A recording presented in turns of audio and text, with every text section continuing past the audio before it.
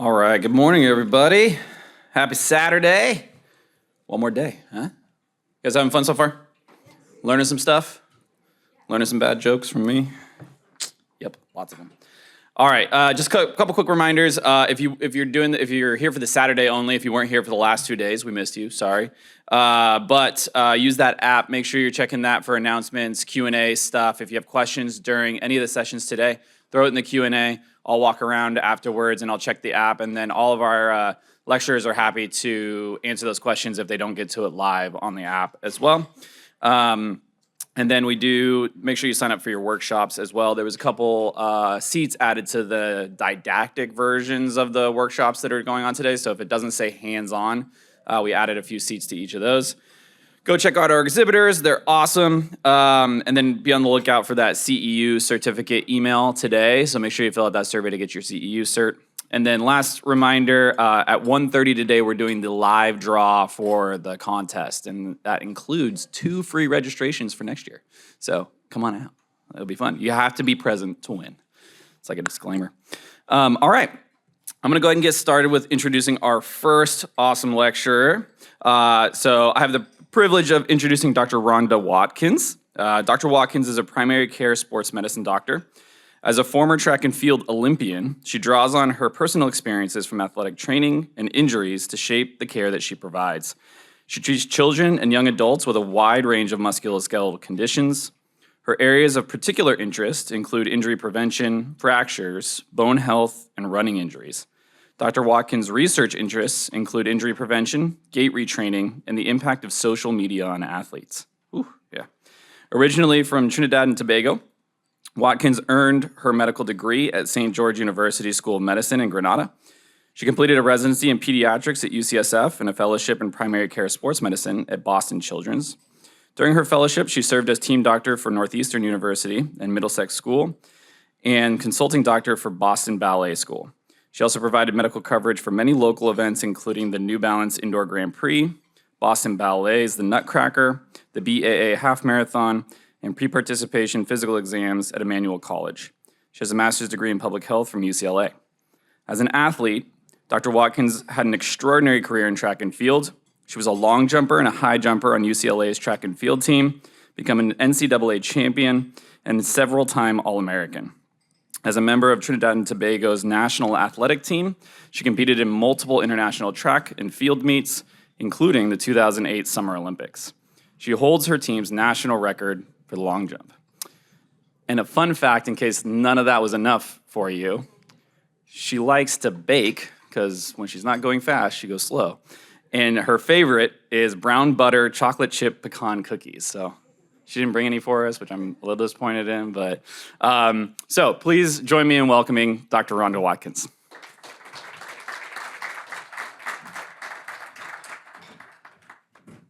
Good morning. Thank you for that introduction. Next time I'll remember to bring some cookies. Thank you guys for joining me so early to talk about concussions. We'll get right started. Let me just make sure I can figure this out. I have no disclosures.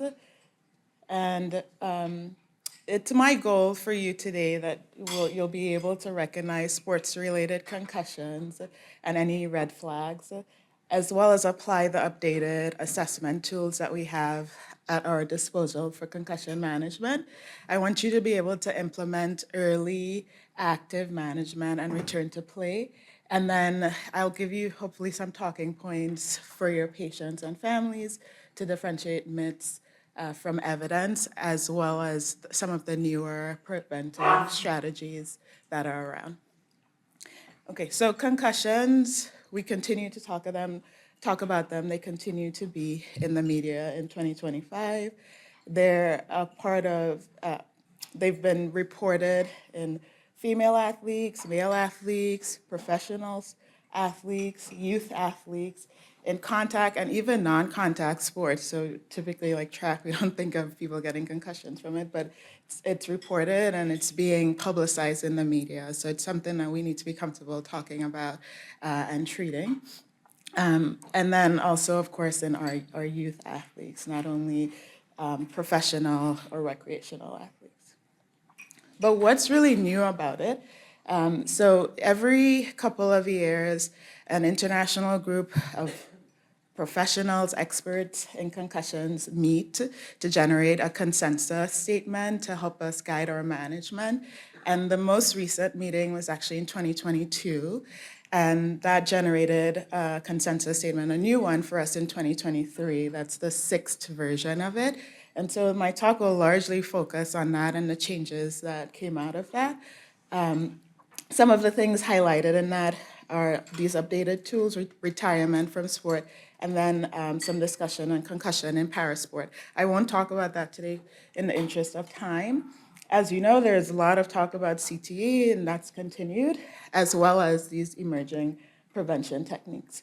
So the statement is available for you to review, but to get us started, I want you to meet Kyle.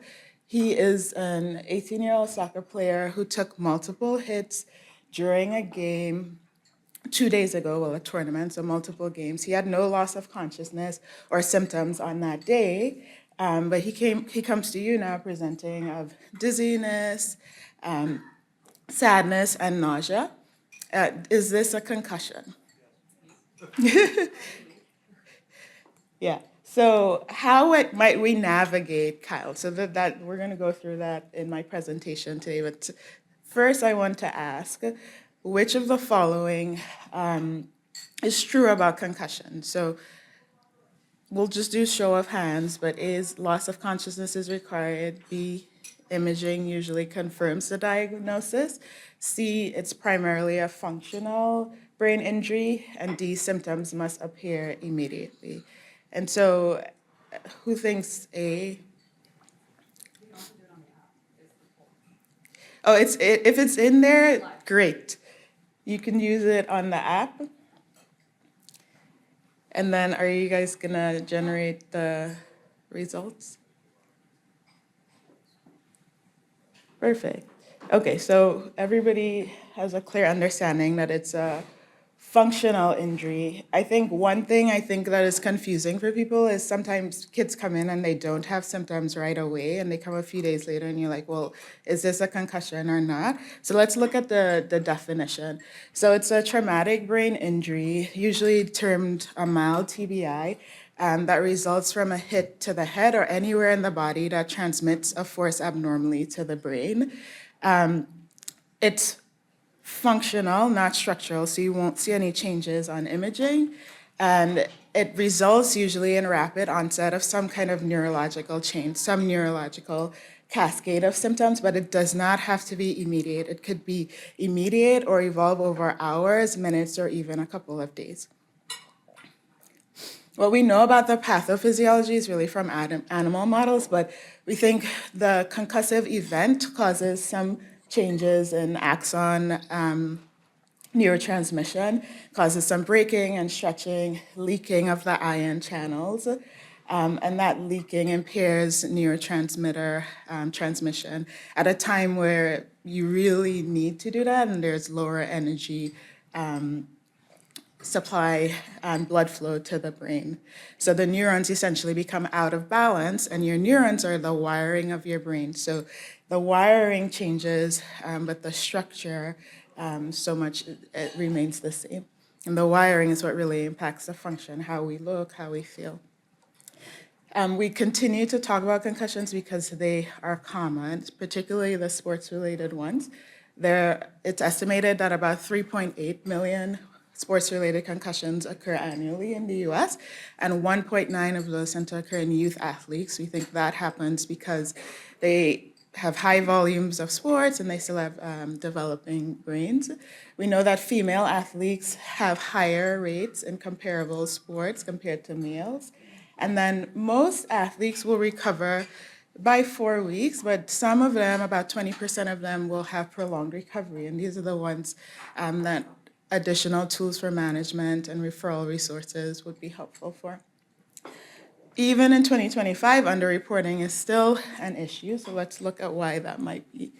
There are disparities in reporting across cultural groups and people in sort of marginal or outlying communities. We know that's particularly true for Black athletes.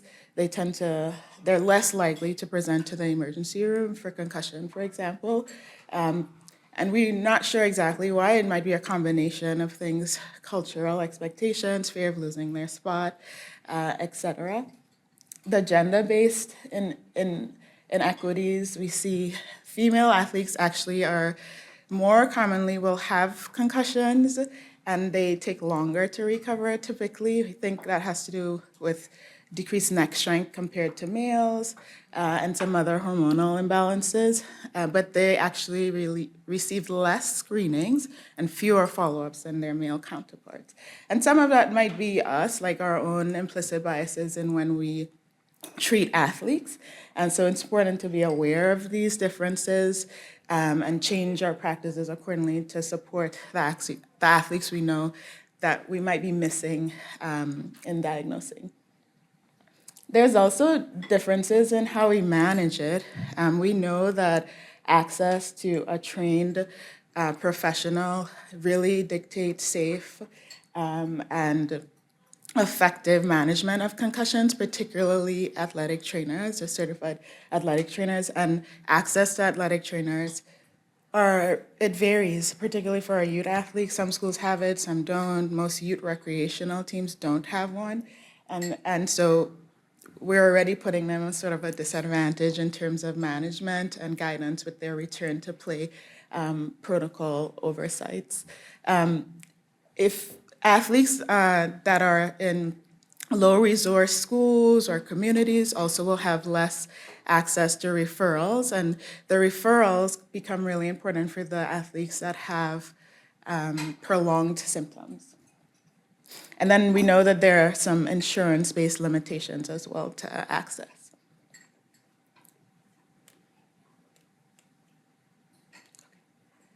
Okay, so common concussion symptoms, you may be familiar with them. I like to think of them in these buckets of somatic, so like headache, nausea, photophobia, phonophobia, cognitive symptoms, emotional ones. I think sometimes we overlook that because, of course, there's also a high prevalence of emotional burdens in general, but people can see just emotional changes. Sleep changes also important, and then balance and vestibular changes. So red flag symptoms are symptoms that you should be immediately removing an athlete for if they exhibit these signs on the field. And you should be considering perhaps other diagnoses as well, or ruling them out. I'm not going to read them to you, but they're here for you to be aware of. So let's get into the new tools. So the 6th consensus statement provides us with an updated SCAT, or Sport Concussion Assessment Tool. This is a sideline tool. The SCAT-6 is what we should be using now, so if you're still using 5, adjust to 6. We know now, based on this consensus statement, that this tool is mostly effective for up to 72 hours. After that, the validity is not as good, so you should not really be using it beyond that time frame. And that was a practice change for me post this consensus release. So let's get into the different parts of it now. I'm gonna have to move because I can't see my notes here. And so the stars on the PowerPoint are intended to highlight new things from the SCAT-5, so pay attention to those. The first new thing sort of in the SCAT assessment is the observable signs section for things that happen on the field has been expanded. So for those times where you see something happen, you're like, is it concussion or not? You have a little more tools to rule that in or rule in concern for it. And so it includes things like tonic posturing or a fall without protection, for example. If they have any like ataxia or balance or coordination issues, we know that's very sensitive right after. You should be more concerned for a concussion in those cases. It also has a new coordination and ocular screen that is intended to be done on the sideline. And then it continues to have like the Maddox questions for awareness, like what part of the game are we in, who's up, things like that. The red flag section, also pay attention to, has a couple additional new things.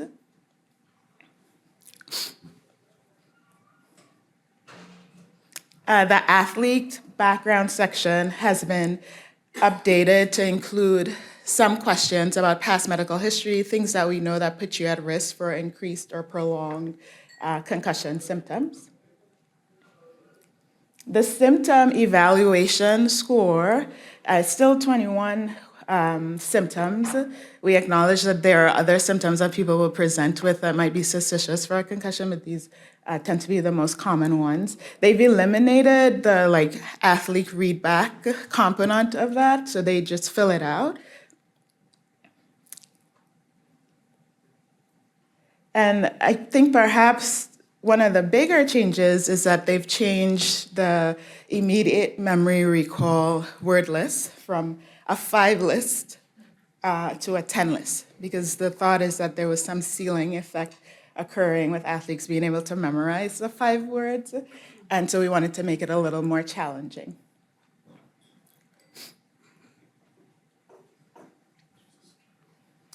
You still have concentration assessment with the digit and reverse recall. And then it includes still the best testing, so modified best testing, so balance testing. I think this is an important screen, and you'll see it again in the in-office assessment. So I wanted to go through it in a little more detail. So it's a double leg stance, a tandem stance, and a single leg stance. For the tandem stance, you're checking balance, hands on your hips, eyes closed, with the non-dominant leg behind. And then for the single leg stance, you're standing on the non-dominant leg, which is a leg like if they were to go kick a ball, that's their dominant leg, so the opposite leg. Hands on your eyes, hands on your hips, eyes closed, and you're checking for these errors on the side here over 20 seconds. And you count or tally the amount of errors. So the maximum amount of errors is 10. If they're struggling with double, you don't really need to go to tandem and single, because you know they'll have more than 10 errors. The timed tandem gait is also a newer addition here. What it shows is, what it is you check their ability to walk tandemly, so heel toe over a 3 feet long line, and you time that over 3 trials, and you sort of get an average. So of course, with a lot of these assessment tools, it's helpful to have a baseline, but sometimes you don't. In those cases, they recommend serial testing. So if you've removed someone from the sideline for concern for concussion and you're doing a scat, you want to administer it maybe at halftime again, and then at the end of the game, and you could sort of compare the scores in that sense. And then it wraps up with delayed recall, again with a 10-word list recall. So that's a big change from prior. The consensus statement also gave us updated child scat, and this is to be used for kids 8 to 12. It includes a child-friendly symptom list, as well as the parent or caregiver record of observable signs as well. And so to summarize the SCAT, 6 sort of updated changes. Big one is no longer 5 words, now 10 words. You have more observable signs to help you in your diagnosis. The time tandem gait should also be a part of your assessment. So now we'll move on to the in-office assessment. This SCOT is meant to be used in clinic first up to 72 hours, from 72 hours after the injury to weeks post-injury, and you could use it again to track progress over time. It's a structural, multi-noded way to evaluate a concussion patient. It has many parts, and we'll go through it. So time sometimes is the biggest limiting factor for doing this, but at least you have this at your disposal for a structural way to follow diagnose and help manage your concussion patients. So let's look at the SCOT a little closer. It includes a past medical history of concussions or other neurological learning disorders or psychiatric disorders, and then a symptom inventory as well. A big addition to it is the use of the orthostatic vital signs as a part of your formal assessment. So you want to check blood pressure, supine, and then standing, and look for changes. And in the SCOT, the way they've organized it, as you look through that protocol, you'll see there are recommended protocols or steps, and then there are some that are optional. So I'll try to highlight those. And the orthostatic vital signs is one that they have recommended that you include. A C-sign assessment as well. Your normal neuro exam, cranial nerves, etc. And then the balance testing that we went through again. The supplement to the SCOT has some normative values, which could be helpful in cases where you've never checked their balance or their time tandem gait before. So you could use that in your interpretation of the SCOT results for kids that don't have a baseline. And I provided that on the side here. This one is optional. It's a dual task aid, which we typically do in our office. So in addition to doing the tandem gait, you're asking them either to recite the months in reverse, months of the year in reverse, or spell words backwards, etc. You could choose which one you'd like to do. And then it includes a recommended assessment of vestibulo-ocular function with the modified VOMS testing. So how many of you have heard of the VOMS testing? And then how many people actually use it in your assessment of concussion patients?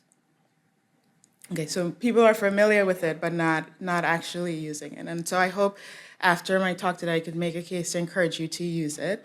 Now you don't have to do the full VOM, so it'll take less time. It's modified to only include the smooth pursuits. So what VOMS is testing is smooth pursuits. They do look at my finger, follow it, side, side, up, down, twice in each direction.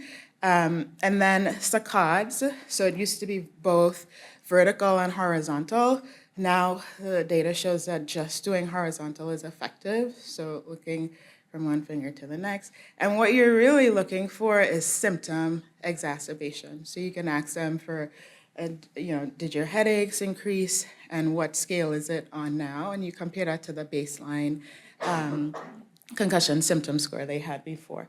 And then it does your vestibulo-ocular reflex. So you're looking at a point. So usually you do like a tongue depressor with an X on it.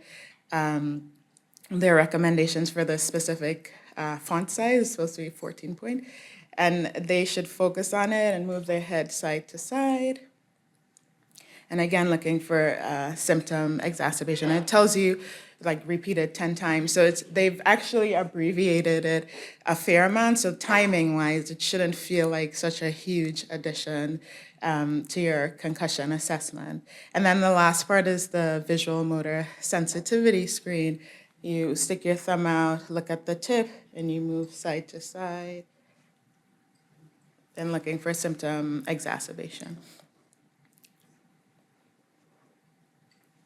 So the VOMS testing is highly predictive of prolonged recovery when abnormal. So I think doing it in some form, even if you only do it at the first evaluation in clinic, is helpful. So this is a diagram from the NATA that explains the VOMS in a little more detail. There's also a QR code to like a YouTube video here that goes through it in detail, so familiarize yourself with it. And then remember that now you don't need to do both horizontal and vertical and the conversions testing. So the data that supports the VOM screening is pretty well established, and it's not new. And so I think we've had a lot of years suggesting that this is helpful in management. And I think as a primary care provider, now that it's been sort of abbreviated and shortened, it's a useful tool you can add to your assessment that could help you in identifying kids that will struggle or athletes that will struggle with prolonged recovery or that need referrals. If they have any one item that produces a symptom score increase of 2 or more, that the probability of being concussed is at least 46%. So for those people that come in and you're like, it's confusing, they had no symptoms or they had symptoms much later on, using this can be one more tool in your wheel kit to help support the diagnosis. Because concussion continues to remain a clinical diagnosis. We don't have any one test. So the more things we can do objectively that are backed in sound evidence to support the diagnosis, the more confident we can feel in our diagnosis. The VOR and the visual motor sensitivity tests, those particularly are very accurate for identifying patients with concussions from controls in the literature. There are also some optional anxiety, depression, and sleep screens that were added to the in-office assessment that we've adopted in our clinic that has been helpful in identifying people that might be at risk for prolonged recovery as well. And so these are abbreviated anxiety and depression screens. If they have high scores on it, then you could do a more formal or thorough evaluation. And they have some screening tools available in the supplement for the SCOTE. Okay, so when should activity start? That was a big takeaway from the updated consensus statement as well. Should it begin immediately? Should it begin after 24 hours of relative rest? Or only after resolution of symptoms or after 2 weeks?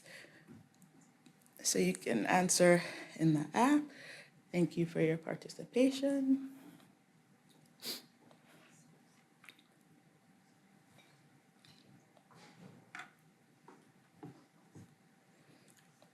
Okay, so most people feel only or after 24 to 48 hours of relative rest, and then a fair amount after full symptom resolution. So let's look at that. That's an important takeaway from my presentation today. Now we have a good bit of data that tells us that early activity is helpful. So nobody should leave this room still telling their patients that they need to be cocooning or sitting in a dark room. The past consensus statements, some of them did recommend that, but now we know that early exercise, early activity, subthreshold is helpful, and it can start 24 to 48 hours after. There's even some evidence that it could start immediately, and I'll give you the parameters for that. So remember, they can be active. Of course, the mainstay of concussion management remains that you don't want them to get a second hit, right? So they can go be active in their contact sport or full risk sport or a high risk injury, re-injury sport, but they can take a walk. They don't need to just sit and do nothing. And you certainly don't want to wait until full recovery of symptoms, because you might be waiting a long time, particularly in kids that have vestibular or oculomotor dysfunction. That tends to hang around for quite some while. And so you don't want to wait until that resolves completely to get them active. We know activity encourages blood flow to the brain, which is helpful for concussion recovery. And a lot of the recommendation, or this newer recommendation, is based out of studies from Dr. Letty and his group. And this is one of them. This is a randomized control trial that looked at 103 adolescents.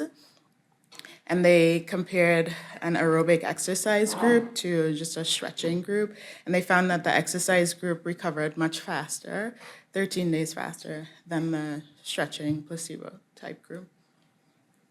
There's also a couple systematic reviews and meta-analyses of exercise versus rest, et cetera, after sport-related concussions. And what they found was that strict rest until symptom recovery is not effective for it, and that light intensity physical activity like walking, that does not exacerbate symptoms significantly, is actually helpful to facilitate recovery. So some of the challenges I have with prescribing activity for my athletes post-concussions is they want to know, like, how much can they do, right? And so, of course, we have the return to play to guide that, and we'll get into that next here. But now the consensus statement actually gave you some objective sort of guide to counsel your patients. So they can continue activity if they have symptoms that are mild. And what is mild? So no more than an increase in 2 points on a 0 to 10 scale of symptom severity. And usually you're assessing that already with the screens and the forms that they do and the symptom recall. And so giving them that sort of objective way to manage their symptoms is helpful, because a lot of them think they can't have any exacerbation of their symptoms, which we know is not true. It's not necessarily harmful to the brain. And the benefit that they're going to get from the activity is more important. So it's if no more than 2 out of 10 increase, and it doesn't cause you to have prolonged symptoms for more than an hour. And so the new concussion consensus statement also gave us updated or more expanded return to play protocol. The red star here again highlights sort of the biggest change. They split the aerobic exercise phase into sort of 2 phases based on heart rate, max, et cetera, and gives some more detailed examples of what you can be doing in each of the phases. This return to play remains something that we want people to complete before full clearance. It tests their ability to tolerate activity. I have people come in all the time that they're now functioning normally in school, work, et cetera, and they haven't done any activity tests, and when they go to do a burpee or run or whatever, they suddenly have return of symptoms. So it's an important part of your management. You shouldn't be clearing anyone without them completing the return to play. And I usually have people stop before the contact practice come back to me so that they can get clearance before they advance to that stage. For my youth athletes, I'm using the CIF return to play protocol, which gives even more specific details on some of the activities and stuff they can be doing at each stage. Ideally, they should go through this under the guidance of an athletic trainer or coach, but as we talked about previously, not everybody has access to that, so the more information, examples you can give them for safe ways to increase their activity, the better. The return to learn strategy is similar. Most kids can return to school after a day or 2. They don't need to have prolonged time off from school, but you want to support them with accommodation. So extra time for testing or no testing, or reduce the workload, or accommodations for light and noise exposure, et cetera. And so that's where you come in, and you're going to be very helpful in providing letters, et cetera. Some of them need 5 or 4 plans, depending on how long they've been out, et cetera. There's some evidence to suggest that reduced screen time in the first 48 hours is effective, but not after that. So they don't have to stay off their phones and TV, et cetera, video games, things that make them happy beyond that time. And even in the first 48 hours, they can do it as long as it doesn't exacerbate their symptoms. And so I try to think of concussion management as like a dial. You want to mimic normal life for as much as you can, moving the dial towards normal life without going past sort of your symptom threshold exacerbation point. And then usually we're asking them to come back or to be back in school full time if they're a student athlete before we clear them for sports. And so the consensus statement also provides a return to learn progression that you can follow. So a lot of the screening tools asks about past medical history, et cetera. It is for this reason, because we know that there are specific factors that increase your recovery or increase your recovery time from a concussion, like migraines, pre-existing mental health stuff, sleep disturbances. We know also VOMS dysfunction is an important predictor of prolonged recovery. And then we talked about the younger athletes. And some studies have shown they tend to have a slower recovery, and then the females. So let's get a little into treatment. So the consensus statement had some updated evidence on rehab. We know that early physical therapy can improve the outcomes of patients with concussions. In a trial of over 200 adults, they found that the early PT group recorded less symptoms and had quicker recovery and regained their balance faster compared to those that were initiated in physical therapy later. Vestibular rehab is helpful.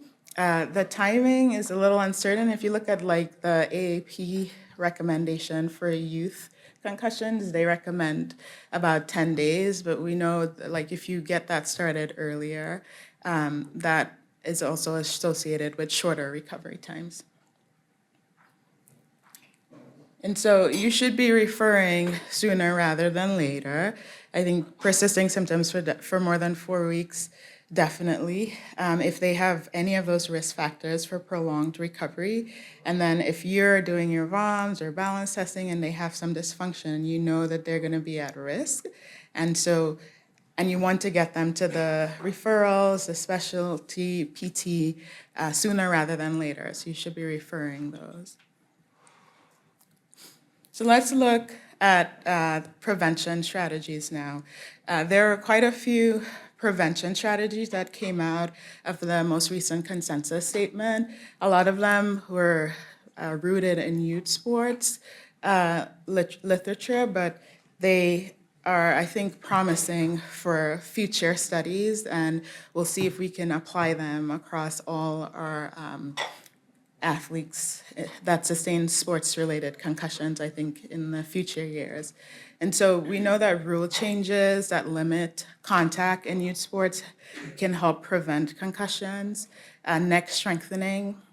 The thought is if you have strong neck muscles, it has the capacity to absorb more force during a collision, which could lead to less of that force transmitting to the brain. Technique training is important, like proper heading, and head-up tackling, et cetera. Limiting contact in practice. So there's some studies talking about limiting the amount of contact tackles, et cetera, in practice or preseason work, and how that has reduced concussion, the incidence of concussions. Disallowing body checking, particularly in youth ice hockey. We have some good data to support that. And then mouth guard use in youth ice hockey. So traditionally we thought of mouth guards as just effective for preventing dental and oral injuries, but there's some evidence that for youth ice hockey, it's helpful for reducing concussions as well. And so we'll have to see if that will be applicable to other sports and populations in the future. And then neuromuscular warm-up programs. So we talk about that a lot in prevention for things like ACLs, et cetera. And we also know now that it's helpful in rugby athletes for concussion prevention. So what about the emergent innovations? So how many of you get people coming to you asking about any of these pictured on the screen for reducing their concussion risk? Okay, so a fair amount, right? And so There are loads now. I think some of the more common ones are like the Q collar, which is pictured here at the top, the charges player. The thought around that is that it applies like a light pressure to the jugular veins, and this causes a slight increase in the blood volume in the brain. And so the thought is if there is more blood volume inside the head, that helps reduce the brain's movement in a concussive force or blow, which decreases your risk of concussion. And there are a couple of studies that supports it. This is made, it's expensive, it costs $200. There have not really been reported any adverse effects of it. And so, but I see your face, the thought of like compressing the vein here, I guess. But I have people ask me about this probably weekly because they are searching for something to help reduce their kids' concussion risk. And we don't have enough evidence to report or recommend it routinely, but it is something that's available. And as of right now, we don't have a lot of evidence saying don't use it either. So I tell people they can use it if the cost benefit profile makes sense to them and their family. The Guardian cap is the sort of squishy helmet cover that reduces the blow or the impact on a concussion, or that's their purported claim, yeah. And so this mostly has been used in NFL, and they have a lot of studies suggesting that it reduces concussions. They've reported it reduced their concussions in preseasons over the last 2 years by 50%.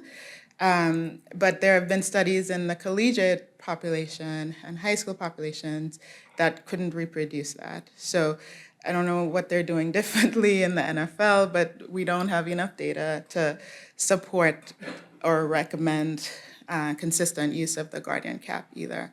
There's been a lot of like helmet technology. So we think of helmets as reducing your fracture risk, but now they're doing things like improving fit. There's like a rating for fit and quality of helmets that you can use that NFL puts out. So there's not all helmets essentially are created equally. And so you can provide that to your patients and they can decide if it's worth the up cost, et cetera. But important fit is also important. There is a lot of talk now also about biomarkers, so markers in the blood. And maybe one day we'll get to a point where we can use a blood test to diagnose concussions. Multiple are being tested. I listed a few here. But as of right now, the window of change extends beyond recovery, and we don't know what that means. So like it will be elevated right after, but it stays elevated sometimes even after people have recovered. Does that mean they're still concussed, or we should still be holding them out, et cetera? And then some sensor work with the helmets as well. People are using it, but they've seen varied like levels of hit intensity that can cause a concussion, sometimes really low, which is surprising. So we don't have any one standard to say this is helpful or effective for concussion diagnosis. So remember Kyle from the beginning. He actually has a history of multiple concussions. He's had 4 in the last 3 years, 2 this season, and he's had prolonged symptoms. He also has comorbidities. And so which factor would be most important when deciding if he should retire?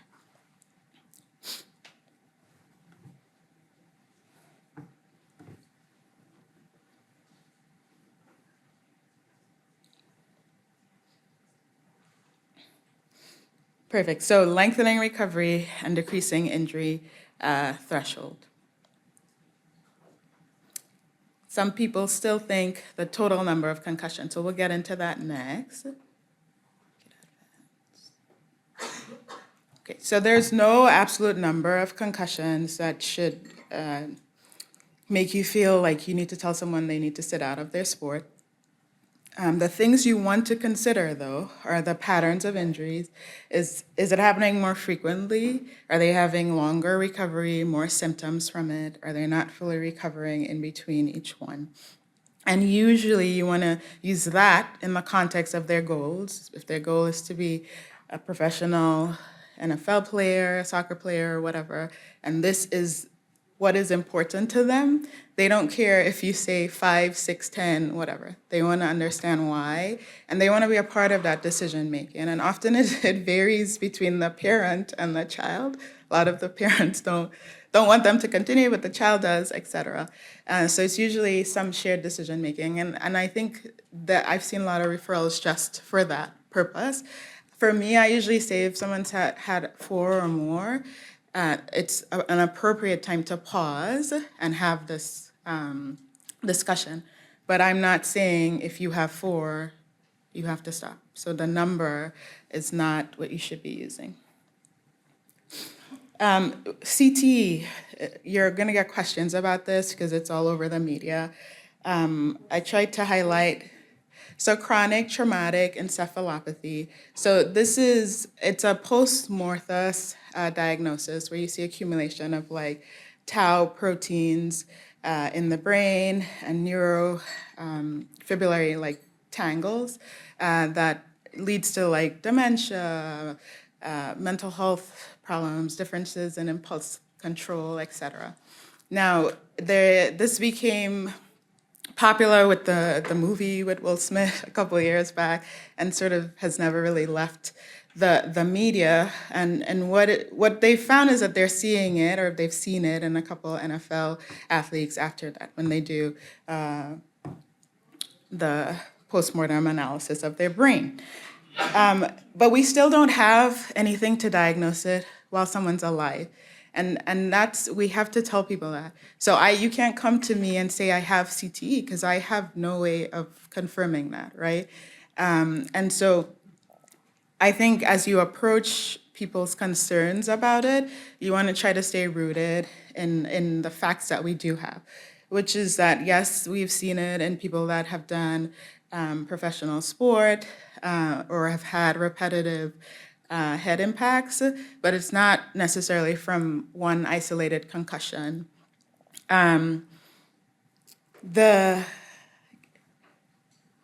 All athletes in contact sports don't have to develop this, and it shouldn't be something that they carry with themselves. I've seen it cause a fair amount of anxiety in youth athletes, et cetera. And so I think how you comfort, guide the discussion is important. So some of these myths here, though, are common things people come in with. I've tried to give you a fact for you to use to counter that. But let's look a little about the evidence about the sort of long-term effect of repetitive head impacts. And so the consensus statement sort of summarizes the most recent literature on that. And what they've showed is that former male amateur athletes are not at increased risk for cognitive impairment. So amateur people, which probably is the majority of people that we'll be treating.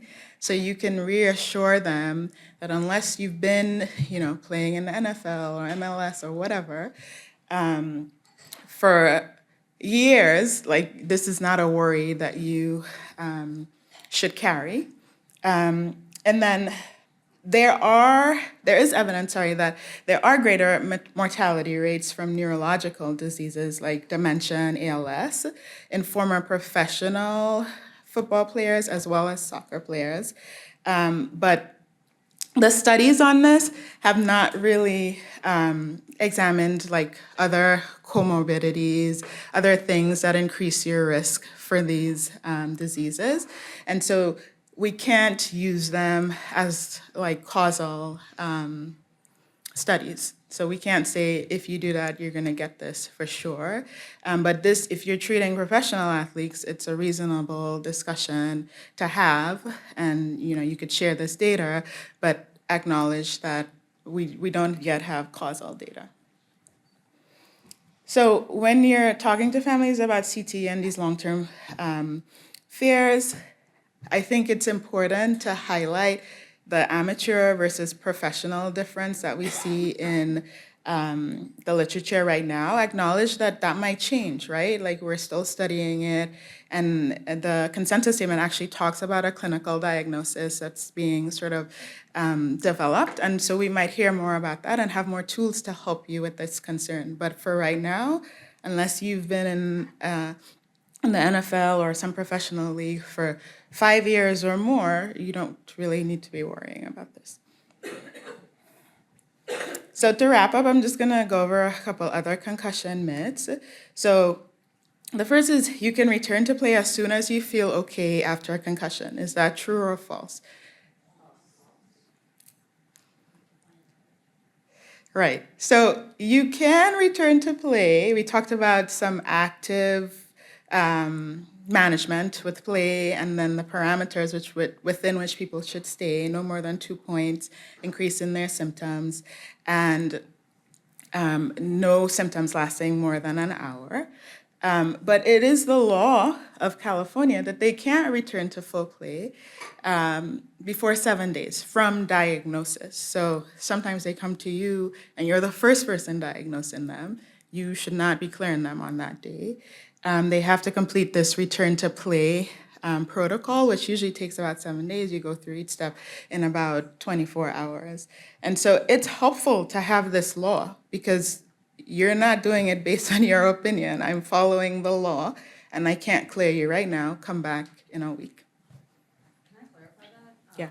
A lot of my student athletes, their trainer takes them out, and like the school has sort of a mandatory 2-week weight protocol. But if they want to return to play earlier, they'll often come to the doctor and say, "Hey, can I return at day 10?" Yeah. Has their trainer diagnosed them with the concussion, like in terms of the letter of the law? Yeah, the trainer, if it's a certified athletic trainer, we can't, so the trainer cannot go against basically what you say as the physician, but they can diagnose them, but it does not count in like the context of the law. It has to be like a trained professional, usually like an MD or D or whatever, that's making the diagnosis. Okay. It's gonna be unhappy. Yeah, but like if it's already 10 days, right? And then, they're not having symptoms and the trainer has diagnosed them and they've already gone through the return to play protocol, then they're within sort of the law because they've finished the return to play protocol. That's the main thing with the law is that you want them to go through the return to play protocol before clearance. Okay, I just wanted to make sure, like, oftentimes people come to me after the week or 10 days or 2 weeks, and I've never diagnosed them, and maybe only somebody on the sidelines has. I don't really know their qualifications, and I don't want to Right. send somebody out for another week if they're fully recovered. So a lot of times the athletic trainer works with a sideline MD also. So if they've had a diagnosis from the sideline and they've been managed by an athletic trainer, I usually count that as counting. And because we have real data that says that if they have access to an athletic trainer, that is associated with better management. So I don't think we can discount it. It gets a little complicated in California with the certifications and stuff for athletic trainers, but I count it. Okay. Judgment call, okay. And then, is it okay to keep playing as long as you don't get hit again? Yeah, no, right? And so we also have good data that continued exertion of any form after a concussion, even if they don't have a second hit, is associated with prolonged recovery. So I always try to reason with them that if you sit out now, you will probably get back to your game sooner than if you continue playing right now. It's not worth this couple minutes or the last half or whatever in this game. So when in doubt, you should sit them out, take their helmet if you need to. So to wrap up, the key takeaways is concussion remains a clinical diagnosis. You should sit them out if you're not sure and use one of these new updated multimodal assessments to clear them. And then now I hope you know that early aerobic activity, subsymptom threshold, is effective and you should be recommending it. And then I hope you feel empowered to use at least the modified VOMS testing to help in diagnosis and predict people that need early referral because they're at risk for prolonged recovery. And then I hope you have some sense of the newer prevention strategies across sports-related concussions. I didn't talk too much about like criteria I use for clearance, but usually I say at least no symptoms for at least a week. They have to be caught up in school, or have a plan for how they're going to do that. So basically, if you're still needing accommodations for school, I can't clear you for your sport. They should have completed the return to play protocol without return of symptoms. The testing that I do in office, part of the school assessment, et cetera, should all be normal, including the VOMS testing. And then they should feel back to 100%, whatever that is for them, because we acknowledge that many of them will have other pre-existing comorbidities. If they're at baseline with their mood dysfunction, sleep dysfunction, et cetera, that's not a reason to hold them out. So these are some of my references, and we'll open it up for questions.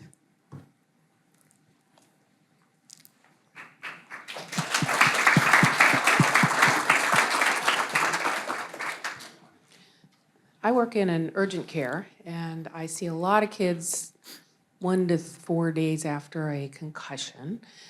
They can't get in with their regular doctor, so their parents bring them to me. And they say, my kid got a concussion in whatever sport the day before yesterday, and they're still laying there like a dead thing, and they won't eat because they're nauseated, and they won't do anything. And I look, and the kid's laying face down on the exam table, looking like a dead thing. And I say, let's have you sit up, let me look at your eyes. And the kid doesn't want to do anything. They won't hardly open their eyes. And I say, how bad's your headache? And they say, oh my God, I can't stand this. And so I turn to the parent and I say, look, I don't know this is just a concussion. You have to go to the ER and get a CAT scan to make sure it's nothing worse. And at that point, the parents say, but it's just a concussion. They told me that, when it happened, it's just a concussion. Just tell me my kid is okay. And I say, I can't. They need a CAT scan because it could be something way worse. How do you approach this discussion? I'm finding a lot of argument because they don't want to go to the ER, Yeah, well, first I'll say not everybody needs to go to the ER, right?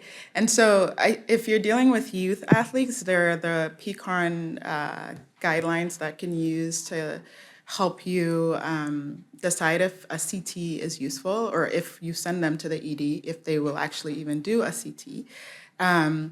I think if they're not having the red flag symptoms you talk about, we know, especially if they're 4 days post their concussive event, the risk of having like a brain bleed, et cetera, the things we're looking for on CT is low, like really low. And there are studies on that, I think it's like 0.0 something. It's really, really low, especially the further out they go. So for you, if you're seeing them later on, you could use that to guide your decision. You could still use the PCARN guidelines. You remind them that we're ruling out other things. It doesn't mean that you don't have a concussion, but you could have a concussion and something else if you decide they do need to go to the emergency room. And I think that they should be following up with their primary care provider. You shouldn't be carrying the burden of clearing them, not knowing them, et cetera.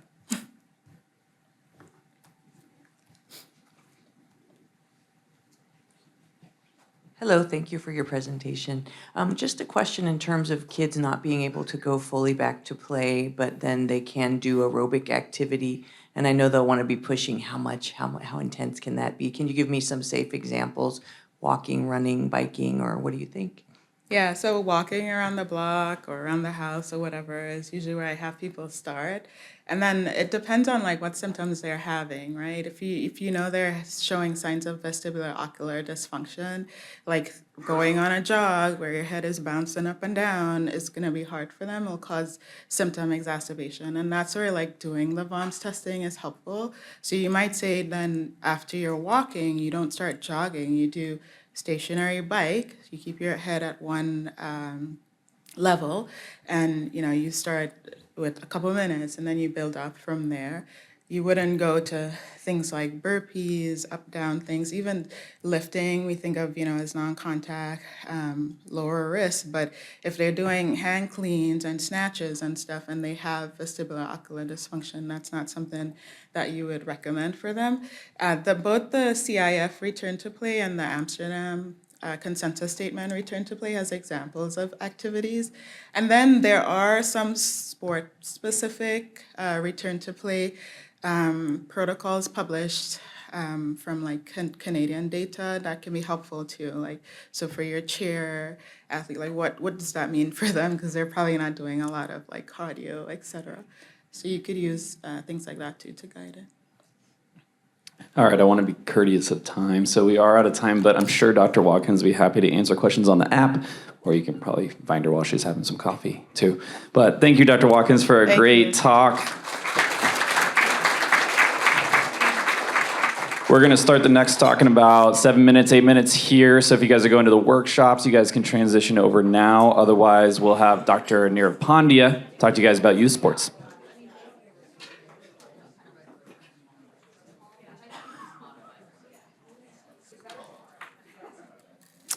All right. So I have the pleasure of introducing our next speaker, Dr. Nirav Pandya. Dr. Pandya is an orthopedic surgeon who specializes in sports medicine for young athletes. He uses a variety of traditional and minimally invasive surgical techniques, providing care in both clinic and hospital settings.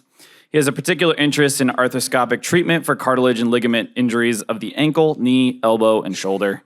He serves as vice chair and previous division chief of pediatric orthopedic surgery and the director for the Center for Sports Medicine for Young Athletes. Nirav's research interests include how single sport specialization affects young athletes, developing techniques for treating cartilage and ligament injuries in growing athletes, and techniques for improving the outcomes of cartilage and ligament surgeries for the same group. He also studies outcomes of traumatic injuries in pediatric patients. He earned his medical degree at the University of Chicago and completed residency in orthopedic surgery at the University of Pennsylvania. He then completed a fellowship in pediatric orthopedic surgery at Rady Children's Hospital in San Diego. As an undergraduate at the University of Chicago, Dr. Pandya was on the track and field team, serving as captain during his senior year. He remains one of the top 10 triple jumpers in school's history. While in medical school, he served as the assistant coach for the school's track and field team, coaching several national qualifiers in the long jump and triple jump. Not me.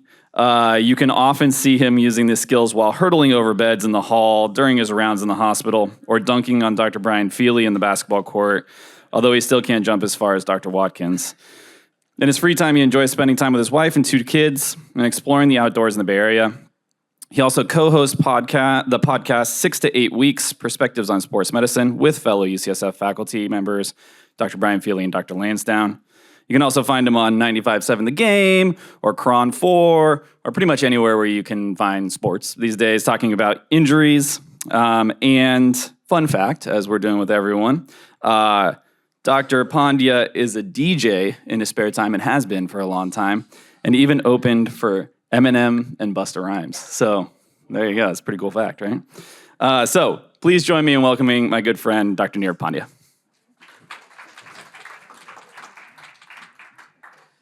Thanks, everyone. I realized I DJ'd the holiday party last night, and I'm giving one of the early talks, so excuse me if I'm a little tired. But so thanks, everyone, for coming. I'll be talking about youth sports. It's a passion of mine. It's a large part of my clinical practice, and I think a lot of what we're dealing with youth sports is not necessarily the surgical techniques and all the things that we can do in young kids, but really how can we prevent these injuries from occurring? And a lot of this has to do with the culture that we're dealing with and kind of what we see in kids these days. So I have no disclosures. Really, the goals of this talk will be kind of, number one, first understand the current youth sports epidemiology, because I think as we all take care of kids, one of the things it's important to understand is how kids are actually playing sports. What's the data out there? And then secondarily, recognize the risks of playing sports in this way, particularly with sports specialization, which is the big risk factor for why kids are getting injured the way that we're seeing, and why fields like mine, youth sports in pediatric orthopedic surgery and pediatric sports actually exists. I think it's important then to be able to translate that knowledge into understanding how you can counsel parents about the implications of playing a single sport. And then, I think the last part will be really understanding the disparities, because I don't think that gets talked a lot about. is that the culture that we've built up is leaving a lot of kids outside of being able to actually play sports. And we talk about injuries, we talk about crazy parents, we don't talk about all the kids who are excluded because of the way sports are set up right now. So if you look on, you type in youth sports on the internet, if you looked at 15, 20 years ago, it was maybe you'd find something about rec sports, you'd find something maybe about some club. But if you type it in now, it's really about the professionalization of youth sports. And things have really changed, particularly over the past 5 years, where sports have become a professional enterprise for individuals, for adults. They're making money off of kids because how they've basically given this dream to parents and kids that they can turn professional, they can make all this money, and it's really changed the way that kids are playing sports. Now parents and their peer group are interacting. So if you look at where kids are playing sports, there are about 5.5 million children who are playing sports in school, but there are almost 30 million children who are playing sports out of school. And this is continuing to change more and more, where more and more school-based programming is decreasing, recreational programs decreasing, and kids are getting their sports experience not in a school setting, but rather in a club or private setting with questionable coaching as well as kind of interest in terms of what's best for these kids in terms of their long-term athletic development. And when we talk about the lack of school-based programming, one of the things that is tremendously dropped is the amount of daily physical education class. How many of you had PE in class every day when you were growing up, right? So now my kids who are in high school, they have PE once a week, okay? And that once a week is really just kind of like, let's watch a video, let's talk about how to dribble a basketball, but they're not getting that daily PE class where even though all of us probably have some bad memories of PE class, having to change and things like that, we actually did learn a lot about different sports. You learned about core strength, you learned about flexibility, you learned about all these things that were essential to developing yourself as a well-rounded athlete, which is the one area where kids, even if they weren't playing sports, outside of school, would be able to learn those things, and that's dropping. So that basic education about physical activity, just doesn't exist anymore. And instead, it's been turned over to these coaches and private clubs. So the problem really is we have one group of kids who are hyper-specialized. They're playing one sport year-round and are at risk for all these injuries that we'll talk about. But then there's another group of kids who don't have PE class. They don't have money to be able to afford, the sports. There aren't rec programs, and they're excluded from sports. And these are the kids who also have those problems such as diabetes and hypertension, all those things that we don't talk about. So even though we're going to concentrate a lot on that group in the upper left there, we have to think about that other group of kids who just don't have physical activity because of the way sports are basically packaged for kids these days. A great website is the Stop Sports Injury website. It has great information for parents if you guys are looking for a great place to basically refer parents to in terms of basic education about youth sports injuries. But one of the great statistics they have on there is that 50% of all youth athletes will suffer at least one significant injury a year. Now, this is a injury that requires you to go to an orthopedic surgeon, go to the emergency room, go beyond just, kind of resting and icing, et cetera, which is a significant amount. When I was growing up, playing sports, I can remember maybe like one or two kids who maybe had a cast, maybe hurt their knee, had a knee mobilizer on for way too long. But they were, not many kids were getting injuries. But now, if you look around, I have kids come into my clinic who are 10, 11, or 12 who tore their ACL, and they already know the protocol. They have 3 friends who already tore their ACL. So which is kind of crazy, right? And so their ability to understand what's going on is reflective of the fact that a lot of their friends are getting injured. They know about return to play protocols. They know about surgical techniques because their friends are experiencing it. Their parents are taking them to these visits, which is a huge shift from what we look at from 15, 20 years ago. So really what's different now, I grew up in Chicago, and back then, the greatest athlete, and I still think the greatest basketball player, even though I'm from the Bay Area now and Steph Curry's getting close, suddenly in the middle of his career decides to go play baseball, right? And people can question how good he was, but, he went ahead and played baseball. And no one really thought much about it. They're like, oh, Michael Jordan played baseball too, right? It makes sense. Why wouldn't you go play baseball? Like the fact of could you imagine LeBron James right now deciding in the middle, go play football or someone else? It's this crazy concept, right? That people would do something else. So what's really changed in culture now? Why is this happening now?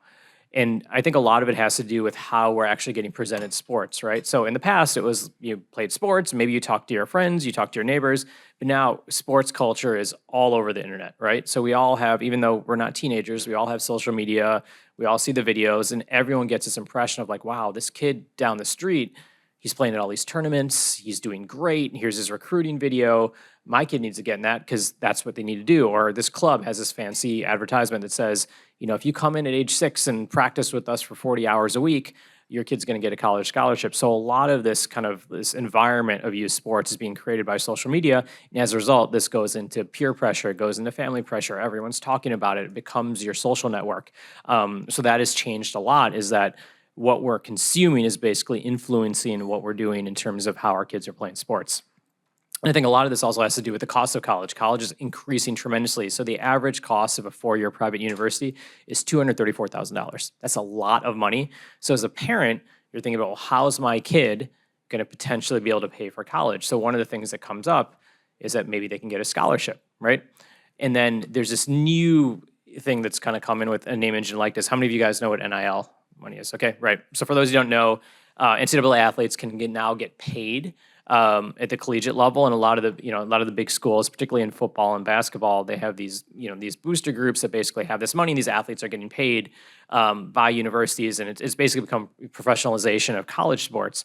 But what's happened when you look at the youth sports levels, now you see 9, 10, 11, and 12-year-olds who feel that they can get money for college sports. So this pressure to specialize is dropped even earlier, right? So before it was like, maybe I'll specialize so that I can become a professional athlete. And we'll talk about the statistics, but now it's dropping down to like, I'm not really thinking about becoming a professional athlete. Maybe I can get $6,000, $7,000, $8,000 a year, or even get $1 million, right? Through college, through NIL money. And you see these statistics, and a lot of these clubs will have it out here and say, look, if I go to Texas A&M, you can get $85,000 a year. You go to Notre Dame, you get $34,000 a year, and you see all these, these quarterbacks, these basketball players, et cetera, getting tons and tons of money. So as a result, these parents are like, look, college is really expensive. Let me see if I can get NIL money for my kid, and we'll talk about the percentages as well too. Now, basically, you see these statistics. So what do parents think? How do I get my kid to be a phenomenal athlete? Now, for the most part, a lot of these kids who are going to go on to that level are naturally gifted. They've avoided injury, but a lot of parents feel that, look, if I do one thing repetitively, then I'm going to get better at it, right? Which seems to make sense for a lot of these parents, because they look at this 10,000-hour rule that was promoted by Erickson that said that in order to achieve expertise as a musician, not as an athlete, but as a musician, you should practice something 10,000 hours and you'll become phenomenal at it. So this is what these clubs promote, is that if you do one thing again and again and again, you're going to become better at it, and then you'll become an expert. And as a result, what's happened is that we have single sport specialization, which the actual definition is intensive year-round training in a single sport at the exclusion of other sports. And I think this is also nuanced as well too, is that I do see a lot of kids who come in who are who may be like, look, I'm not specializing, I'm playing multiple sports, but then they're doing multiple sports 30 hours a week, okay? So there's a dual part of this. It's not just specializing in one sport, but you also have to look at volume as well too. So a lot of kids, it may be okay if they're playing one sport, but they're doing it for 8 hours a week. The other problem may be they're playing multiple sports and doing it 30 hours a week. So it's both the specialization and the volume. So it's a balance of both those. And we just don't encourage free play. How many of you see a group of 10 kids who are just playing in the park, playing a pickup game? Have you seen that in the past year? Right. Do you guys even know where the basketball court in your neighborhood is? Is there even a basketball court, right? Because free play is not encouraged anymore. The fact that you could go, I imagine, go find some 12-year-old on the street and say, hey, when was the last time you played pickup basketball? No one, they don't play pickup basketball anymore, because what's the purpose, right? I've had kids come in and say, why would I play pickup basketball? I'm not playing for a club. No one's going to watch me. It's not fun. I could get injured, et cetera. But kids aren't out there in the street just playing sports just for fun. And that's a lot of the issue, is that sports have become basically a means to an end, as opposed to an event in and of itself, where kids are just having fun and getting out and playing. So what we're basically seeing now, that these kids are specializing in sports and positions at an earlier age. We're getting this large group of particularly younger kids who are getting these really severe injuries. And a lot of this has to do with the fact that we're having kids do something repetitively when their bones are mature. They're not resting after injury. They don't necessarily have the coaching in terms of training, conditioning, nutrition.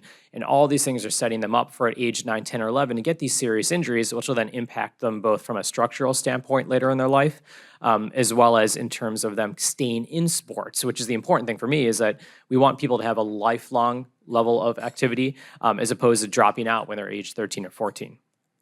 So one of the things that I think is a great indicator of this is ACL injuries. It's one of the things that we see a lot of, but I think is a great reflection of where we're seeing youth sports. So if you look at 15, 20 years ago, the number of people under 14 who had an ACL tear was pretty low. But now you look at these sports and you look to see the annual incidence of ACL tears, and it's increasing year by year by year, and the age is going lower and lower and lower, and particularly for women's sports.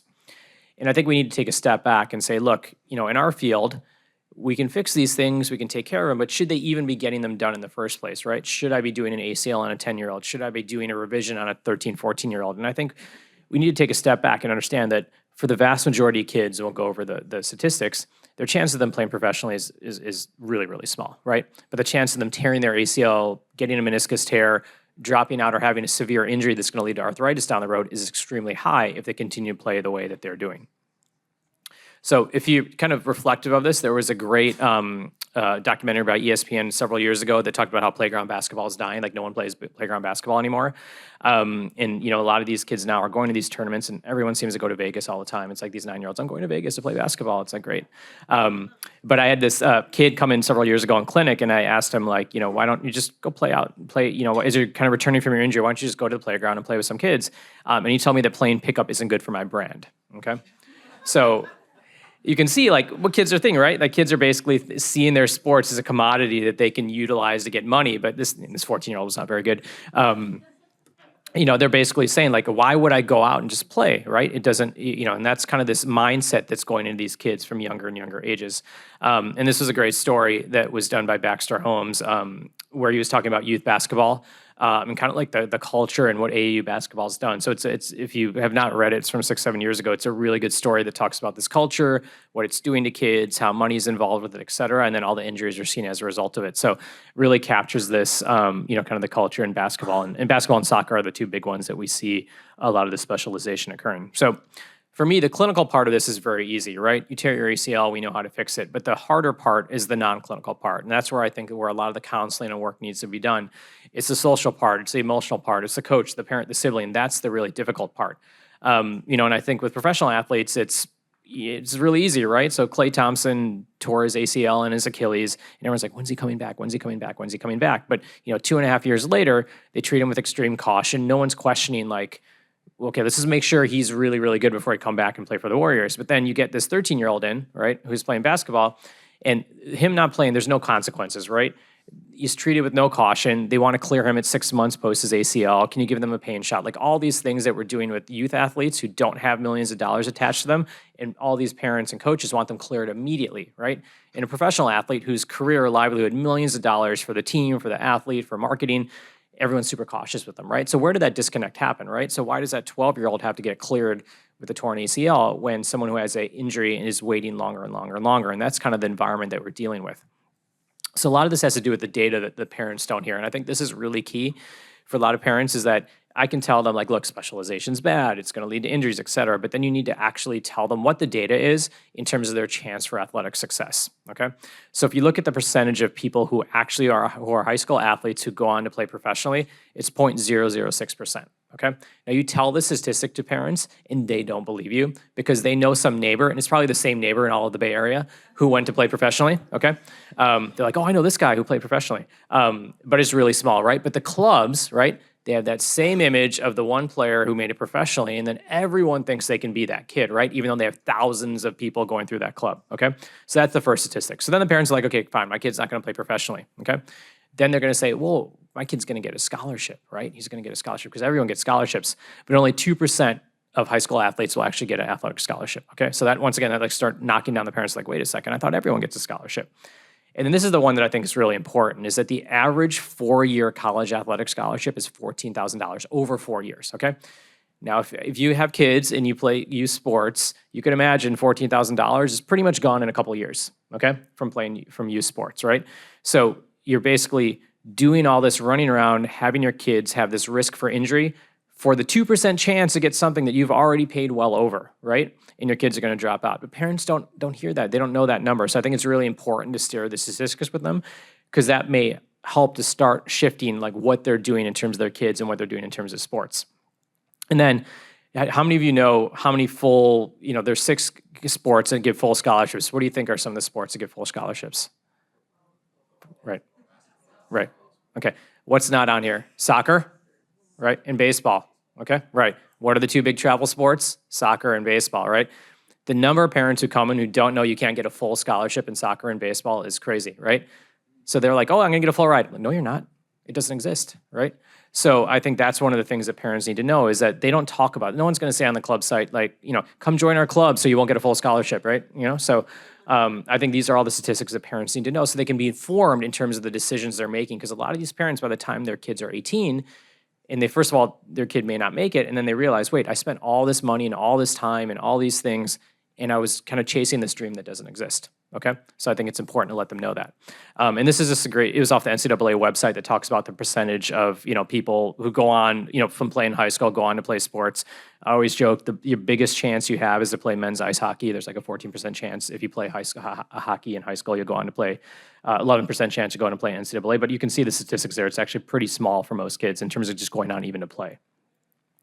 And then we talk about NIL. So this is a Shadur Sanders, who plays for the Browns right now. If you look at the kind of the second line right over there, people ask, well, I'm going to get tons of NIL money.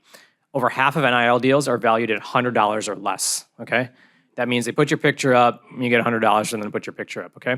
And then the average, is usually around $2,000. So once again, even the NIL money, and that's primarily in football and basketball, right? So it's a lot of sports that are, that are the major money-making sports.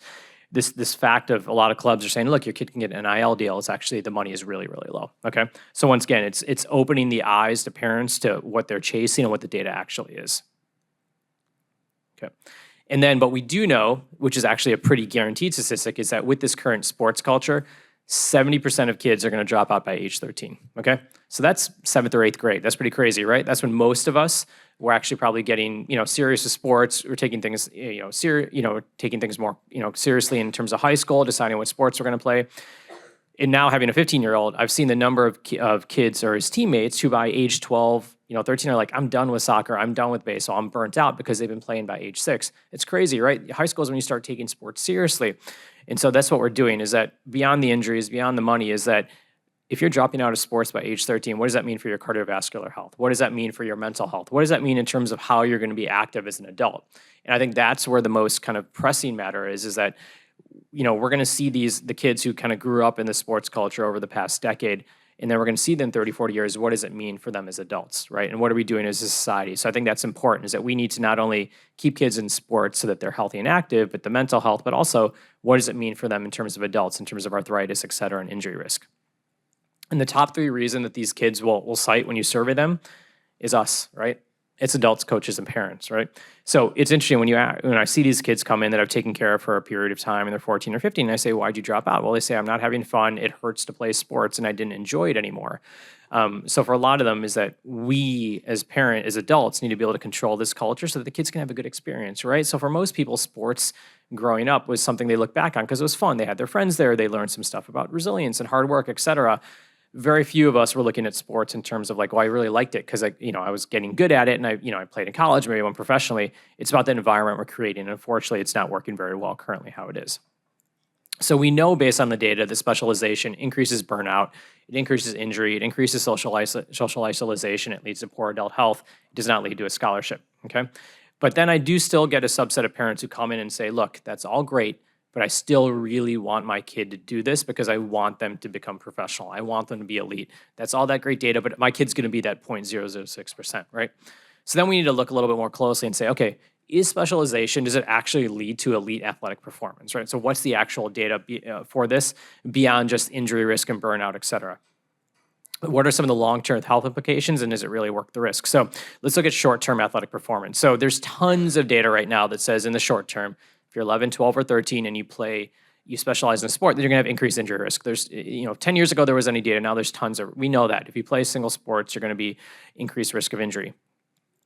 And then if you look at kind of like volume, right, which I talked about volume a little bit more, this is a study that was done by Neeraj Jayanthi, who's down at Emory right now, and he looked at volume, and basically what he found was that if you played more hours per week than your age, in years, then you're 70% more likely to experience severe injury. So it's not only just specialization, it's volume, right? So if you have a 10-year-old, you should be averaging about 10 hours per week of sports. If you're 14 hours a week. And this is, organized sports, not necessarily kind of like free play and things like that. So that's a good marker in terms of volume. So if the kid comes in, they're playing multiple sports, but they're at 20 hours a week, don't be like, yay, you're playing multiple sports. You need to be decreasing that volume down as well too. So that's the second part of this that's really important. And then the other thing we look at is how does playing multiple sports actually impact athletic performance? So there are a lot of studies that were done in Europe that looked at gross motor coordination, your ability to kind of perform on different kind of motor tests, and they found that diversified sports training better fostered elite athletic potential. So it's, if you're able to participate in multiple sports, you're going to be a better athlete because it helps your motor skills in different ways.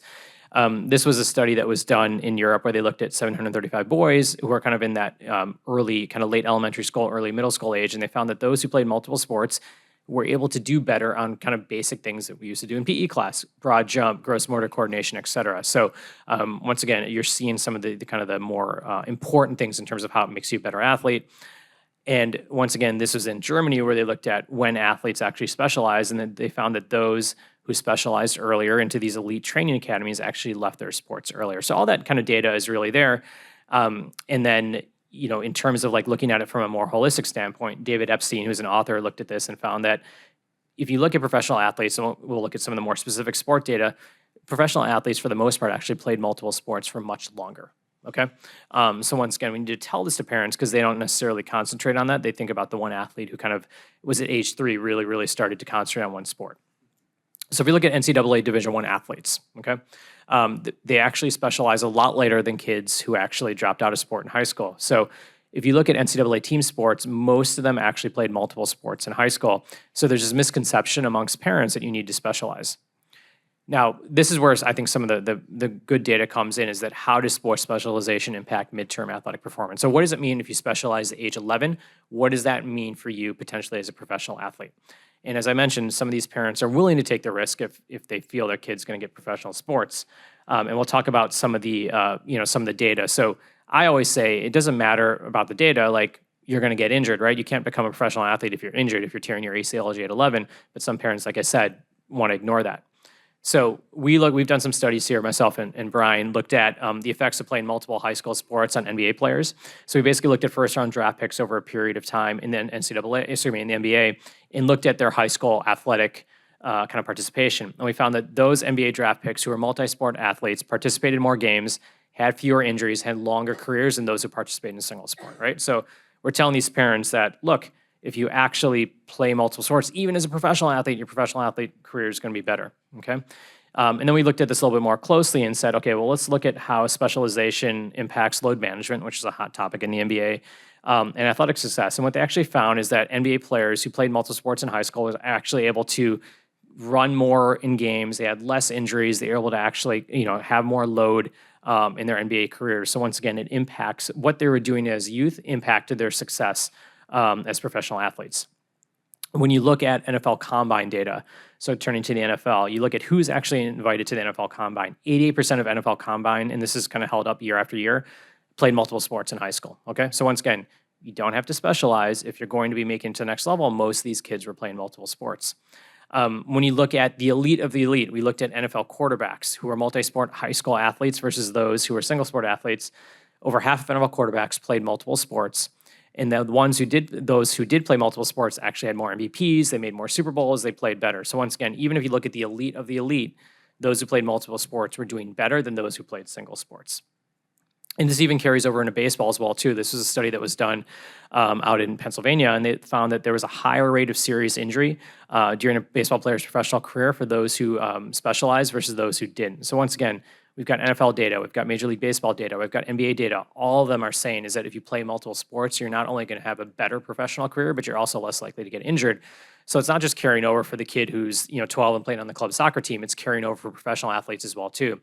So basically what we're trying to do is chip away at these parents' conception and these coaches' conception that you need to be able to do this to achieve success, to get a scholarship, et cetera.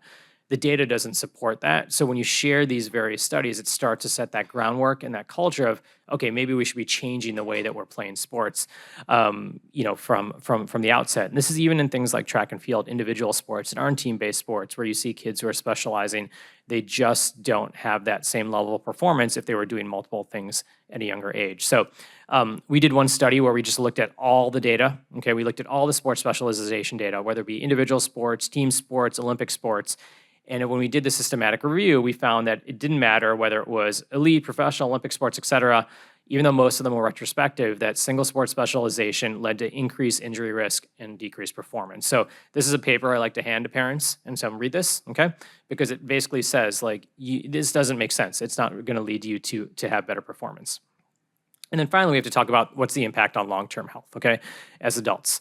So, we talked about one aspect of it is that high school students are increasingly less physically active, right? Because we talk about the super active elite group, but then there's that other group which, they're dropping out, right? So these kids who are playing clubs have dropped out, or if they don't play clubs or they can't afford it, then they're not doing PE class. So then we've got this whole other group of kids who just aren't active. And the number of PE notes I have to write for kids who don't want to participate in PE, not because they're injured, but because they run 5 minutes and they say, oh, I just don't feel good, it increases every day. Okay, so I think that's more a reflection of the fact that kids don't want to be active or aren't being basically, in an environment in which physical activity just in and of itself for benefit's sake is being promoted for these kids.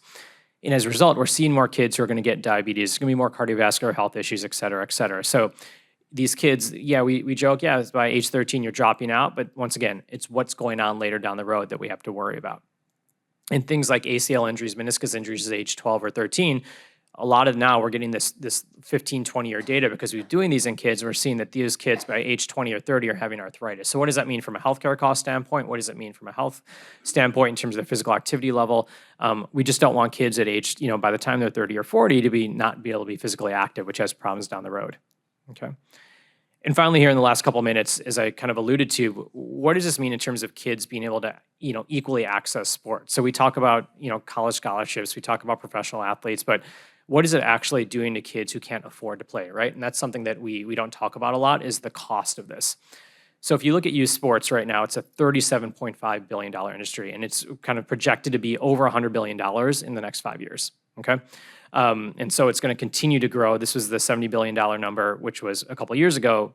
In 2035, it's expected to be over $100 billion. And if you look at the average amount of money, 63% of parents will pay, somewhere between $100 to $500 a month, with a good percentage of them paying upwards of $12,000 a year. And you guys saw that scholarship number, that was $14,000 over 4 years. So once again, you imagine at age 8 or 9, you're starting to play travel ball, you're playing travel soccer. You take that over 10 years, a lot of parents are paying $120,000, $150,000 a year for their kids to get injured, okay? But then you see what's happening to that other group of kids who can't actually access sports. And nearly a third of kids who make under $25,000 a year can't participate in team sports. There aren't avenues out there, right? Your school doesn't have it. There aren't rec programs anymore. And there aren't equitable kind of programs. Yeah, they may have a scholarship or two for some kids, but the vast majority of kids can't access it. So as a result, they're left out of sports. And if you look at the demographic, you can see, individuals who are from lower socioeconomic groups just don't have access to that. And that disparity is increasing more and more and more as youth sports become more and more professionalized. And a lot of parents will say that they have difficulty paying for youth sports. It's just something they're trying to budget. They can't do it. You imagine you're making $50,000 and you have to pay $10,000 a year for sports. Like it just doesn't make sense for a lot of these parents. And as a result, their kids just can't participate in it. And so what a lot of parents feel, there's this misconception that scholarships beyond just the parents who are trying to, have their kids go professional are going to individuals who actually need it. And if you actually look at where scholarships are actually going, it's actually going to individuals who have higher socioeconomic status, right? So how do you get a scholarship? You have to go to showcases. You have to play youth travel sports. You have to travel across the country for where coaches are. So the only people who can afford that are the people who have money to pay for it. And who gets scholarships? Usually groups who don't need it, okay? So once again, this is happening, particularly you look at it in NBA data, you look at it in some of the NFL data as well too, that a lot of people are getting scholarships come from higher socioeconomic backgrounds, which is leading to more and more disparities in terms of the way kids are playing sports. We did a study looking at AAU teams and where NBA players essentially played. And if you look at NBA players and where their AAU teams were located, they usually came from higher socioeconomic areas. So there's this misconception that, there's a kid, he's from a lower socioeconomic group, and he plays on this AAU team that's located in this area, and then he gets a scholarship and goes and play. If you look at the vast majority of these kids, they were living in an area of higher socioeconomic status. Their AAU team was an area, a very well-off area, and as a result, they had access to it. But if you live 2.5 hours away from an AAU team that basically is going to allow you to get professional, how are your parents going to get you there? Can they take time off of work? What's the travel time back and forth? What does it mean for you in terms of school? It just doesn't hold true. So we're seeing this trend in every sport, is that people who are going professionally are the ones who have money, and as a result, everyone else is left out of it. So basically, we know that youth sports has this culture of injuries. and access is much more complex. And that's really the other part of it as well too, is that kids aren't playing, and for those kids who may actually have that ability to basically, play in this complex, then when they get injured, that's the other part of it as well too. There are issues in terms of them basically getting in. So if they can afford it, there's issues on the back end in terms of healthcare. So we looked at kind of kids who are youth sports athletes, and if they tear their ACL, if they're lucky enough to kind of get and play these sports and they get an injury, there are a lot of disparities on the back end. So that's the other aspect of it as well too. We find that if you have public insurance and you're a youth athlete, it's going to take longer to get an MRI. It's going to take longer for you to get your ACL reconstruction done, and you're more likely to have meniscus injuries. So once again, think of it on the back end as well too, is that if you do even get a kid who is from a disadvantaged background to play in this youth sports culture, that when they get injured, there's a disparity there as well too. It's something to consider. Even from a language standpoint as well too, we basically did this study where we looked at patients who were English speaking versus Spanish speaking, and just basically called up offices and say, hey, I tore my ACL, my youth athlete. And you could see that the vast majority of people were basically based on insurance status or language, were not able to get an appointment, as opposed to if you're English speaking and you had private insurance. So the disparities are kind of built into our healthcare system, and it extends beyond just the youth sports level. And you see this in other areas as well too. You see it in terms of shoulder instability, where if you have public insurance, it's much harder to basically get in versus private insurance. You see this with meniscus tears as well too. So the big question is, this culture needs to change, right? Sports are great. Sports were really important for me growing up, but we need to create a culture change. So how do we do that? We need to constantly educate parents, coaches, and athletes about the risk of sports specialization. We need to invest in competitive recreational and community-based programs so kids can play, right? So you don't necessarily have to pay $5,000 to play for a club, but there's something in communities where kids can play and be competitive, right? Because a lot of these kids, they want to play. They don't want to necessarily play on the team that just is 30 minutes a day and you're kind of playing. They want to be in something competitive where they can push themselves, but they don't have access to it. So really investing in these recreational community-based programs. We need to really increase funding for school-based sports and coaching staffs. I think that's really important. If we kind of really emphasize high school sports again, I think that can change the culture and take it away from just sports being part of the club culture, and reducing disparities both in terms of participation and then the injuries that they see on the back end. I think as clinicians, if we can help to decrease those disparities that we see in terms of access and injuries, and I think that'll be really important in terms of getting kids healthy and keeping them active from a lifelong standpoint. And encourage free play. Take your kids to the park, invest in that basketball court, put that chain link net up in your neighborhood if you see it, because kids will be out there and playing. And instead of having just a play date with the kids on the soccer team, maybe just have a bunch of kids go to the park and throw around a football, do something else. I think that's really important for kids, both socially and emotionally as well too. So thank you. That was a whole lot of data, but clearly something that there's a lot to be done and a lot of changes we can make. So thank you, and I'll open it up for questions. Thanks.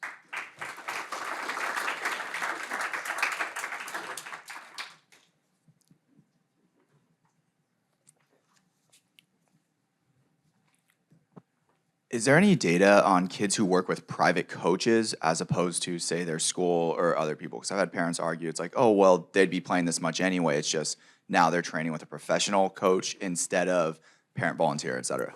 Yeah, no, that's a great question. I think it's still the volume still holds, regardless of whether you're a private coach or you're doing it with, a more of a club-based entity. The injury risk is still there with that. I do think that and this is the hard part, right? It's who is a private coach? What's the training that they have as well too? Because there's some private coaches out there, or trainers who are great. They look at core work, they look at mechanical work. They're doing all the things that are important, talking about nutrition, and that's great. But then you've got other, trainers who are just feeding into that as well too. It's they're even doing more hyper specialized stuff. So baseball is that one example, the pitching coach, right? It's I'm working with the pitching coach, and that pitching coach is really teaching me how to throw better. But then you're just doing 15 hours of that repetitive activity as well too. So I think a lot of it is both looking at the volume, but also looking at who is coaching that. So I think the one thing which I think has been good for some sports is, strength and conditioning coaches. I think that's important because a lot of athletes are concentrating just on the skill development as opposed to that total body development. So I think when I do have parents come and say, look, we have money, we want to be able to work with someone, work with someone who is working on those things that aren't related to your sport. And I think that's really key, because I think at least then you're getting athletes to think about it a little bit more globally. But then you have to take in the volume as well too. Yeah.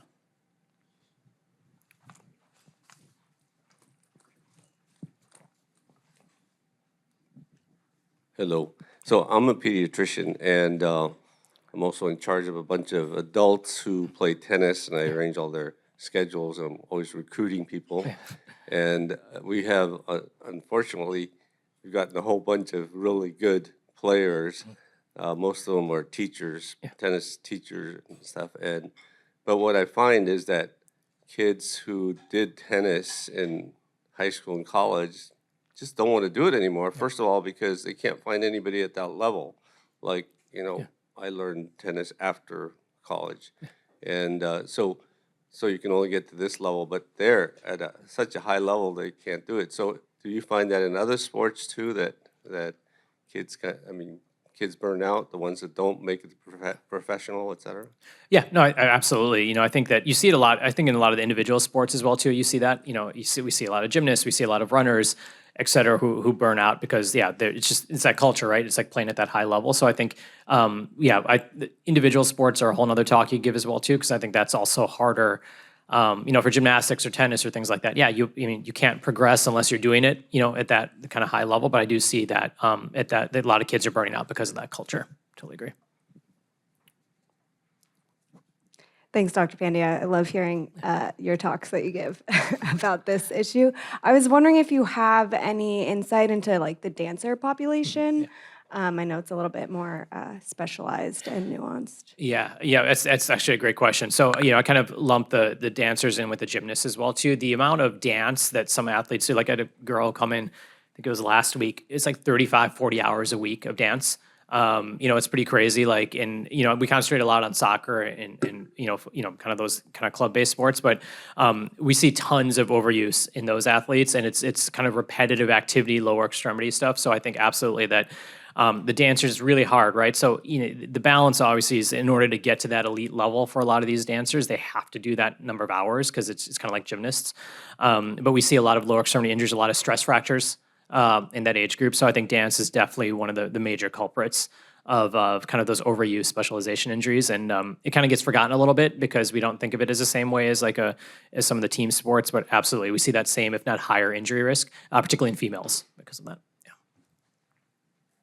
Did you show them how to do it when they came in? Did you show them how to dance? Yeah, that's a great way for them not to come back. Yeah.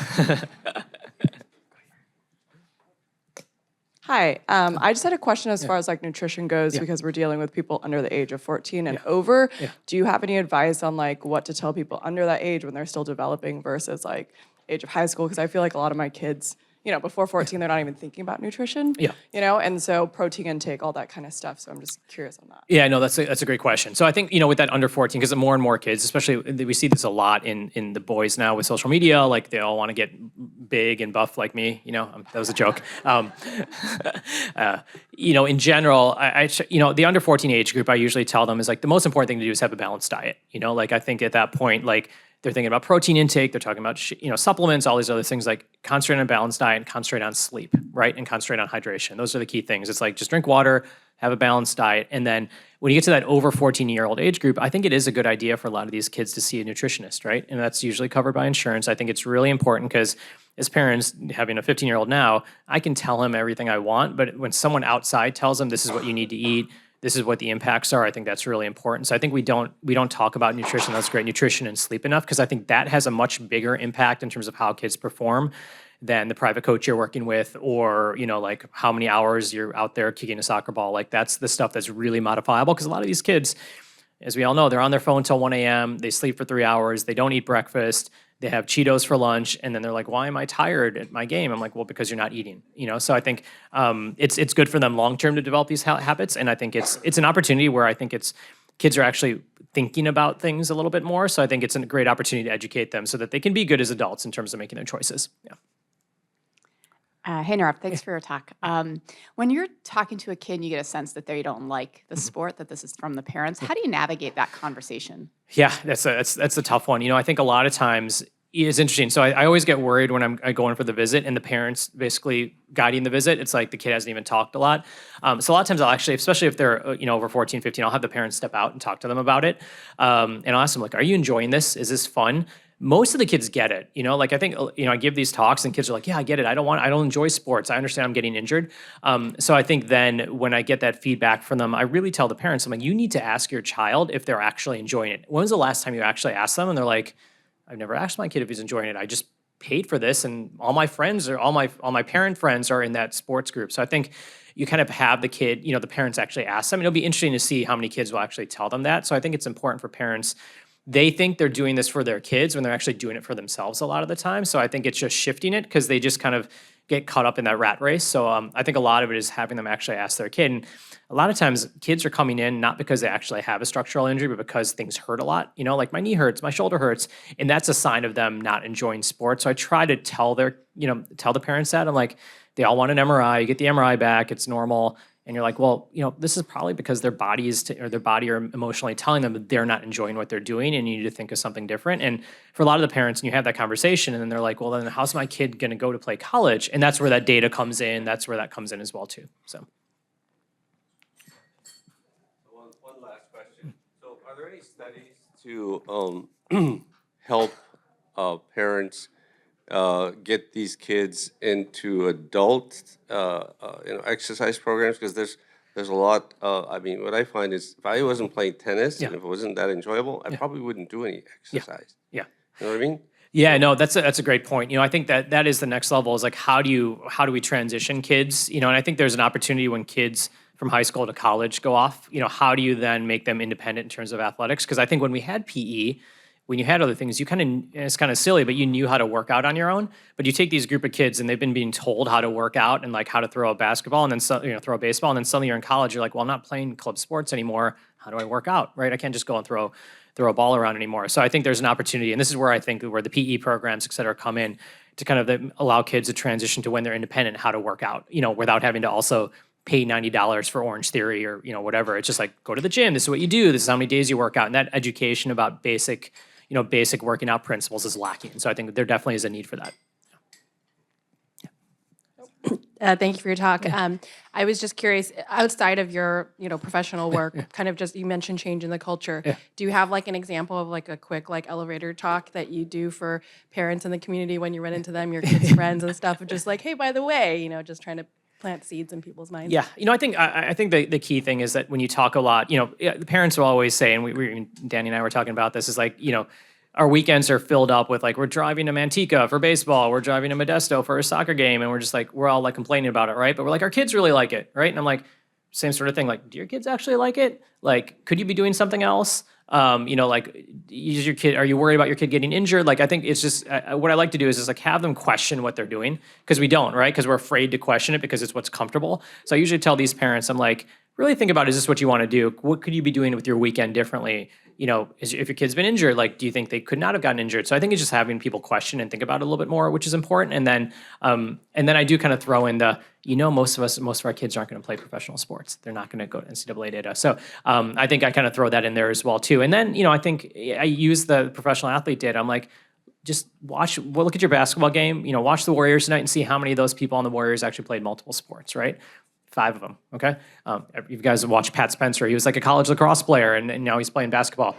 So I think it's just like having them open their eyes to their world outside of their kind of travel ball world as well, too. Yeah. Nirav, on that point, just real quick, what are your thoughts? We obviously see, like in, let's say, travel baseball, you talked about the discrepancies with these rural areas where there's not as much care, there's not as much access, they don't make as much money, so they can't afford a lot of these things. But you do see a lot of these families that come from these rural areas, kind of middle of California, they throw all their money at this stuff so that their kids can go and do it, and then it's 100% in. How do we get the education to people in these situations that aren't injured yet, but still need that education to try to prevent that from happening? Yeah, no, absolutely. I think a lot of it is some clubs are pretty good, and some of these associations have been good about kind of giving some of that education. So I think it's advocating, like for one thing with baseball, they have the pitching rules, right? So that was a great, step. But I think it's the clubs making it part of their, like whenever we join a club, there's forms to fill out, but maybe you watch a 15-minute video on, like the risk of specialization, or like if you kids play soccer, you've all watched the concussion video and things like that. So I think that's just should be part of when you sign up for these clubs. You have to watch this. As much as all of us want to go give talks to every single club, it's harder, right? But I think it's making it part of the sign up process, and the coaches to get certified in as well too. Like part of this is there needs to be certification and understanding these are some of the risks. So I agree. It's the worst is when you get a kid who's spent their $15,000 from Central California, they're playing soccer and they tear their ACL. and no one had told them that this is what could happen, and that impacts everything, right? The kid's not playing sports, the family can't afford it, and it's just this downstream effect. I'll go to the app real quick. It's a good question. As a pediatrician, I'm seeing more anxiety in teens and it carries over into their sport, i.e. competition anxiety. What strategies are used to help refocus their anxious energy and energy that will work for them, not against them? Yeah, so I think a lot of that, and I agree, I'm seeing that a lot as well too. I think a lot of it is, I know we don't want to like the phone being an issue, but social media, right? Because all you see is highlight culture, right? No one sees the kid who's having a regular game, or everyone is seeing like there's this assumption that you have to do this crazy, amazing thing on the field, and that's kind of like your value as an athlete. So a lot of kids get anxious because they're like, maybe I'm not that good, or I won't have that highlight, or everyone's going to see me, right? Because now games are curated, right? So if you have a bad game, someone's video it, it's going to be on social media. So there's a lot of anxiety about what's being seen out there. So I think for a lot of kids, I tell them, don't look at highlights. Like, don't worry about highlight culture. Like, stay away from the screen for that. And I think a lot of it is there's a lot of, especially with the competitiveness of it's important to be able to, do things like, see a sports psychologist, talk about these things, do, visualization, meditation, things like that. Because it is intense, right? Like the culture is their parents yelling at you on the sideline, their kids who are videotaping it. This is also this pressure of like, you're going to talk about it all weekend anyway, because that's what you're doing. All your parents are in groups. So I think there's a lot in there. And I think it's just trying to disconnect them both, literally from the phone as well as from that culture and, kind of socially as well too, which is really important. So I think it's just recognizing it and then trying to give them strategies to disconnect from it. I'll go to another one on the app because it kind of ties in what you were talking about earlier with strength and conditioning. So, and I get this question a lot in PT when we see these kids that are trying to come back from kind of these more basic injuries.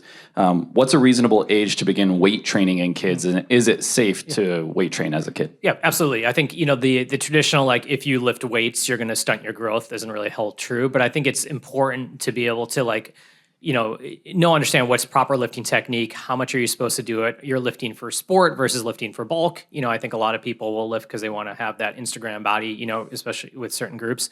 I think that when you're in a younger age group, and this can start as even as, body weight exercises age 8, 9, or 10, totally fine. When you're in middle school doing more high repetition, low weight exercises, and then in high school, kind of started increasing it up. But I think it's important to be with someone who knows what they're doing and making sure you're emphasizing to these kids, you're doing this to get strong, not to look big. And I think that's the important thing. And then when athletes are like, I've been lifting all these weights, I haven't been gaining weight. I'm like, but you're getting stronger, right?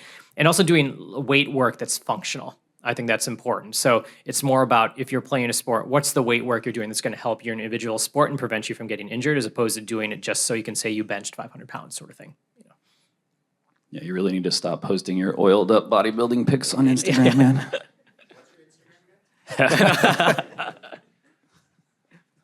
So I've got a question, just playing devil's advocate for a parent. Yeah. I tell them, hey, 10 hours, you're 10 years old, that's enough.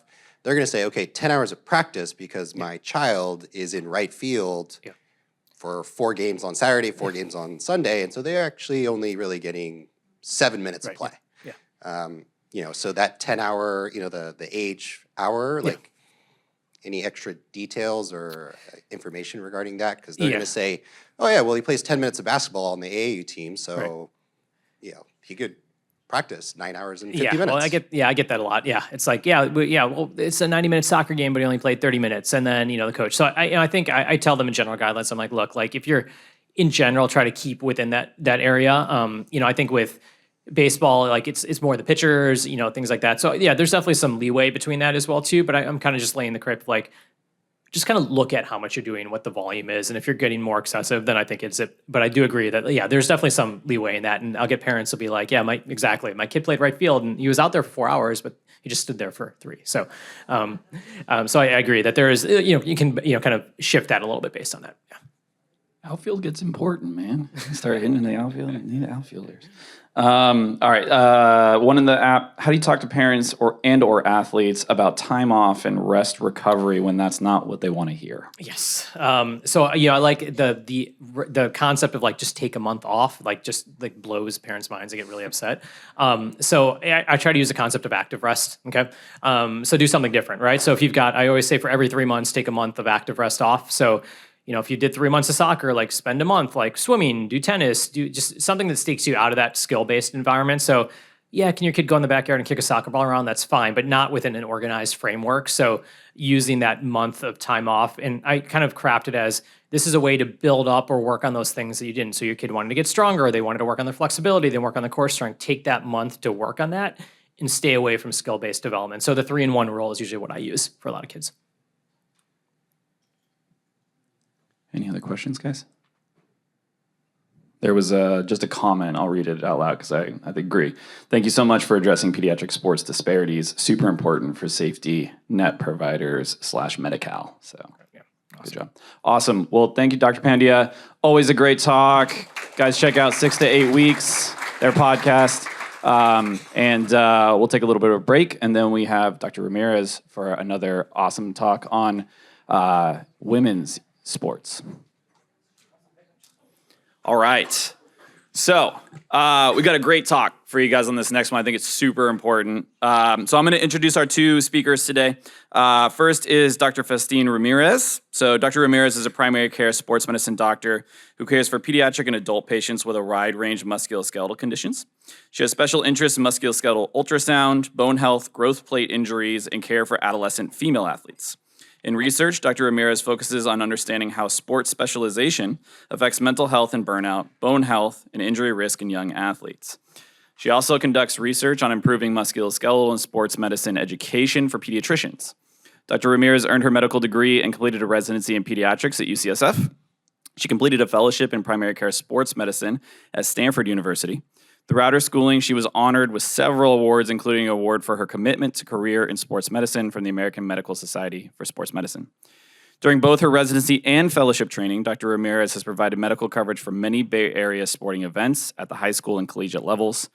At UCSF, she was team physician for Lowell High School and led educational workshops for student athletes on wellness, sports performance, mental health, and injury prevention. At Stanford, she served as team physician for many of the varsity sports.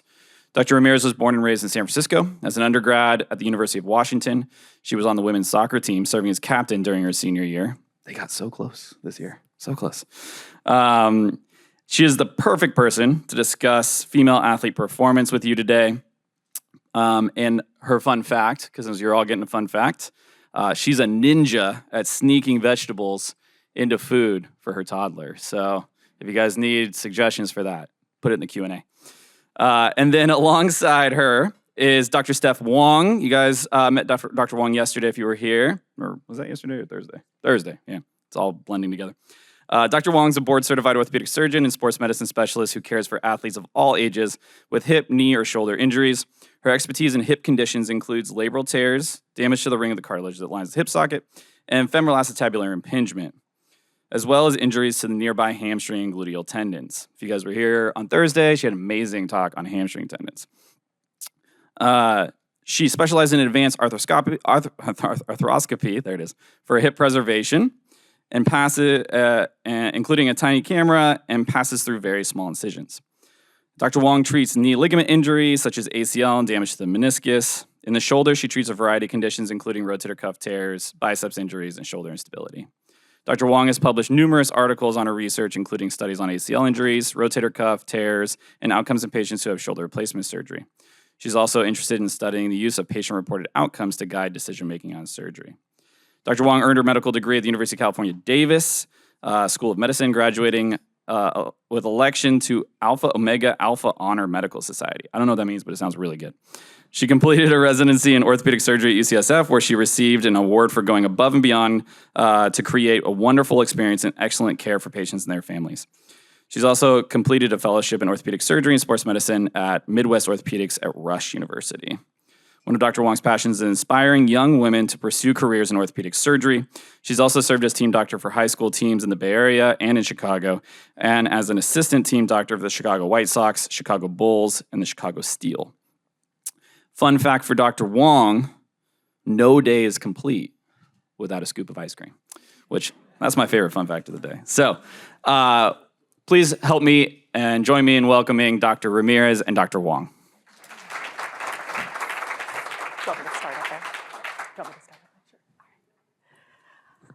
Thank you and good morning, everyone. We're so excited to be joining you this morning. We had a couple cases we wanted to go through and just some great information, and then we'll have some time for a Q&A at the end.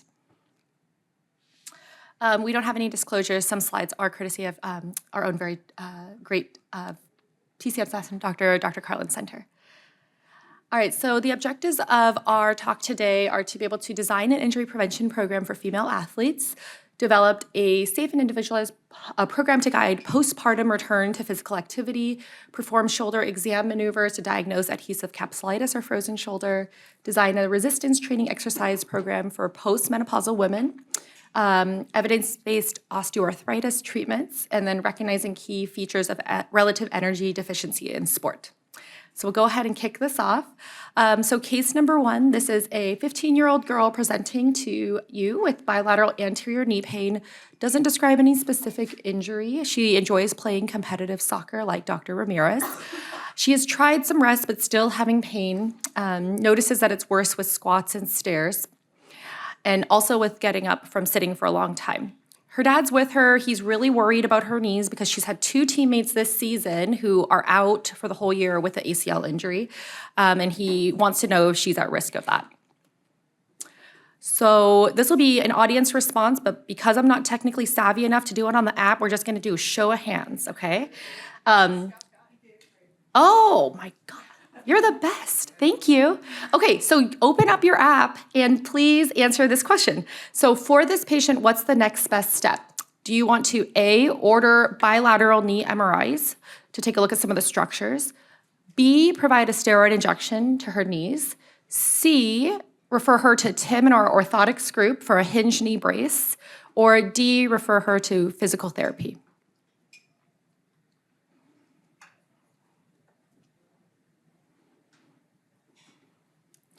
Oh, wonderful. So I'll just skip this case since you guys don't need this talk. Just kidding. Wonderful. So 95% of you said refer to physical therapy, and that's absolutely correct. So this patient, if we could go back to the slides, has classic patellofemoral syndrome. So this really commonly affects our adolescent as well as female athletes, with like a 2x incidence over some of our male athletes or patients. And they typically present with bilateral atraumatic symptoms, and they'll kind of describe peripatellar pain. So they'll draw out for you, like they'll draw like a U on the bottom of their knee, or they're just kind of like, they'll have trouble localizing it. Typically is worse with squatting, stairs, sometimes with running sports or for sitting for a prolonged period of time. And this condition is typically due to muscular imbalance rather than like a structural injury, such as a cartilage problem. They tend to have weak core and glutes. And female patients have an increased Q angle. And what that is it's demonstrated on this diagram here, but because females have wider pelvises, you can see the angle coming down from their pelvis down to their knees is an increased angle compared, and that can predispose them to this condition. I like to check a single leg squat, which I'll show you some photos of in a moment. And that's a really great marker to say, how is their pelvis stability, how's their control? And if their knee is collapsing in, they look really shaky or unsteady, that can be something that PT can really target and help to improve this pain. So, I just wanted to bring up the fact that, women and girls who participate in sports and otherwise are really predisposed to injuries at different rates than some of our male patients.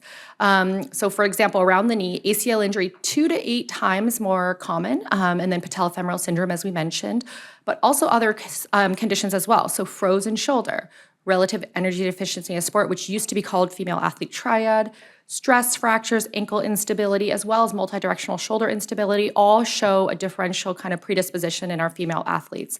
So even though a lot of times what we do in medicine, it's very much, here's the problem, here's a treatment to fix it, whether that be surgery or non-operative, I think it's really relevant to recognize that these conditions occur more in female athletes and necessary to talk to them and think about screening for these conditions. So a couple injury prevention pearls that I wanted to share is that, in my opinion, and based on the literature, everyone should be doing some form of strength training and resistance training. I think a focus on glute, core, and hamstring will really, really serve you well for the lower extremity and core midsection.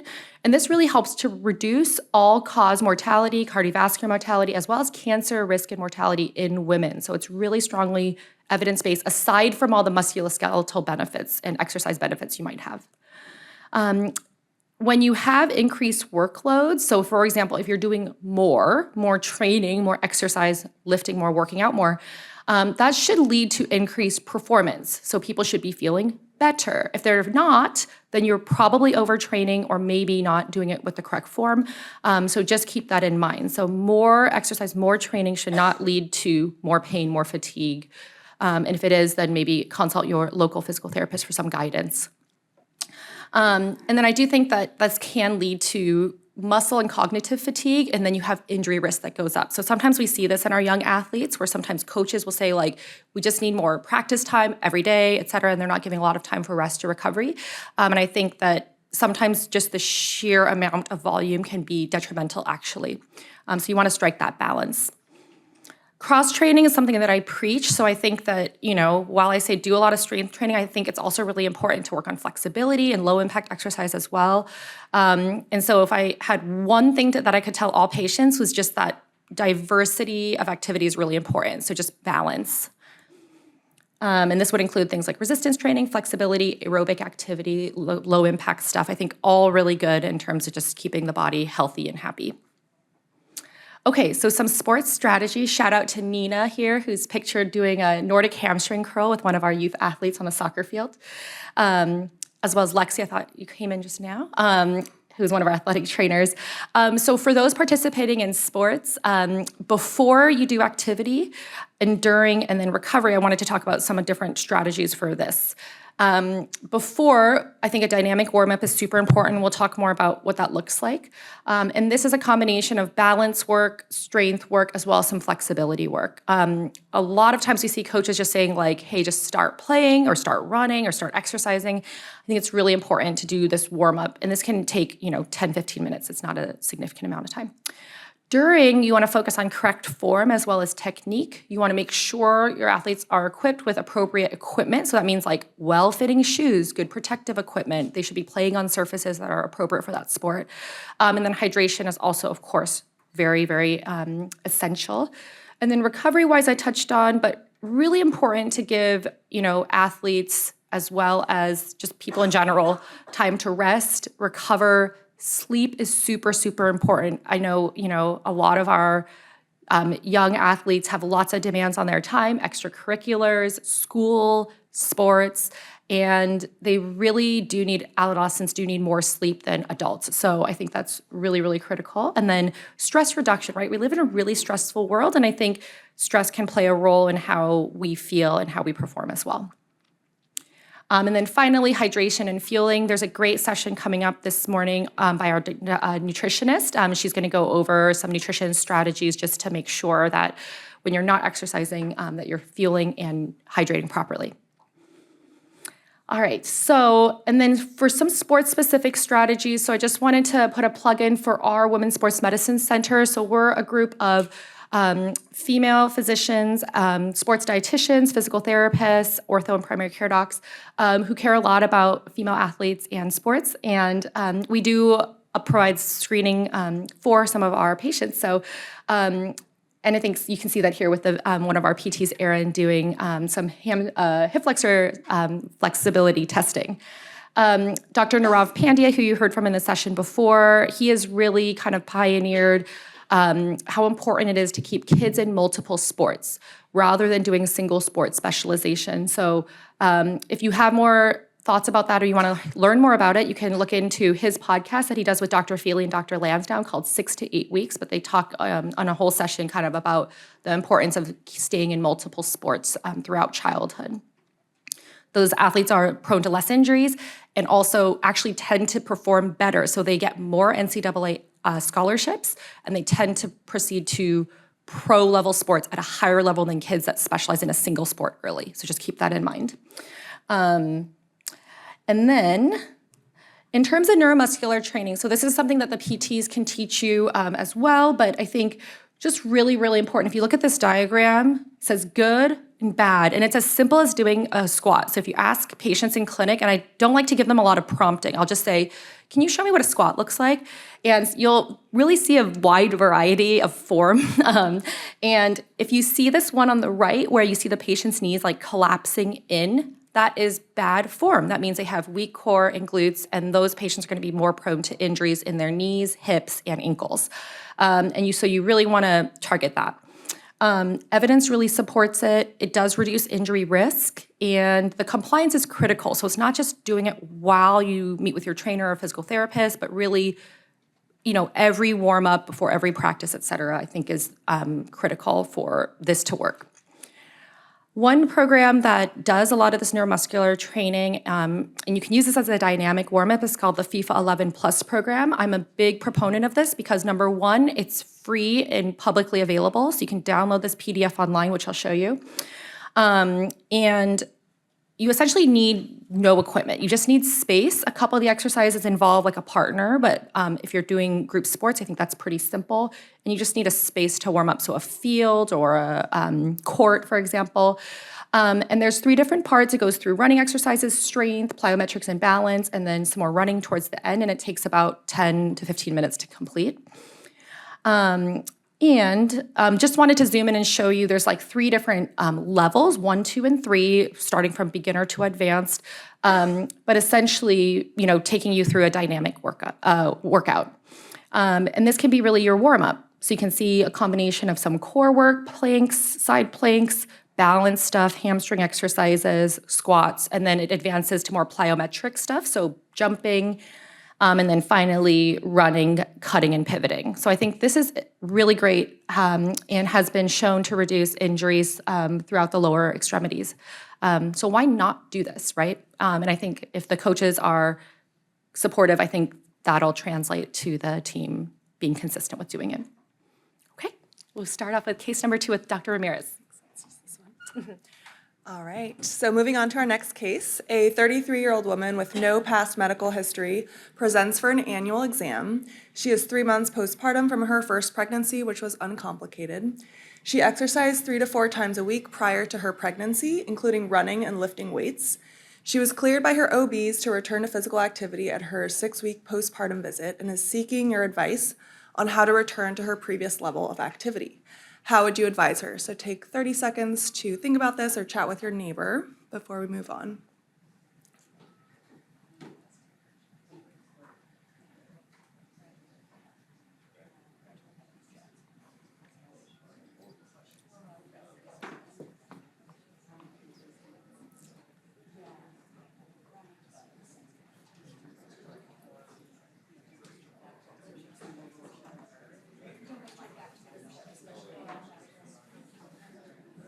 All right, I'm hearing some great discussion. I love it.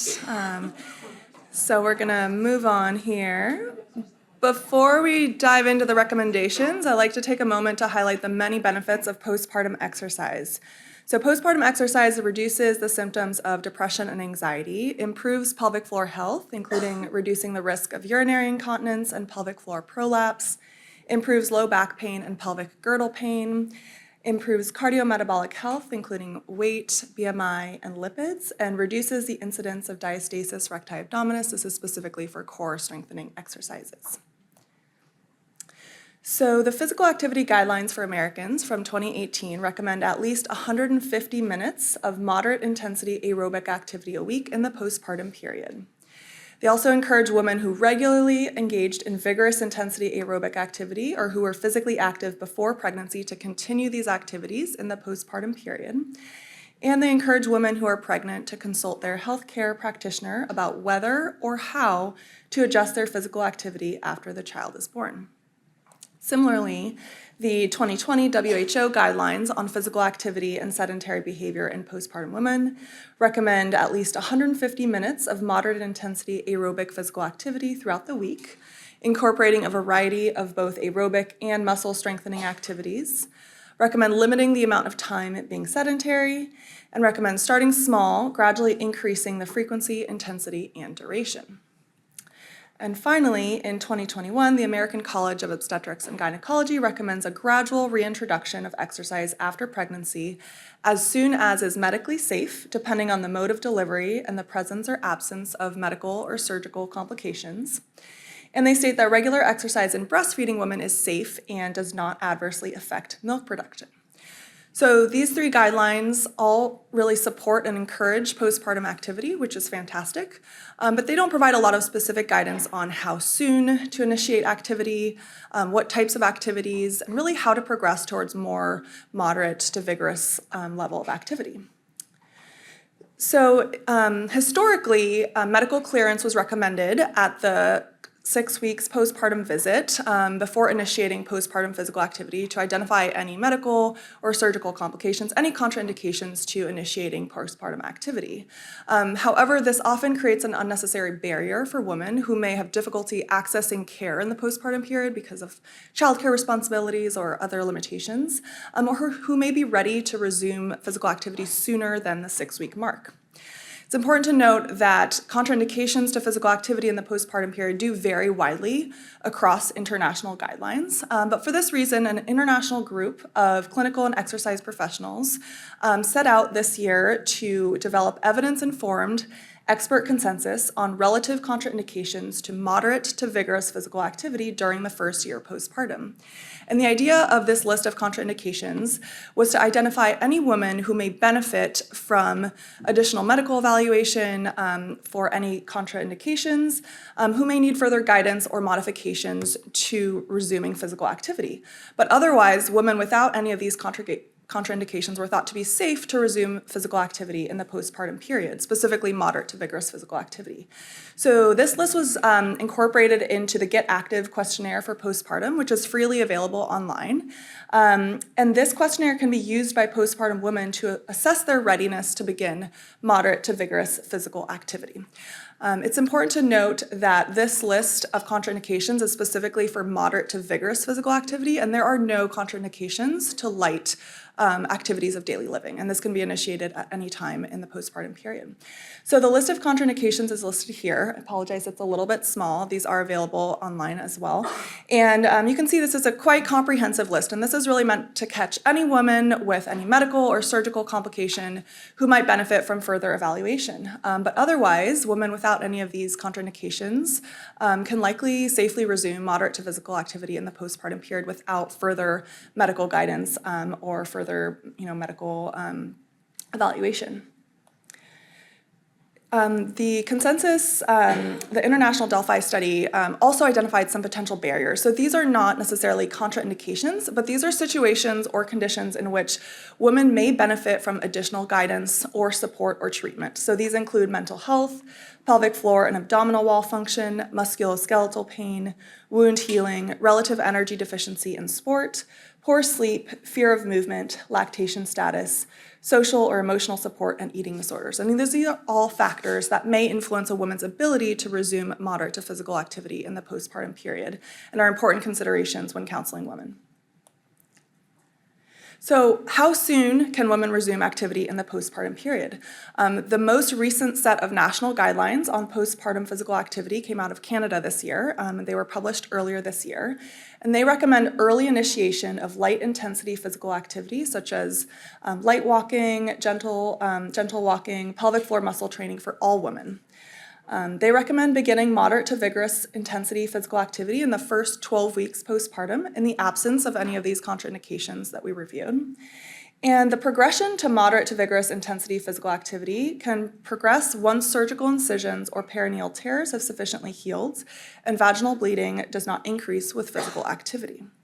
There's a lot of research supporting the many benefits of early initiation of low-impact exercise in the first 3 months, especially for long-term pelvic health.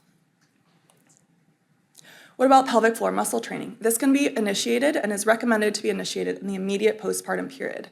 So this does not need to await any type of medical clearance to start, and this should be performed daily for the many benefits that we previously saw.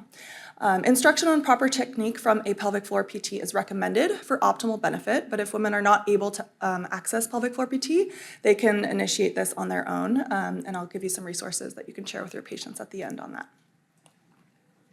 What about aerobic and resistance training? So these same Canadian guidelines recommended an individualized, gradual, and symptom-based progression towards at least 120 minutes per week of moderate to vigorous intensity physical activity, such as brisk walking, cycling, and recommend incorporating a variety of both aerobic and resistance training activities.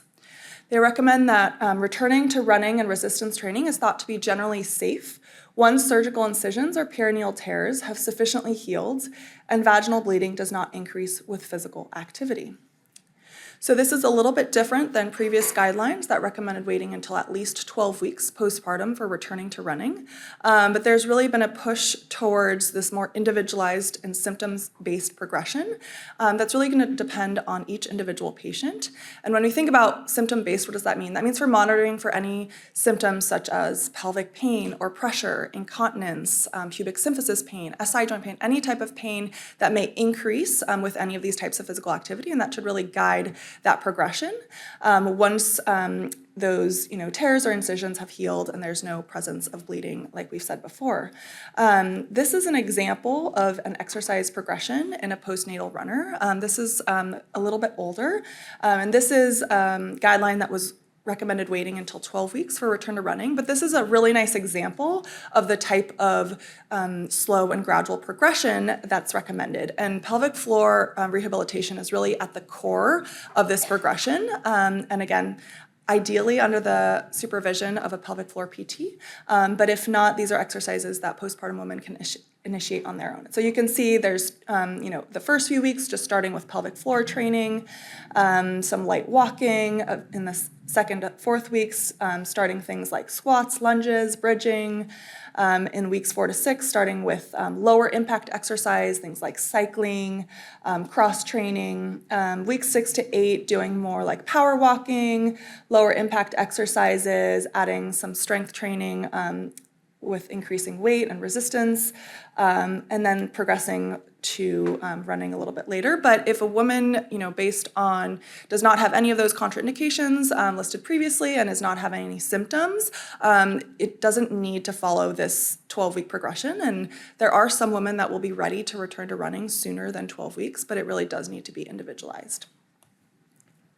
So these are some resources that you can share with your patients. The Squeezy app, you may have heard of this, has been recommended by many OBs and pelvic floor therapists to help with pelvic floor rehabilitation. They also have a maternity program focused on pelvic floor health. The Get Active questionnaire for postpartum, like I mentioned, is a list of those contraindications that can help women identify their own readiness to resume moderate to physical activity in the postpartum period. It's freely available online. And there are so many online platforms and apps for postpartum training. These are some of the more popular ones. This list is not all-inclusive, and I have no financial relationships with any of them.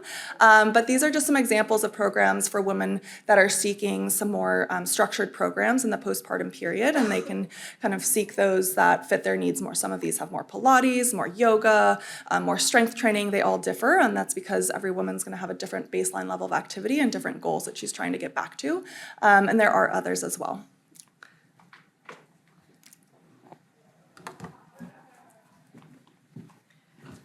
Awesome. Thank you, Faustina. I would say, as a mom to also a toddler, I wish I had had access to these slides before having a baby, because I was told just don't do anything for 6 weeks. Okay, so switching gears a little bit, this will be another audience response question, so if you guys want to pull up your apps. This is a 49-year-old woman presenting with right shoulder pain. She's also right-hand dominant, so this is significantly affecting her. Started about 4 weeks ago. She was walking her dog. It pulled on the leash. She's now having some difficulty getting dressed. She also notes some pain at night. And she also said that when she pulled up to her office, she's having pain when she reached to get the parking ticket out of the machine. She's taking Tylenol, but not really having a really good relief. So on inspection, she doesn't have any muscle atrophy. Her shoulder is non-tender over the superior aspect at the AC joint, some tenderness over the biceps groove. On her range of motion testing, she has limitations in both active and passive motion and abduction, external rotation, and internal rotation planes. She does have good strength. She does have some pain with empty can testing. And then in terms of special tests, she has a positive NIRS. So how would you treat this patient? Would you recommend A, that she have a sling for comfort, B, a shoulder steroid injection, C, would you order a shoulder MRI because her shoulder motion's limited, or D, would you refer to a sports surgeon for shoulder arthroscopy? All right, so take a few seconds here if you want to answer.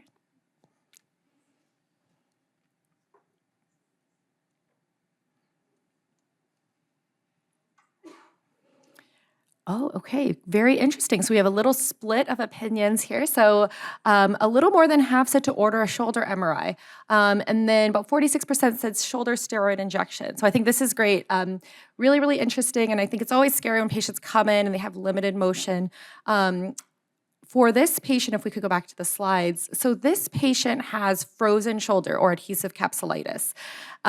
This affects about 2 to 5% of the population. Typical onset, about 40 to 70 years old, very much more like higher prevalence in women, as we talked about. Characterized by both pain and stiffness, and the pain levels are usually quite high in early phases. Like, for example, some patients come in on opiates or having been to the emergency department for that level of pain. And the hallmark is that they have loss of both active and passive motion. And we'll show you how to evaluate for that. I like to say that the only other conditions that cause lack of both passive and active motion are severe shoulder arthritis or a fracture or a dislocation. And those other conditions you should be able to diagnose on x-rays. So if their x-rays look totally normal, they have frozen shoulder, okay?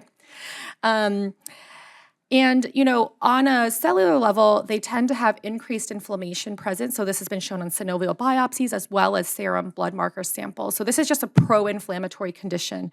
On the photo here on the top, you can see when you test external rotation. And if you're not sure how to do this, we can also walk you through this with some of our shoulder exam sessions coming up later this morning.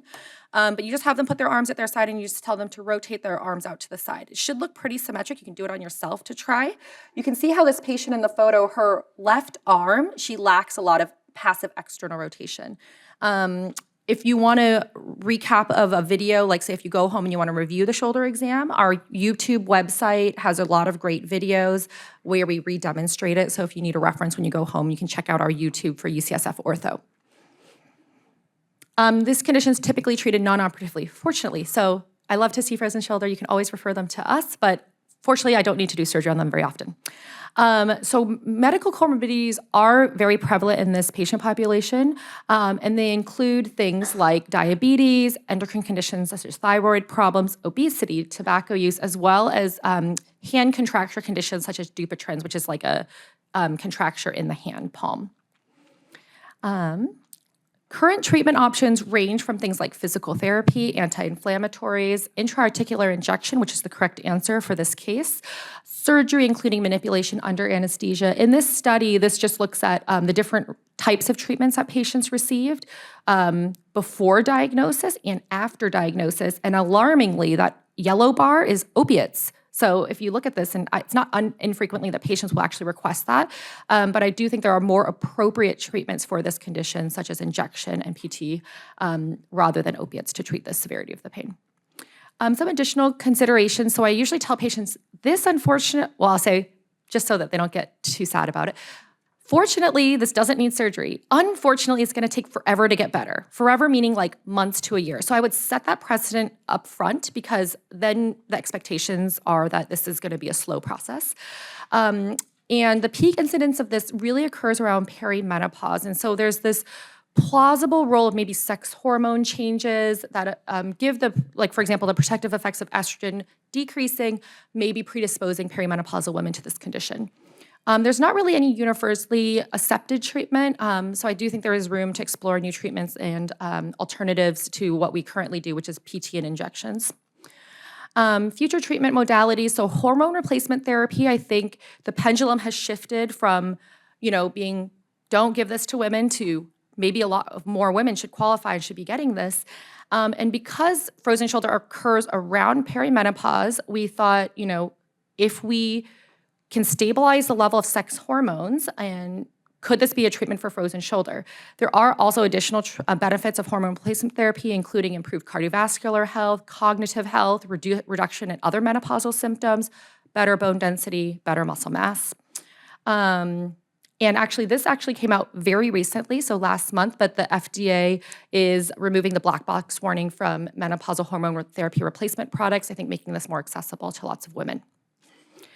So we're actually initiating a randomized controlled trial at UCSF, looking to see if hormone replacement therapy can be used as an adjunctive treatment for frozen shoulder. So very interesting. And anyways, our hypothesis is that they'll have better pain and range of motion compared to standard treatment, which would be PT and an injection. We're also going to do some motion capture where we have them move their arms through a workspace, which kind of mimics how you use your arms in real life. Because I would say our physical exam is good, but it doesn't really capture complex multiplanar movements, right? Like if you go reach to get something, we're measuring it's like forward flexion or abduction. So this software or similar softwares can help us understand the three-dimensional space that you can move the arm in. We're going to randomize to 2 groups, and yeah, so I think it's really interesting. I think it's going to be a great study. Thank you, guys. All right, moving on to our 4th case. A 49-year-old postmenopausal woman with no past medical history presents for an annual exam. She enjoys running 2 to 3 times a week and is seeking your advice on incorporating weightlifting into her exercise routine. She also inquires about the safety and benefits of strength training for her 14-year-old daughter. How would you design a resistance training program for her and counsel her about her daughter? So again, take 30 seconds to chat with your neighbor, and before we move on, I'll give you a second.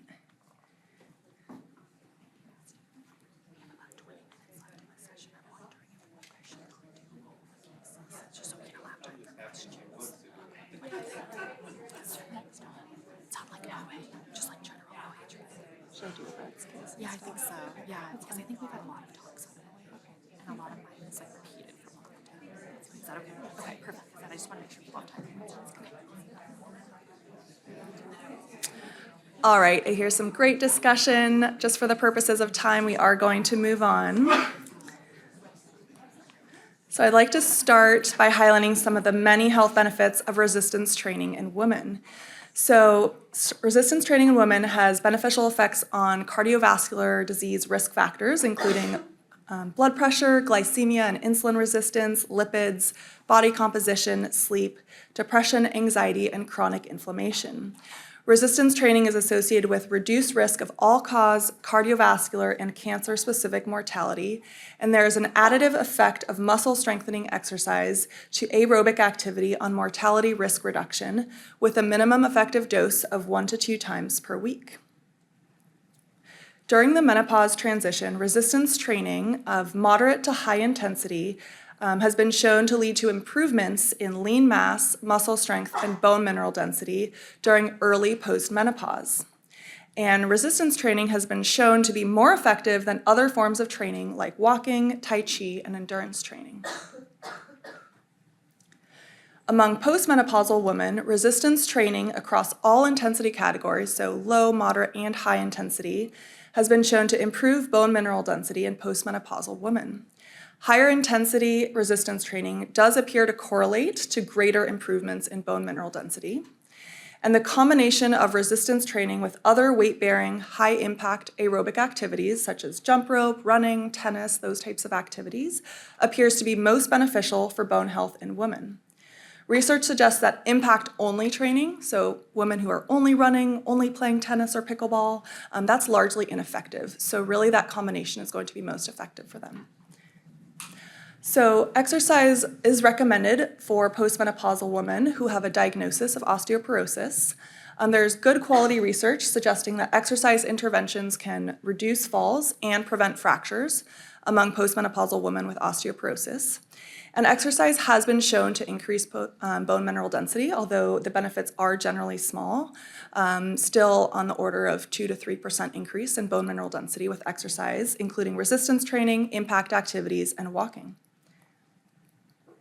There are some contraindications to resistance training, so these are important to review when counseling your patients and developing an exercise prescription, so these are listed here.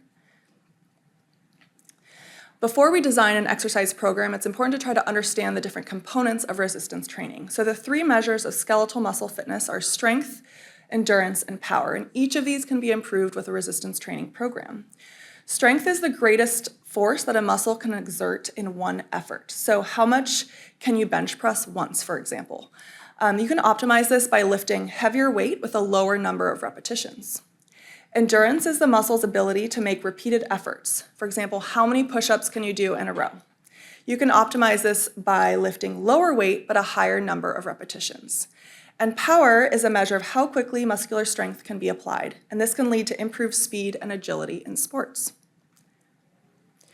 So this is an example of how you can design a resistance training prescription. For most of the general population, you'll be starting at a moderate intensity program. So this is about 40 to 60% of one repetition maximum. So the one repetition maximum is how much can you lift, the most weight that you can lift for one rep. Your sets will be composed of 8 to 12 reps. It's recommended to do this at least 2 days a week. And this is going to help promote both strength and endurance when thinking about those different measures of skeletal muscle fitness. Now, if you have higher risk patients, you may start them at a lower intensity program, less than 40% of a 1 rep max. Or for healthy adults that are really trying to optimize their strength, you might consider a program starting at a higher intensity, which would be more than 80% of a 1 rep max. So for most healthy adult women, to design a resistance training prescription, the goal will be to include at least 8 to 10 different exercising involving the different major muscle groups. So this is just one example of an exercise program, and you can see, I apologize, it is a little small, but these different exercises are really targeting all the major muscle groups in the upper body, the lower body, the core, the spine.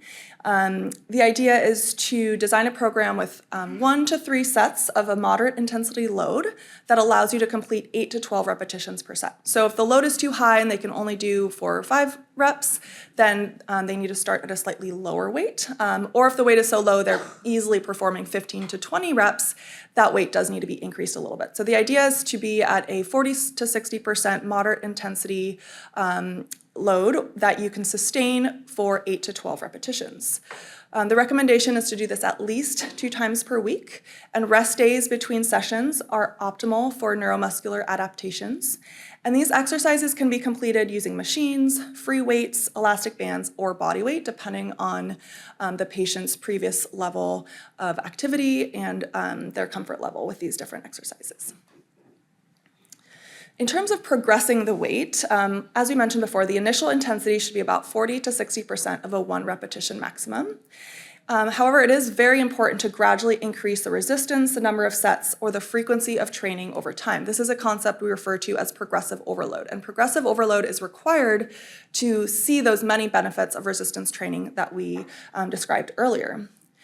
To help patients guide them on how to increase the weight and the load, you can use the 2 for 2 rule. So when an individual can achieve 2 or more repetitions of a given exercise on 2 consecutive sessions, they can increase the weight of the exercise by 2 to 10%. So this is an easy rule of thumb that you can share with your patients to help guide them on when it is appropriate to increase that weight, because again, that progressive overload is essential to see the benefits of resistance training.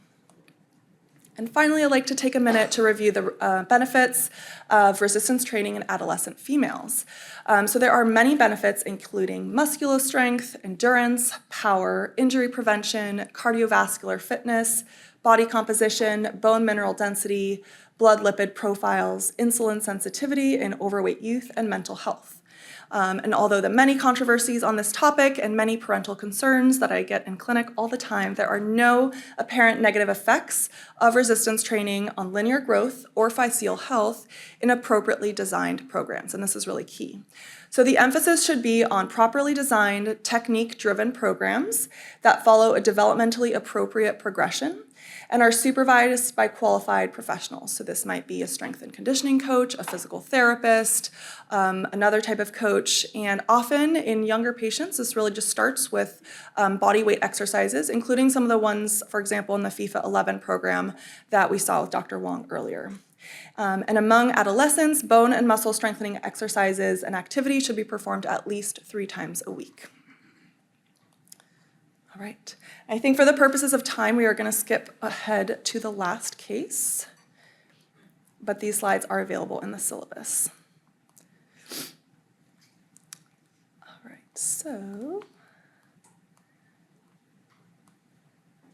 All right, so our last case for today, so we can leave some time for questions at the end. So a 16-year-old female cross-country runner presents to clinic complaining of fatigue and low energy. She states she often misses training due to frequent illness and recurrent injury, which affects her mood. She reports a healthy vegetarian diet. On a review of systems, she also complains of cold intolerance and irregular periods for the past year. Which of the following would you do next? And this is actually a select all that apply, so I'm not sure that the polling will work here, but you can, yes. Oral contraceptive pill. Thanks. So go ahead and chat with your neighbor. Think about this one for a second.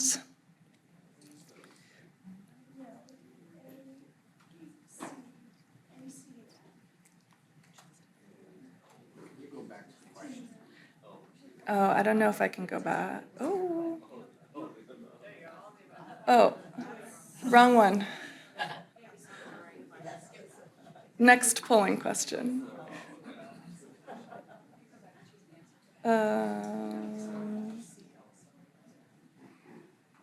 Okay, great. I love this. Okay, so the two most popular answers were the two correct. So these are actually both correct, and we'll learn about why in the rest of the slides. All right, so this patient's presentation is concerning for relative energy deficiency in sports, also referred to as REDS. So REDS is a clinically diagnosed syndrome of impaired physiological and/or psychological functioning that can be experienced by both female and male athletes. That's caused by problematic, which is either prolonged or severe exposure to low energy availability. And low energy availability is defined as any mismatch between dietary energy intake and energy expenditure through exercise that leaves the body's total energy needs unmet. So this can lead to the body's inability to have enough energy to sustain normal physiologic function and overall health.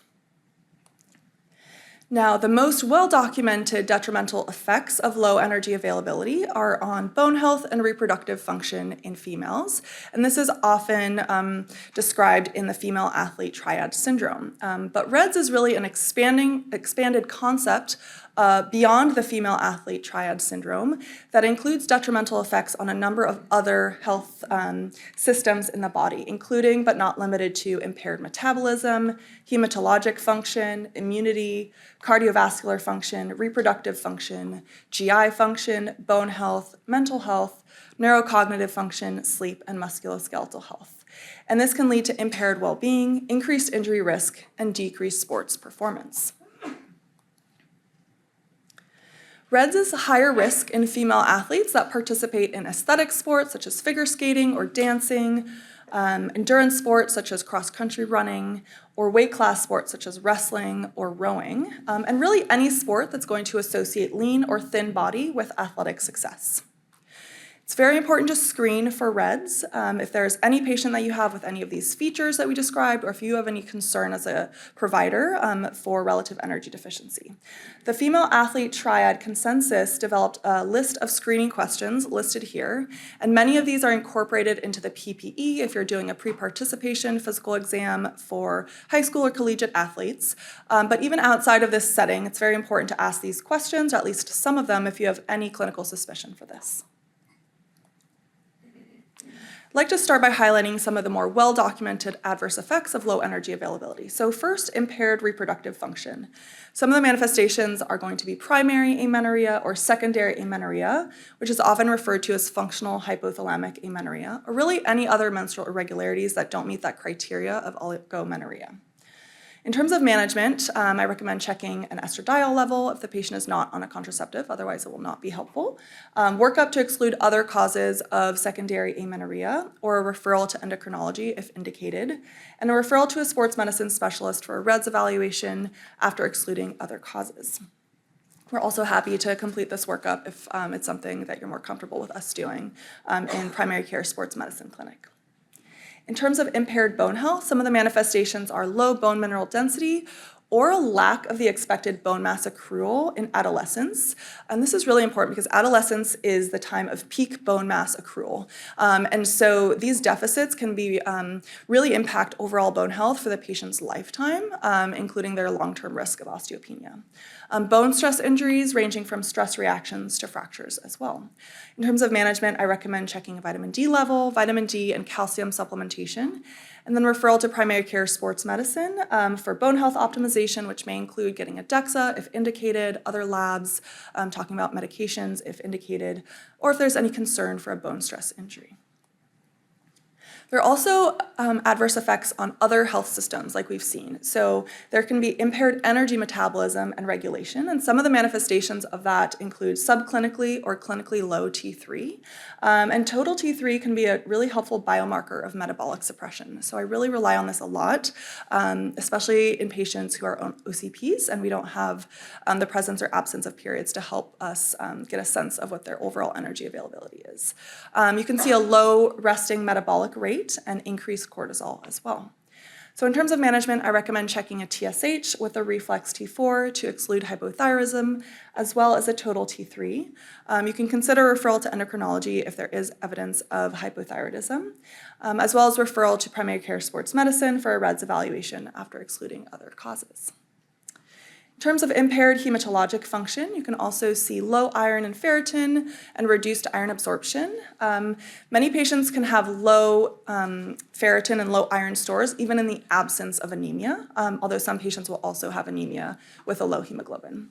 I recommend checking a CBC, iron studies, and a ferritin.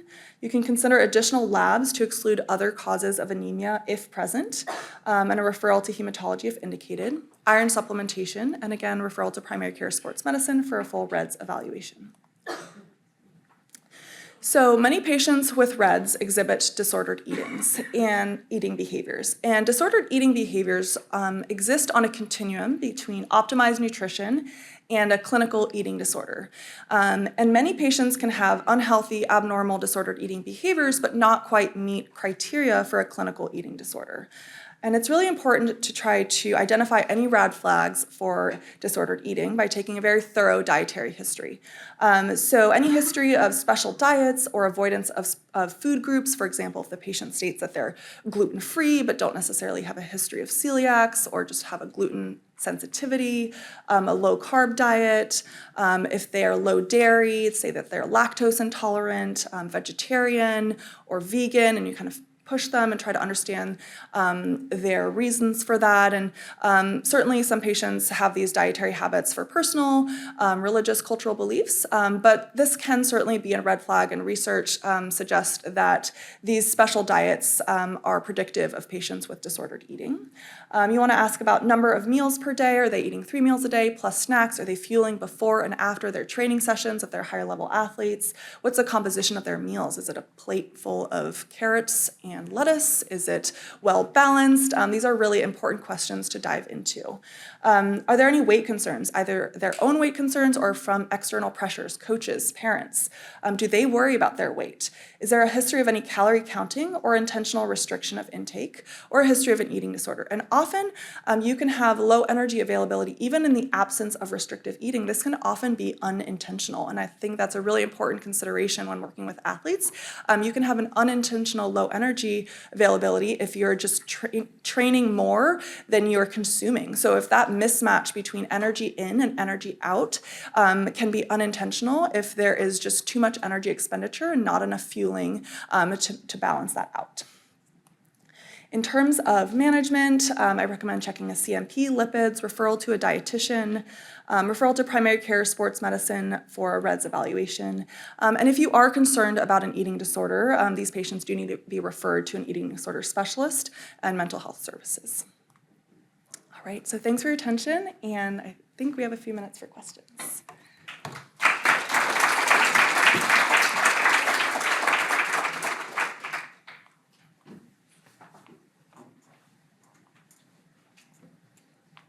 All right, we'll start with one on the app. So regarding the 12-week postnatal exercise progression, what restrictions are there for upper extremity, seated or standing exercises? When can they implement upper extremity exercises versus lower extremity?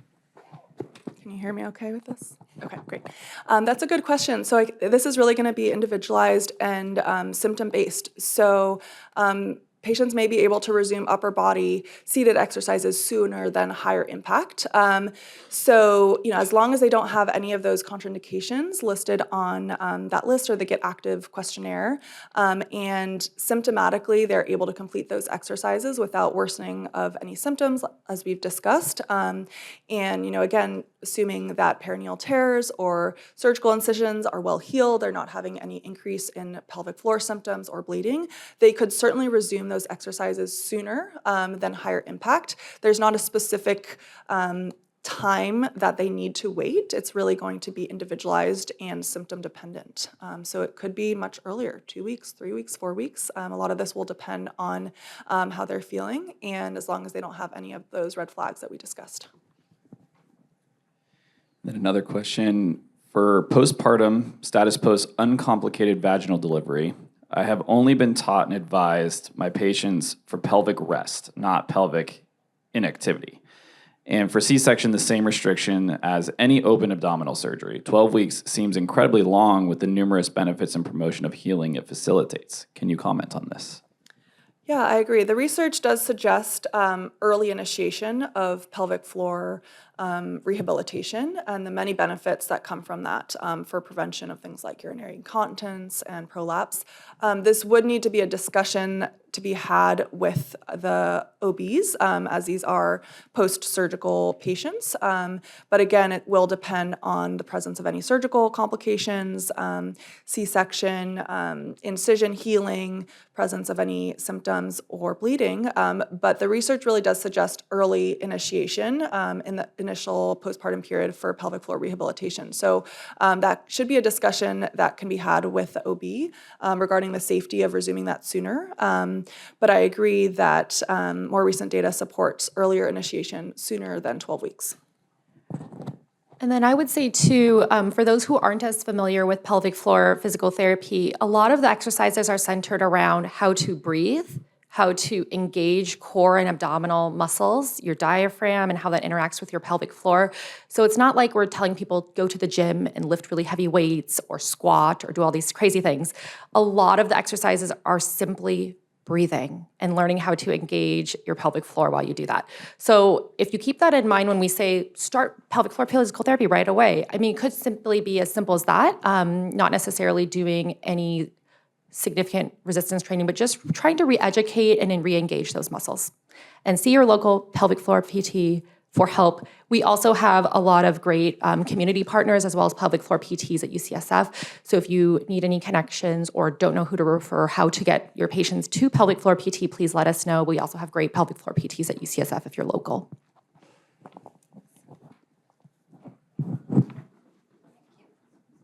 Thanks for the great talk. Opposite spectrum of that, do you have any specialists in the Women's Center for aging athletes, a particular specialist who can work with women who still want to be maybe not competitive on a national or state level, but competitive in their own lives? And or as a group, I'm sure you see them, but do you have one or two specialists in this age group? Yeah, I think any of us would be comfortable and happy to see these patients. I think we really specialize in caring for female athletes across the spectrum, ranging from young children and adolescents all the way to aging adults. So I think any of us would be happy to see those patients and be able to guide them.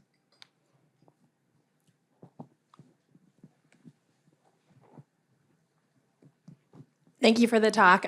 So I'm Korean, and my family gave me a lot of postpartum advice, specifically my mother. She was horrified by a lot of things that I did after I delivered my kids, and which is very in contrast to a lot of the evidence that you presented in terms of resuming activity and even some of the exercise and strength training. So curious if there's studies or in the literature looking at cultural norms and sort of how that affects recovery, and if people have actually looked and seen any of this in any kind of evidence-based fashion. Those are really good questions. So, there are variations among global guidelines, and, the ones that I presented were primarily American and Canadian. So thank you for that comment. The research in this area is certainly limited. It's increasing over the past 5-6 years. maybe over the past decade, but it's still a budding area of research.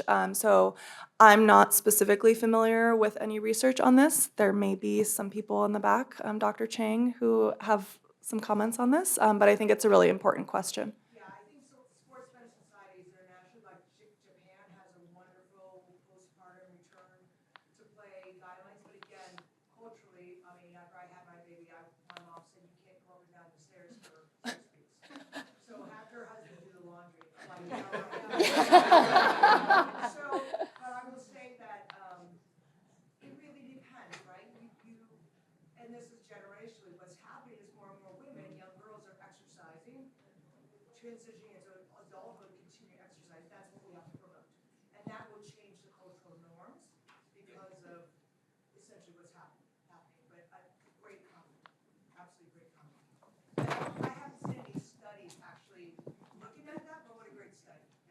Yeah, and I do think it's not all or none, right? Like I think there are some features of especially like Eastern postpartum care, which, yeah, maybe other people can do the laundry, right, Cindy? Or maybe, so I think, I think we can do both, right? We can kind of bring in exercise rehabilitation. It doesn't need to be like pure bed rest. Like in Chinese culture, it's like stay in your bed for 40 days. It can be a little bit more nuanced than that. But a lot of, I think the other things are support, the person who delivered, eat healthy meals, et cetera. So I think it can be incorporated, but yeah. I guess what I would add is among all of these guidelines and recommendations, every little bit counts. So it doesn't need to be going out for a 20-minute stroller walk up the hill. It can just be going for a 5-minute walk. It can be going outside for a few minutes when you haven't seen the daylight in 2 weeks, right? I remember those days. So I think every little bit counts, and all of these guidelines promote having that wraparound support from family, from friends, but from society, right? And this is growing and this is developing, but this is still really a big societal shift that needs to happen, and every single one of you can play a role in that. Thank you for your talk.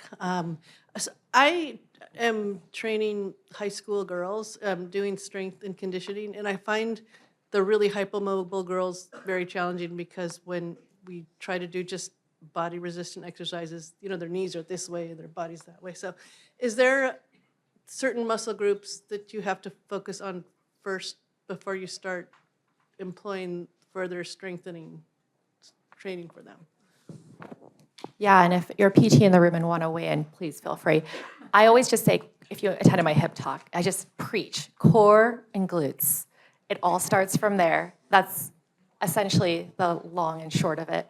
But I think, it's interesting time, I think, in adolescence. Your body's changing a lot. You're also demanding a lot of your body as well. And so as young athletes kind of grow into their bodies, like things will change. But I think just teaching them how to engage their core, like where their core is. I always say we all have those muscles, just some of us use them more than others. And then engaging glutes and understanding how those work as well is super, super important. So clamshells are your friend, right, Danny? Clamshells are not my friend. No. It's always the glutes, always. Awesome. Well, we are out of time, unfortunately, but thank you guys so much for a great talk. I don't know if this works. Be sure to. None of these work. I'm gonna have to talk louder. Be sure to check out our Women's Sports Medicine Center, guys. It's a really good resource, and if you have any patients that need additional resources or information, it's an incredible group of clinicians and physical therapists. So please, please, please, please, please send people that direction. We're gonna take a little bit of a break, and then we've got a great talk on nutrition, which is a great segue. So thank you, guys, and have a nice break. All right, our last speaker of the morning for you guys. Should be a great talk on nutrition. So up next, I have Lindsay Orthopaedic. Lindsay is a registered dietitian with a double Master of Science in both sports nutrition and exercise physiology. She works closely with us at UCSF in the sports medicine department and women's sports medicine center, as well as for the Oakland men's pro soccer team, the Oakland Roots. She's a sports registered dietitian for the UCSF Human Performance Center's Run Safe program, counseling more than 150 runners annually. She has also served as career senior nutritionist for Alameda County, overseeing compliance of California state-funded senior meal programs. Lindsay has plenty of personal experience to bring to bear on the topic of sports nutrition as a collegiate swimmer and former Ironman 140.6 triathlete. That's a lot, in case you don't know what that is. She has also published peer-reviewed article on nutritional strategies for endurance cyclists in Current Sports Medicine Reports. We're so grateful to have Lindsay for joining us today. And her fun fact of the day is that she's had pretty much every injury you guys are going to learn about this weekend. But it makes her great when she's working with orthopedic athletes. So please join me in welcoming Lindsay Orthopaedic.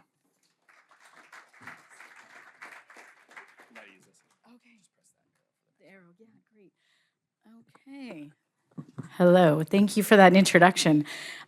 So today I'm discussing diets that heal, and specifically these are antioxidant, anti-inflammatory, and analgesic, which means pain relieving. There'll be a couple little words that I repeat a few times, but this is one of them, analgesic. So yeah, these are the foods that I hope you can incorporate into your own lives. And I have no disclosures. So exercise-induced muscle damage, that's EIMD. So this is, I'm gonna move this over a little as I walk. It's characterized by an initial insult to muscle, and that is usually gonna be from mechanical stress. And if you're an athletic trainer or PT in the audience, you know all your patients probably have this. And so really, it's most commonly occurring after we have eccentric forms of exercise, which is where the contracting muscle is forcibly lengthened, or it's due to unaccustomed exercise. Like it's something brand new and it's novel to us and our body's like, no.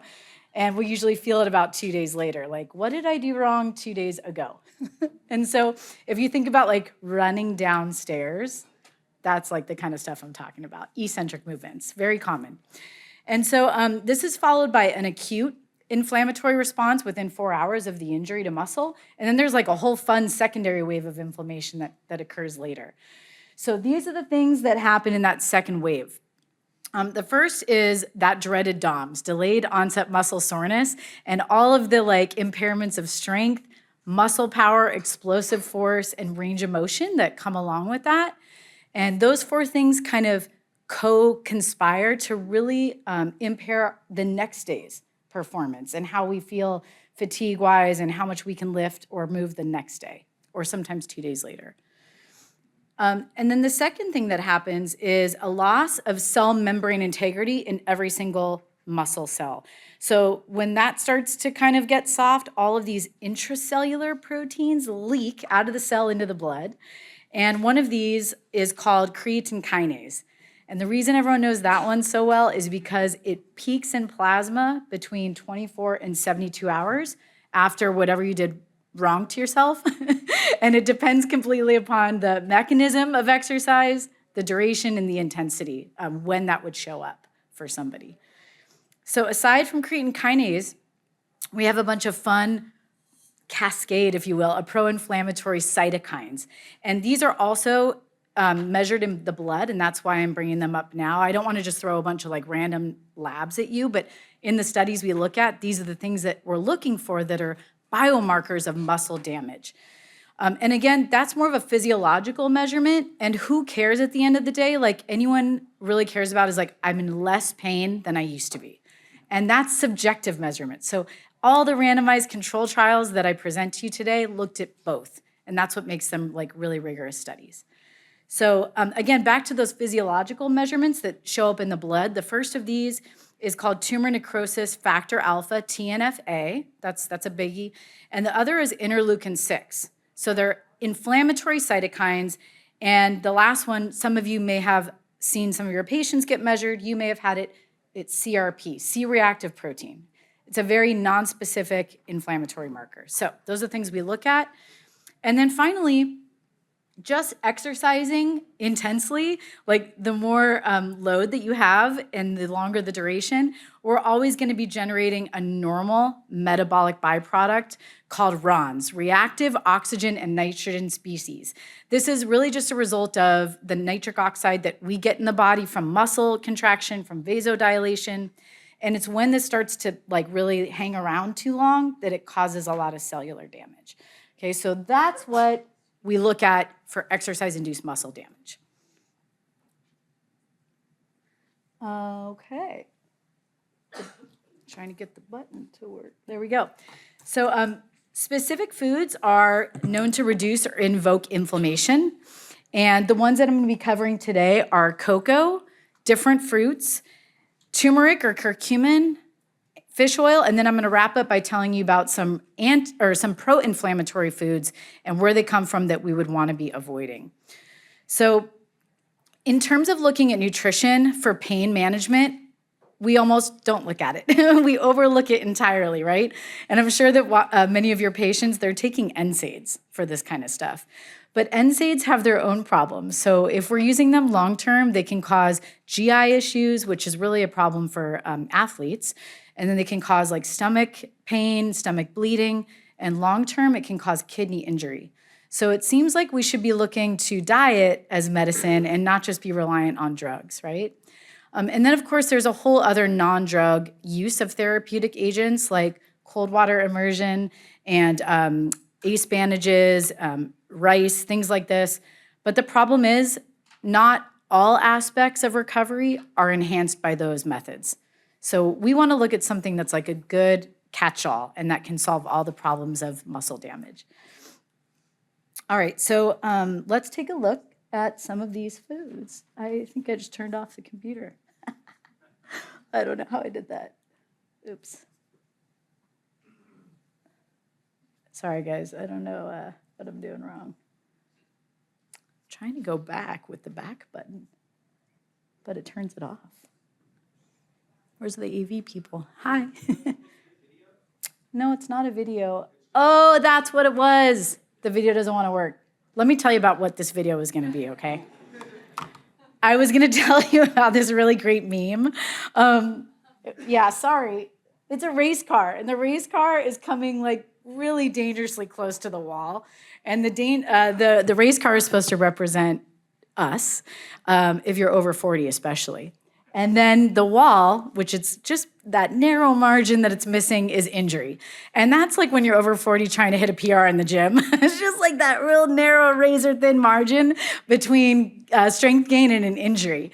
And I don't know if anyone of you are over 40 in this room and you felt this way, but this is literally like my life and all the injuries that I've had. So I chose this topic to, let me go back, to talk about these foods and learn about them because I, 6 months ago, incurred a complete proximal hamstring tear. So that's all tendons ripped off the pelvic bone.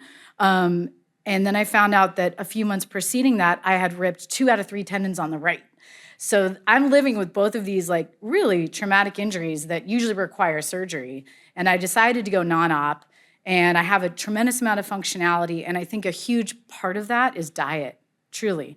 So I'm not just like a standing billboard for this, but it's to really show you that if you add a lot of these high antioxidant foods chronically to your diet and they become a pattern, that's where you're going to see the greatest benefit.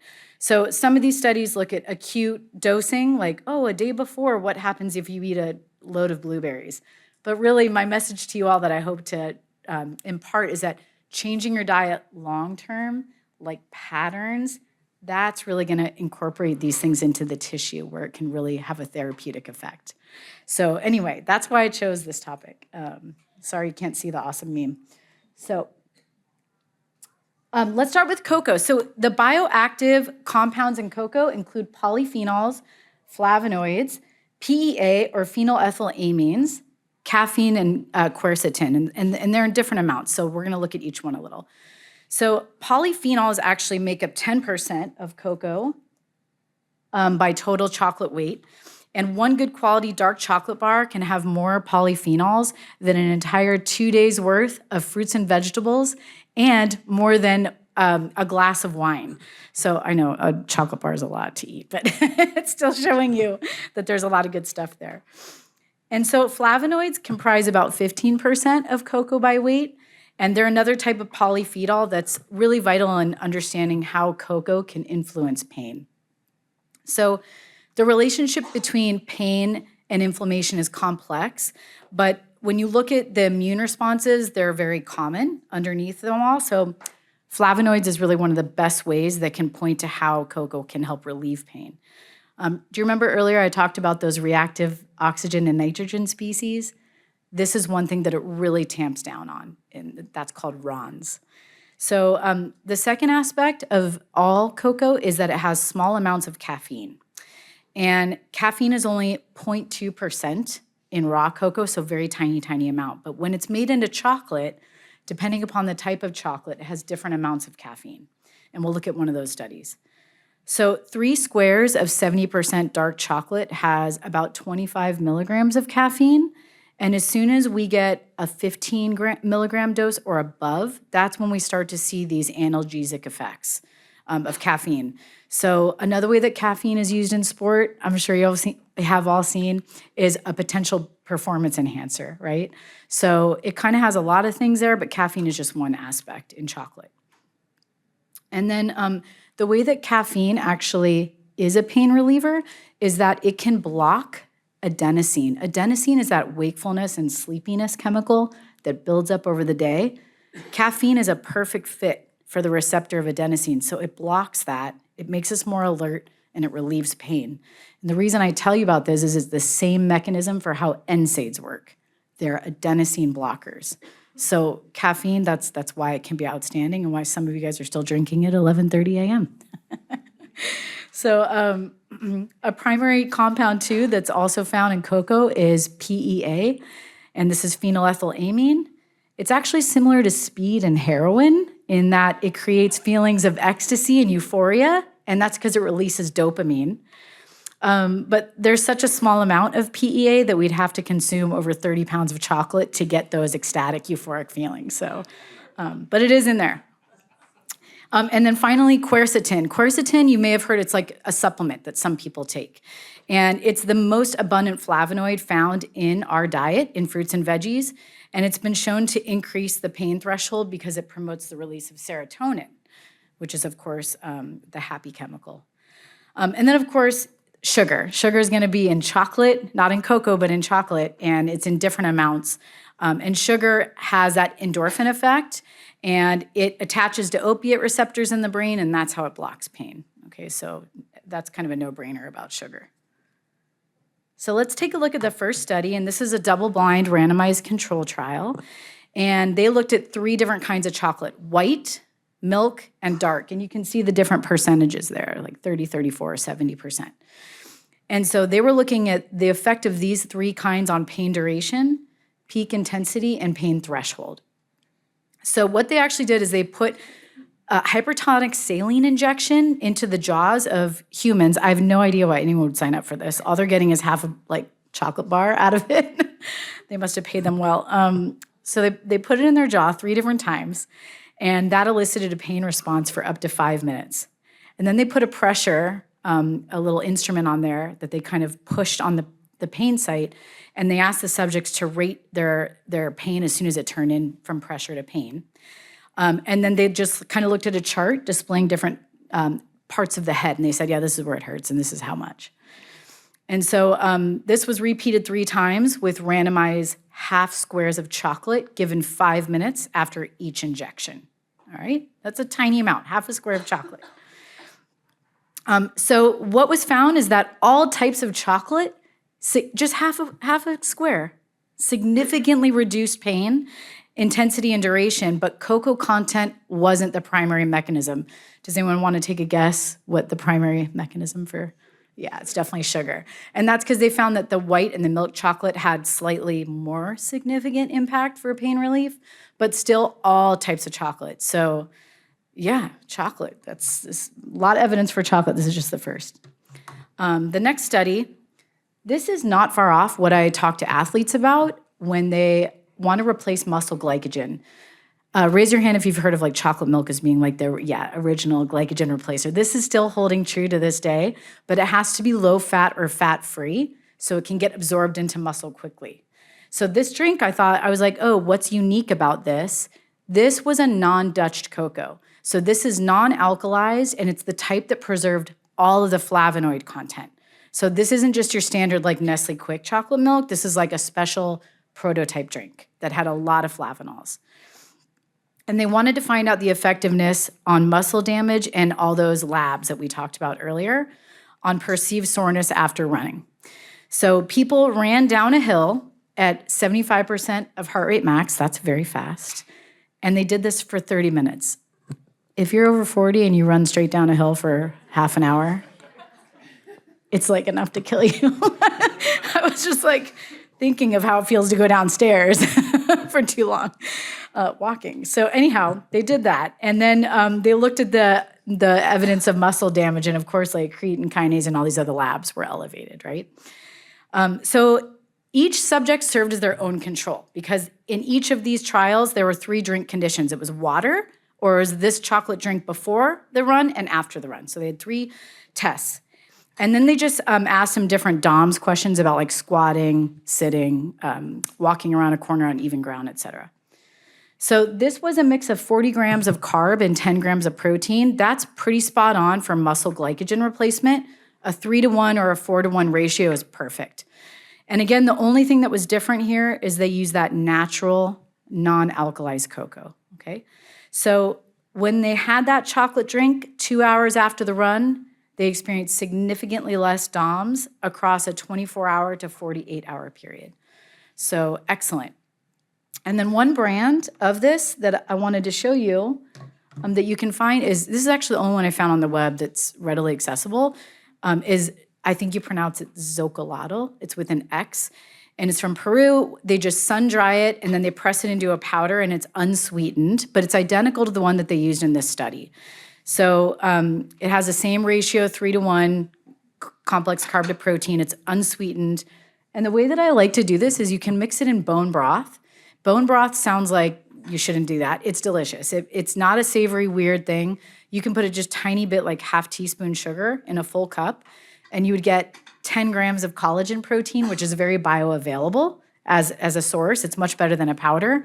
And you can have 1 or 2 tablespoons of this good quality, unsweetened, non-Dutch cocoa. So this would be a great recovery drink because of that high protein that it's got. All right. Let's move along to the next topic. Oh, no, just kidding. There's one more study. Okay, this one was in rats. You guys, it was really hard to find studies on pain. It's hard because I think very rarely will an IRB be like, what are you going to do to people? No, like, let's try again. So to have a clinical measurement of pain that's relevant, it has to be like a validated tool. So that's why a lot of these studies are done in rodents and not humans. And to find clinical trials on all the things I present on today is really hard. There's not a lot of studies. So keep that in mind that when I show you these RCTs, like there's not that many out there on humans. So the ones that I'm showing you, I think they're great. So anyway, this one is on rodents. So what they did is they just basically increased the cocoa content up to 10% in a rat's diet. And they compared it to a standard chow. And similar to what they did in that one study, they in the jaw muscle, they put capsaicin cream, which is the same stuff that like a hot pepper. It's from that, and it induced pain all over their jaw. And then they went and they counted, I was just imagining this research, they counted the licking events of sweetened condensed milk after placing these rats into a hot or a cold chamber. So basically the concept here is that cocoa increases the pain tolerance for heat and for cold exposure. And that's the only way they could test it in animals. So they saw the licking events and they had the math run. And the stats showed that there was a significant difference in the cocoa-fed rats where it inhibited not only their temperature sensitivity, but it significantly increased their pain tolerance. So yeah, again, cocoa over the long term, right? Not just one dose of hot chocolate, but having good quality cocoa a few times a week is probably something that we could do. All right, moving into the next food, this is different kinds of fruits. So fruits mainly help with recovery because they contain polyphenols called anthocyanins. And I have it abbreviated as ANC throughout. And these are polyphenols that give them all their pigmentation. So the red, blue, the purples. This is from anthocyanin content. And they do two cool things. They're hydrogen donors, number one, so they help to neutralize free radicals and stabilize them so they stop causing cellular damage. And then secondly, they inhibit all of that extra nitric oxide production, which again, I said is normal from exercise, but it's really when it's persisting that it becomes problematic, okay? So just so you know how much anthocyanins we get, because these numbers don't mean anything unless you know what's common for what we're eating in the diet. A survey of 10 Western European countries reported that people are consuming an average of 25 to 90 milligrams of anthocyanins a day. And this is in Western Europe, so not far off from maybe us. And as soon as those levels go over 22 milligrams a day, then there's all of these correlations with reducing risk of heart attack and diabetes and other inflammatory diseases. So if you look at this graph, it shows you the different content. And of course, the check mark is at the top. This is from high to low. It was a little tricky to show this because the serving sizes change for the anthocyanin content. But in general, wild blueberries, which is not the study I'll show you next, it's just done on blueberries. But wild blueberries have well above and beyond the antioxidant capacity of regular. So I've only seen them at the grocery store as frozen, and I think the brand is called Wyman's. So you can look for those, and they're really good in yogurt, but wild blueberries are the best. And then, of course, there's pomegranate, eggplant, berries, and the unsung hero, black beans. Everyone forgets about beans.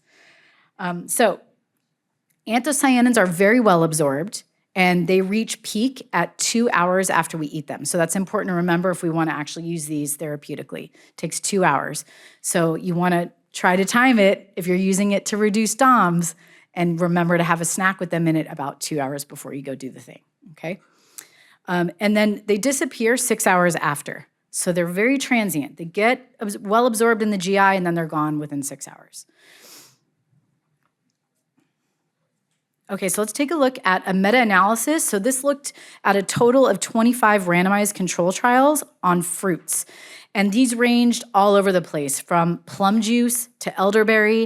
And then there was even this really random Brazilian drink that was like made of 6 different, I was like, I'm not sure how I feel about this, but it was like orange, apple, cherry, carrot, mango, ginger. They had all, it's like, how do you know it's responsible at that point? So they looked at all of these very rigorous randomized control trials, and they wanted to find out how the impact was for exercise-induced muscle damage. So the overall finding is that the anthocyanins that were in these and were supplemented, berries had the greatest impact, okay, for all 25 studies. And anthocyanins in all the fruits that they looked at reduced DOMS 24 hours post-exercise, and the effects were greater after eccentric movements. So my one criticism is that only 3 of these actually looked at functional outcomes, meaning not just labs, because labs don't mean anything if it's not like felt by the person, right? They don't feel a difference. So in those 3 studies, those are the ones that we'll look at now. And the first one is on tart cherry juice. I'm sure you guys have heard of this. This had a moment in the 80s, and then no one started, using it anymore. But tart cherry juice, in a double-blind RCT, they took some semi-professional soccer players, and they drank 2 ounces of tart cherry juice or placebo for 4 days and 2 days during testing, so a total of 7 days. And this was actually called Cherry Active. You can find this on Amazon. I went and I looked up the nutrition facts, and you can still buy it there. It's made in the UK. So they did a pre and post assessment where they had people just do like the air squat and assess their DOMS before and after. And then they underwent a battery of tests. So 3 times in a row, the soccer players did 12 20-meter sprints, agility tests, jump height, and a maximal contraction of the knee. And they did this each time with the different conditions. So they were serving as their own controls, okay? And the result is that all of these performances were significantly enhanced at every single time point from 0 to 72 hours. And when they looked at the biomarkers, interleukin-6 was significantly lower. So I will say of all of the fruits that these looked at, the ones that had the most evidence are tart cherry juice. And I had one criticism of that. If you actually consumed 2 ounces of tart cherry juice every day for a week, which is what they had to do, it's the same thing as having 9 sugar cubes a day, which, like, you know, what's that doing to the body versus the benefit that it might be providing? So it's the same amount of sugar in a slice of chocolate cake. And I don't know about you guys, but I would much rather have a slice of chocolate cake instead of cherry juice every day. So, yeah. I don't know how many cherries. Yeah, that's a good question. They only did it with juice in every of these trials. So what's my solve for that? We'll look at blueberries next, but if you were to instead do what also has very good research, blueberries, you would only need half a cup of blueberries to get the same amount of anthocyanins, and then you'd get a comparable 6 net grams of sugar. So a lot less and a lot more fiber. So maybe a better trade-off than cherry juice. All right, blueberries, something that is easy and healthy to be eating. So the bioavailability of anthocyanins in blueberries is actually really low. So you have to eat more of them and for a longer time. And in this case, the people ate 1 1/4 cup for 6 weeks prior to the test. And then they ate a cup right before they ran for 2.5 hours on a treadmill. And when they looked at the food records, and this is important because they had to control for what people are doing for the full 6 weeks beforehand. The food records show that there were no differences in the antioxidant composition and also micronutrients. So the result of this is similar. It showed that blood samples and all the muscle biopsies, there was significant reduction of DOMS and exercise-induced muscle damage. And so this is a cool thing. This is really implicated in cancer. They're called NK cells, and they're killer cells. They doubled in the 6-week blueberry consumption. The cell count had doubled, and they'd never seen that happen before. In the group that only ate the acute dose, there was no change in that. So I don't know if there's implications for cancer with blueberries, but that's pretty interesting. Okay, moving along to the next thing. It's not really a food per se, but it's a functional food. It's a root, and it's called turmeric or curcumin. And I'm only highlighting one study of curcumin because overall, there are so many human clinical trials done on turmeric. I will say, aside from fish oil, it is the most profoundly evidenced supplement for controlling inflammation. So I say that really strongly. I actually added it to the list of supplements that all of my patients who are coming out of a surgery, I think they should be taking because it's so effective. So in this RCT, people took 40 milligrams of curcumin, the bioactive compound, for 2 days before a run and for a day after. In this case, it was a 4-day total course.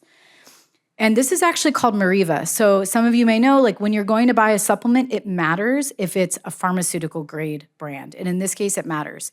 So if you get curcumin and you're taking it, which I do recommend it, it's so great, look for the word Mariva. Okay, that's a trademarked bioavailability kind of product. And I'll show you 2 products that have it. But Mariva has so many trials showing that it's been efficacious for things like osteoarthritis and other inflammatory conditions.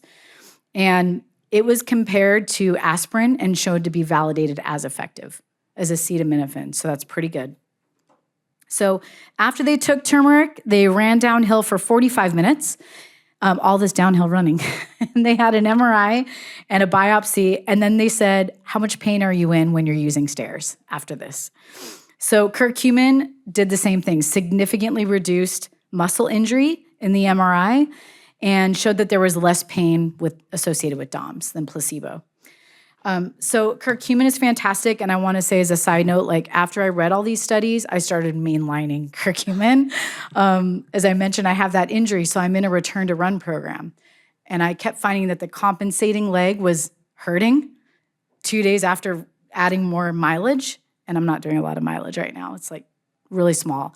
But even adding 2 more minutes, each week, I would find 2 days later I'm in pain. And I started taking curcumin, and it's completely eliminated that. And again, this is anecdotal, but I really think it's great. And it's not expensive, so Curcumin. Here are two brands that are made with Mariva. The first one is by Pure Encapsulations. Again, you don't want to buy these on Amazon. You want to get them from the manufacturer. And the other one is made by Thorne, okay? There are probably more, but those are two that I know the brands are good.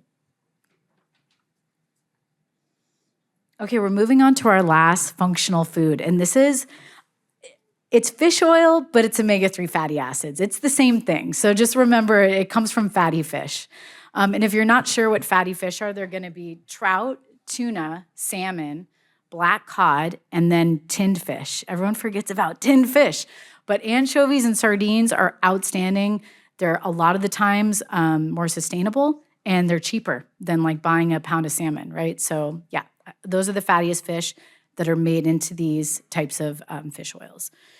So most importantly, when you think about what fish oil does, is it's an inflammatory mediator. So it basically stimulates all of these types of eicosanoids, and eicosanoids are hormone-like chemicals that have all these profound physiological impacts in the body. So an example of fish oil is that they either turn on inflammation or turn off inflammation, and examples would be like vasodilation. So it opens up all the vessels, and that can lower blood pressure. So if you have some patients who are on blood pressure medication, think of fish oil for them because there's really good evidence. Another thing that it does is lower triglycerides. So people with very, very high fasting triglycerides, fish oil is outstanding. So it's good for cardiovascular and heart health. It's good for brain health.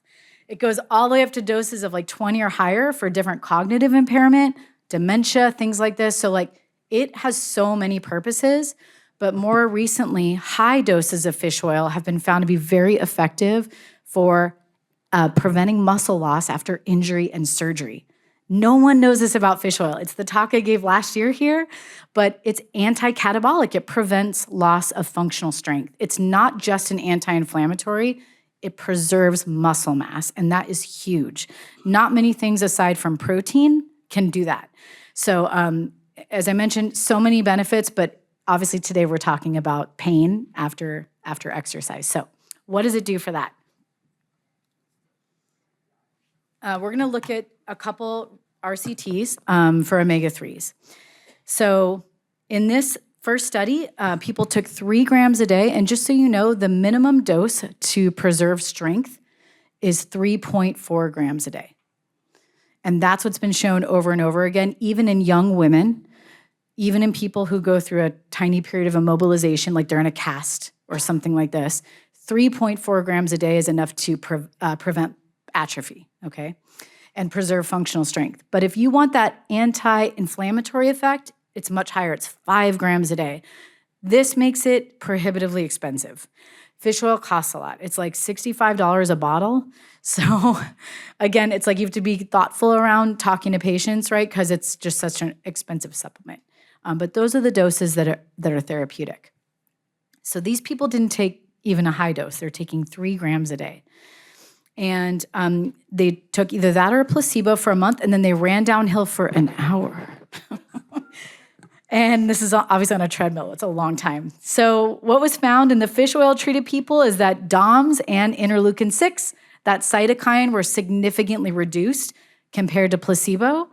And also their peak power in the placebo group was terrible. Like they had no power when they tested them 2 days later, but the fish oil group had the same amount of power in running as before they ran downhill for an hour. So that's pretty impressive. And then in this other study by Juris et al., people did eccentric bicep curls. Okay, so they slowed down the eccentric, and they did them on one of 2 occasions. They either did it before they restricted dietary omega-3s for a month or after 1 week of supplementation. And again, the same thing was found. The magnitude of DOMS and soreness was significantly lower in the omega group. So many different kinds of exercise, not just running downhill. This also has applications for weight training. Okay. A little caveat. So think about like who this applies to. This is not just athletes. These are people like a perimenopausal woman who has been told she has low bone density and low estrogen, started HRT, and is like, I've never lifted a weight in my life and been told like, you need to start heavy weight training. Do you know what it feels like for the first 3 months when you start something new like that? You're in so much debilitating pain. Raise your hand if you've ever had DOMS. Okay, has everyone in this room hopefully experiences? Yeah, it's a universal thing, okay? And it's no fun because sitting down in a chair for 2 days is not fun. Like walking downstairs sucks. Like all this stuff, it really, it inhibits daily activities of living, right? So it's not something you want to live with, but when you tell a patient who's going through a physical therapy program and they're just starting it, they don't want to be in pain all the time. They're already in pain from the injury. So it's really this like one step forward, 2 steps back kind of thing that people have to deal with when they're starting something brand new, a new training program or PT.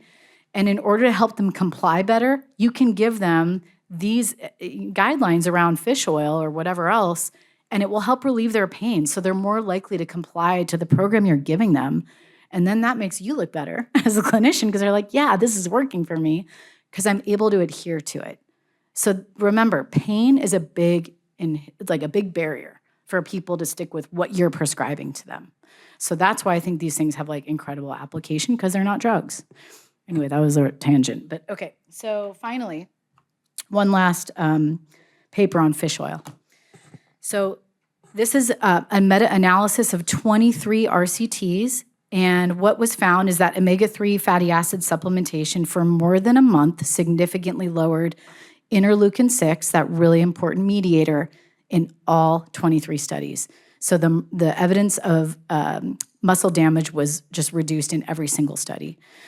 So fish oil, I think, has the most application. If I had to rank these from the studies that I've been reading for the last half a year, the second one would be curcumin. And then of all the fruits, I think berries are the best.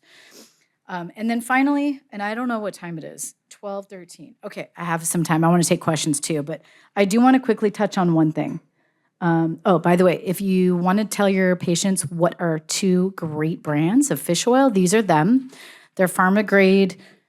Fish oil is tricky because it has to be bioavailable, free of mercury, heavy metals, like sourced from the right fish. It goes on and on and on, the list. So these are 2 great brands that I tell my patients to get, also from the manufacturer and not from Amazon. But you can see here that you need like a really high dose to get to that 4 grams or the 3.4 grams, depending upon what your goal is. Okay, so in closing, I just want to wrap with what to avoid. Omega-6 fatty acids. Are you guys familiar with vegetable oils and you've heard all the things that they're like allegedly responsible for? Well, they're all true. All of them are true. They're very pro-inflammatory, and these are coming from things like soybean, cottonseed, canola oil, which I have to let you know are hands down used very widely in the restaurant industry.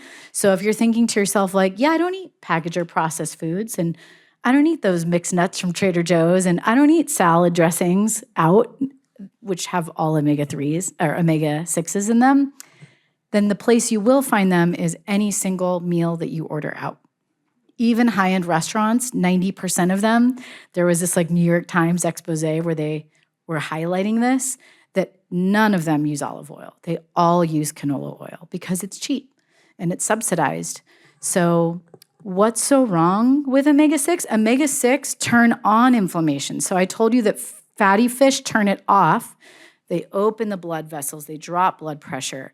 They release inflammation like PMS and depression. All these things that are caused by inflammation, fish oil is shown to impact those positively.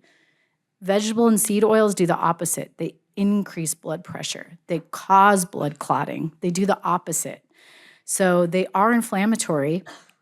I'm not going to go into how, but if you have that question, I can tell you how. And so you want to be avoiding these. So think about like your exposure to them. If you're trying to manage pain or if you're talking to patients, and ask them like, how often do you cook at home? That's the first way to decrease your exposure to these. Like making your own food, that's number 1. And number 2 is what oil do you cook in? You know, it's great to cook in high heat, and they even make a high heat olive oil now, but avocado oil is excellent for that. Sometimes using coconut oil, which is very saturated, is okay. But otherwise, butter is okay too for high heat cooking. It has vitamin K2, which is great. So those are the oils that are that are the healthy oils. And I think I have a comparator chart just to show you. These are commonly consumed commercial cooking oils and the amount of that inflammatory linoleic acid that they have in them, which is really the trigger for inflammation. So anything in red you would want to be avoiding. And you can look for these on the back of a food label, like what it's actually made of. And then, of course, when you look at the yellow, then these are very low levels of linoleic acid, which means they're much healthier. And then anything in green is like almost no omega-6. It has very, very little amounts. So anything in red you want to be avoiding. And you would find it in really surprisingly healthy foods. At Whole Foods, they had Italian anchovies, and it was in canola oil. I was like, why would they do it? Why wouldn't it be in olive oil? So yeah, I just want to say how to put this into practice. So again, if you're talking to patients or thinking about this for yourself, there's one easy way that you could do this, and that's just think of timing. So if you know that you're about to go do something that is brand new for you, or you're ramping up a weight training routine and you're going up in weights, or you're dropping the reps so it's more anabolic, things like this, then what you'd want to do is remember, let me have a high antioxidant snack 2 hours before. So that snack can be like an example, Painterland Sisters yogurt. It's my favorite yogurt. It's very high protein, extremely low carb. It's lactose free. It's organic. It's the highest protein yogurt without any lactose that exists, Painterland Sisters. So I recommend half cup of that, which gives you great source of protein, calcium, vitamin D. And then you can mix in wild blueberries or pomegranate seeds, which have all this evidence. And if you want to get crazy, you can stir some cocoa powder in there, and then you get all the things. So yeah, something like that could be one way to just like have it as a snack. You don't have to do all at once, but those are the three kind of heavy hitters for that. So timing matters. And then, as I mentioned earlier, you want to make sure that you're eating them all the time. You know, choosing a lot of brightly colored fruits and vegetables and putting that in your diet and making that a choice all the time, not just sometimes. And then the last thing is, this is how you can refer to me. So I'm at Mission Bay 2 days a week. I'm there on Wednesdays and Fridays now, and I see patients in person and by video visit 4 days a week. So if you're at UCSF, it's easy. Obviously, it's through Epic. But otherwise, they do need a referral from their primary care if you are not their primary care. You can refer to me, and that will trigger the process, but they still need one from their doctor. Once they have that, this is like the important part, 99% of all nutrition sessions are covered by insurance. 99. So like they're almost never being billed, my patients. So that's great. They can see me up to 3 times and their insurer covers it. So yeah, that's it. Thank you guys so much for your attention today. And I don't know how much time we have for questions, but 10 minutes. Yeah, great. There's one here, yeah. We got your first. Thank you for your excellent talk. Yeah, thank you. I have 2 questions about supplements that you hear a lot of people talking about these days, and I'd like to get your opinion. One is type 2 collagen, and the other is creatine monohydrate. Yeah. I'll start with creatine because I know the most about that. Creatine is one of the most effective and therapeutic and long-studied and safest supplements that we know about in the United States. It's safe for 16 and up to take, and the dose is 5 grams within 1 hour of training. On either side, it doesn't matter. They're both effective, and it's tasteless. So 5 grams is what you do to maintain phosphocreatine in the muscle. But if you want to do a loading dose, you can get there quicker by doing 20 grams for a week, but it does bring a lot of water retention on in that first week. Sometimes even longer, because it's a hydrophilic substance. It brings a ton of water into muscle. So just something to be aware of. And then collagen. Collagen has a lot of great evidence for hair, skin, and nails, but not like really poor amount of evidence for supporting musculoskeletal and joint health. So I actually talked to 2 of the surgeons that I work with in the Women's Sports Medicine Center, and they're like, yeah, the evidence is poor for joint health, contrary to what people think. Yeah. So a lot of aesthetic benefits, but yeah, maybe not for that.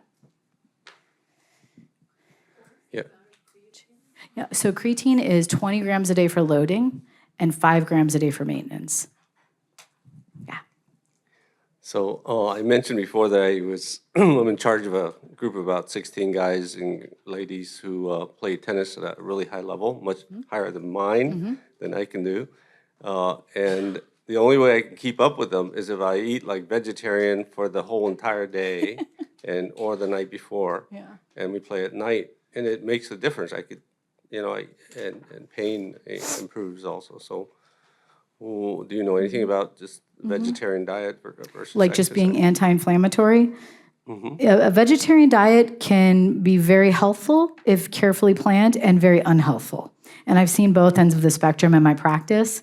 So when vegetarian or vegans especially, when they completely eliminate tofu, I have to ask them, where are you getting your protein? Like literally, quite literally, where is it coming from? Because all vegetarian sources of protein are inherently starches first. So think about beans. Beans are mostly starchy with some protein, right? But they have some. Nuts are mostly a fat, but they have some protein, but they're not high protein. And the second part of that is that plant proteins are not as bioavailable as animal proteins are.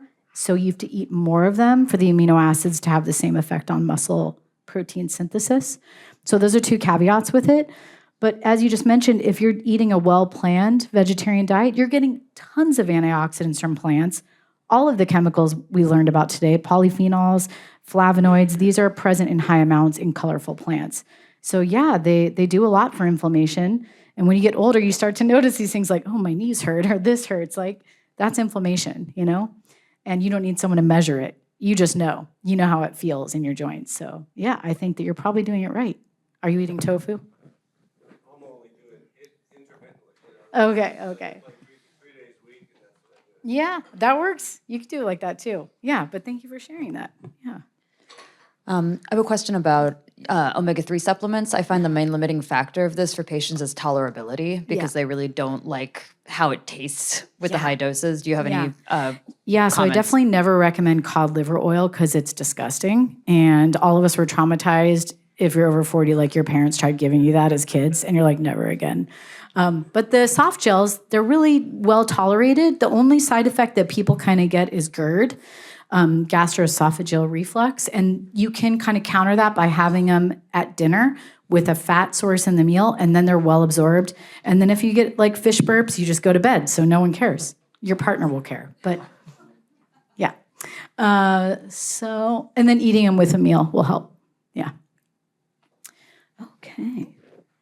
Thank you. Are there any foods that are cortisol decreasers?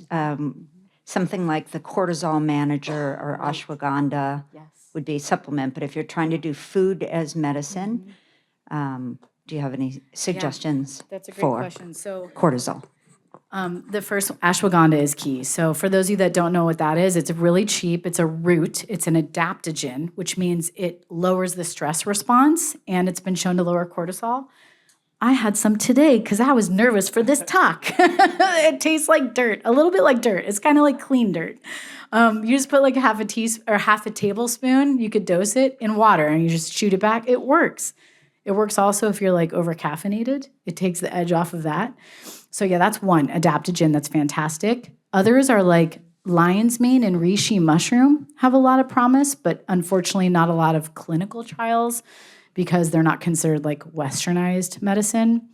And then the last one that's a food is protein. So I talk about this with women in perimenopause and menopause because their baseline cortisol levels are higher just upon waking. So some of you guys may know cortisol is an arousal hormone. It wakes us up in the morning. So it's naturally at its highest point, and then it drops all day and it's at its lowest point at like 10 at night. So if you're in perimenopause or beyond, you wake up and that whole line is right shifted. It stays higher longer and it's higher at baseline. So waking up in the morning and having a 15-gram dose of protein in research will blunt the cortisol spike from remaining high. It'll spike it for a second, and like all food does, and then it drops it. People who skip breakfast, especially women in their late 40s, that line that I was just talking about of cortisol, It shifts it all the way to the right if you skip breakfast, so it stays high all through the mid-morning. And a major function of cortisol is to break down muscle. So why would you want that happening all day? So that's why fasting is a terrible practice for perimenopause and women who are in their late 40s and beyond, because it's like basically conspiring to break down muscle mass, which is already happening because we're losing estrogen and a million other things, right? So yeah, protein is in small doses, 15 grams effective for that. But that morning cortisol is really the one that is important. Thank you so much for your talk. It's been really helpful. The most widely brought in supplement that I see is glucosamine. Yeah. So what are your thoughts on what dosages are helpful? I honestly don't know almost anything about glucosamine. Yeah, I just don't know anything about it. Yeah, I've heard it's great for joints, but I don't know. It's great in dogs. I heard it's good for dogs. Is it? Okay, Yeah. there you go. Yeah. It's about it. Ask your doggy.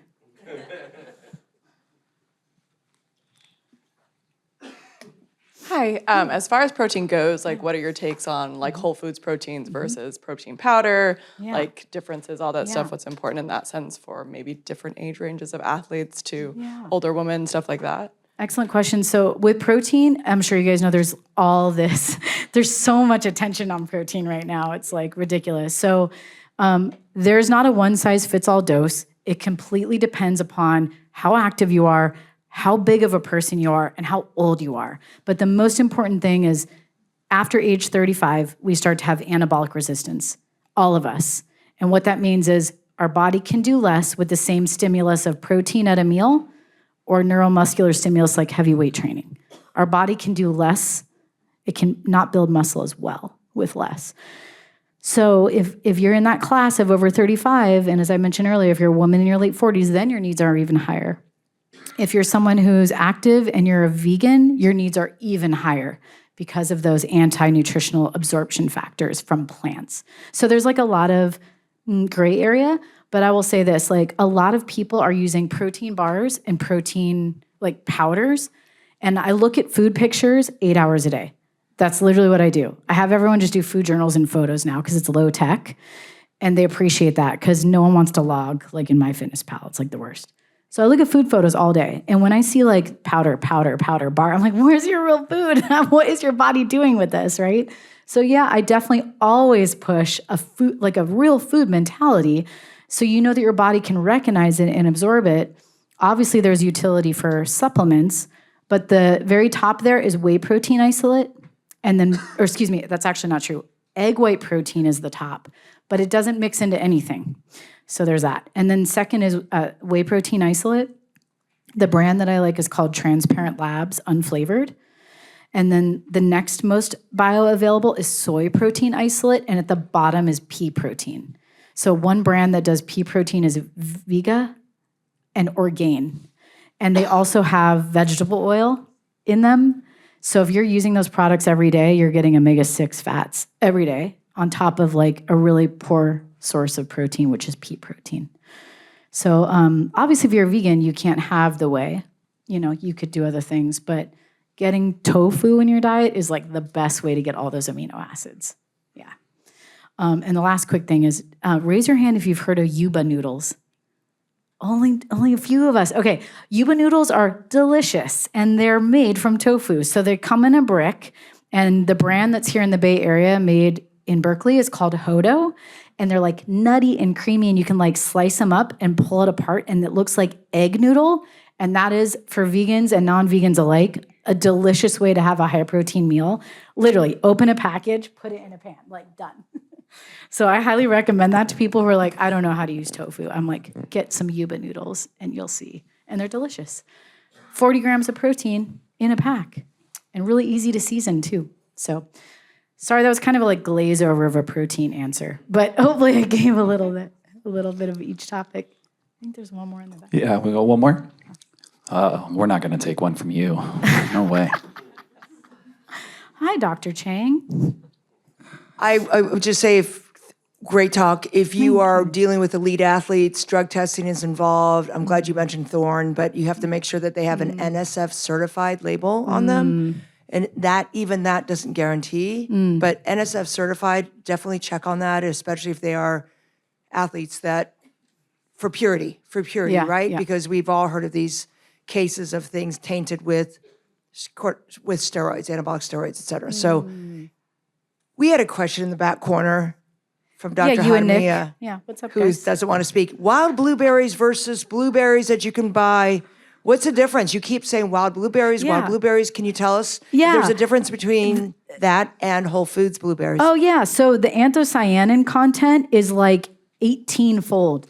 I just made up that number. I just know it's really, really absurdly high in wild blueberries. So I've only seen them, obviously, like growing on the side of the road in Oakland when I ride my bike. I was like, there's some wild blueberries, but you can't get those. So what you can do is just get the wild frozen ones. They're called Wyman's. That's the brand I've seen at every grocery store, including like Whole Foods. Yeah, and they're just higher in antioxidant value, so they're better. If you're trying to reduce pain after exercise, I recommend wild blueberries. Otherwise, definitely enjoy blueberries. We looked at the study today, and we saw they reduce evidence of muscle damage, right? So regular blueberries are great too, but you have to eat them for 6 weeks. You have to eat a cup and a half for 6 weeks. Wyman's with a W, W-Y-M-A-N-S. Yeah. Yeah, blueberries are great. All right. Well, we Okay, are out thank of you, guys. time. Thank you, Lindsay. Appreciate it. Great talk. All right, guys, it's lunchtime. Don't forget, 1:30 back in here for a couple announcements and the raffle. So you can get your registration for free next year if you come to here, maybe. Have a good lunch, and thanks for your participation.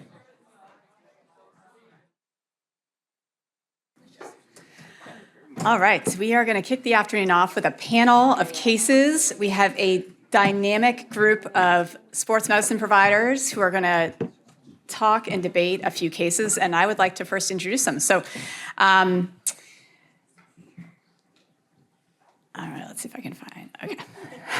So first, Hannah Oyedeji is a certified athletic trainer with UCSF Sports Medicine. She earned her Bachelor of Science in Athletic Training from Boston University in 2019.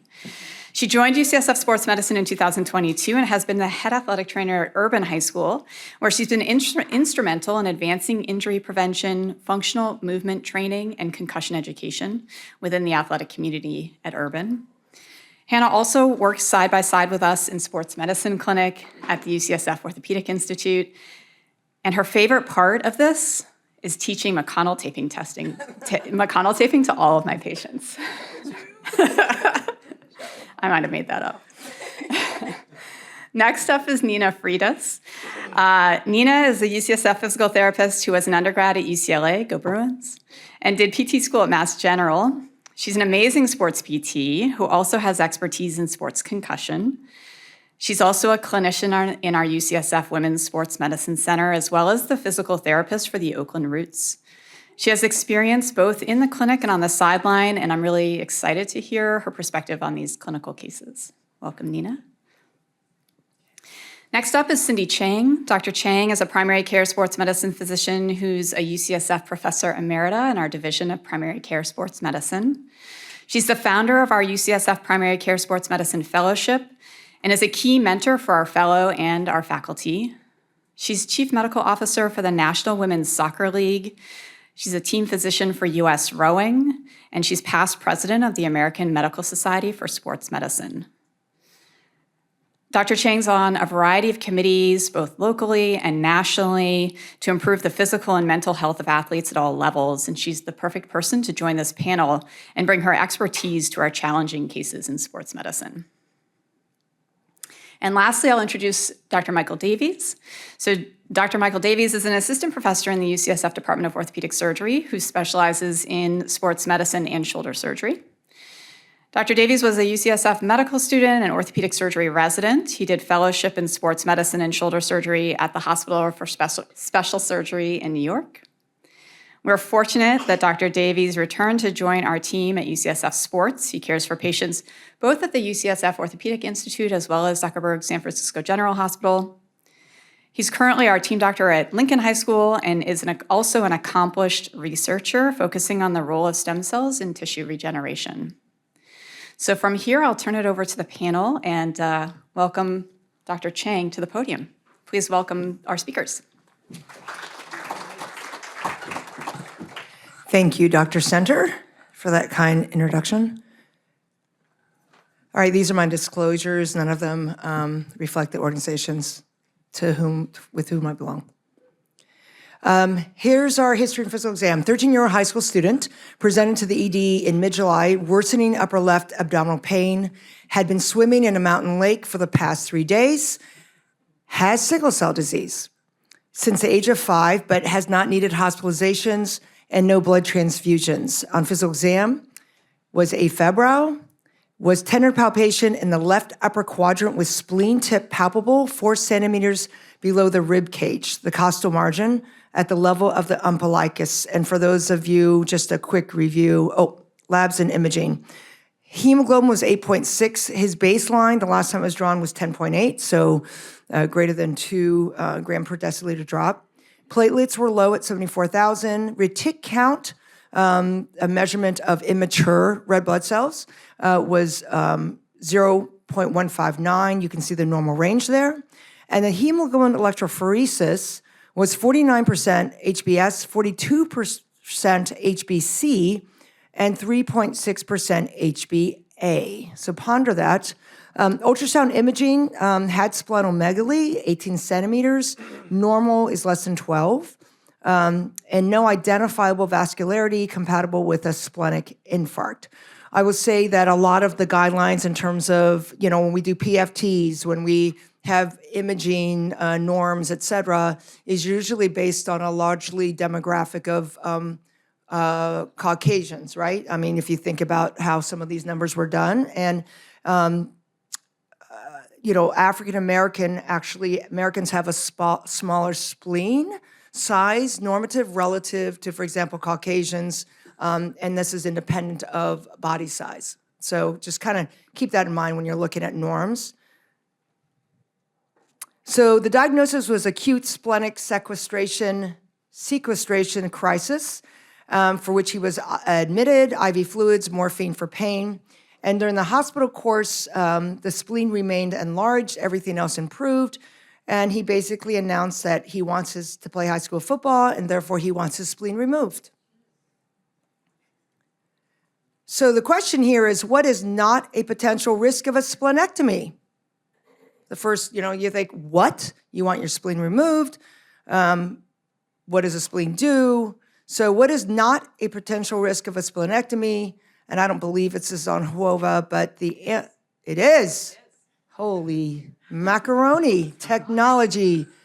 Okay, do I go forward to see this? Or do you guys do something in the back room there?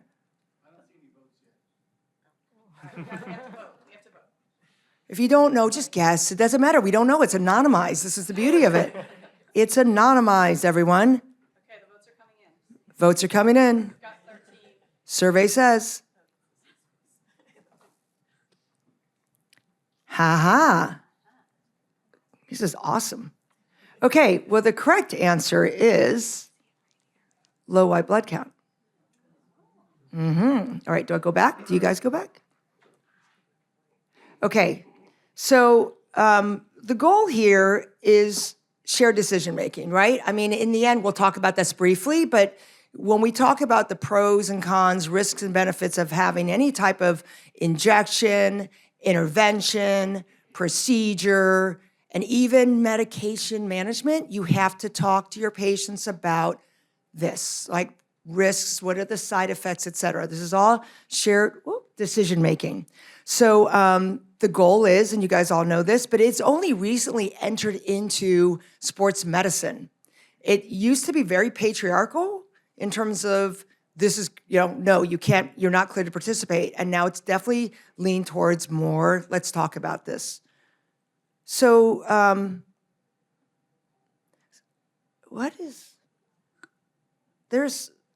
so something's going on with this talk. Oh, because it switched to speaker. I thought this was all out of order. So my talks didn't load. The slides didn't load properly. Do what again?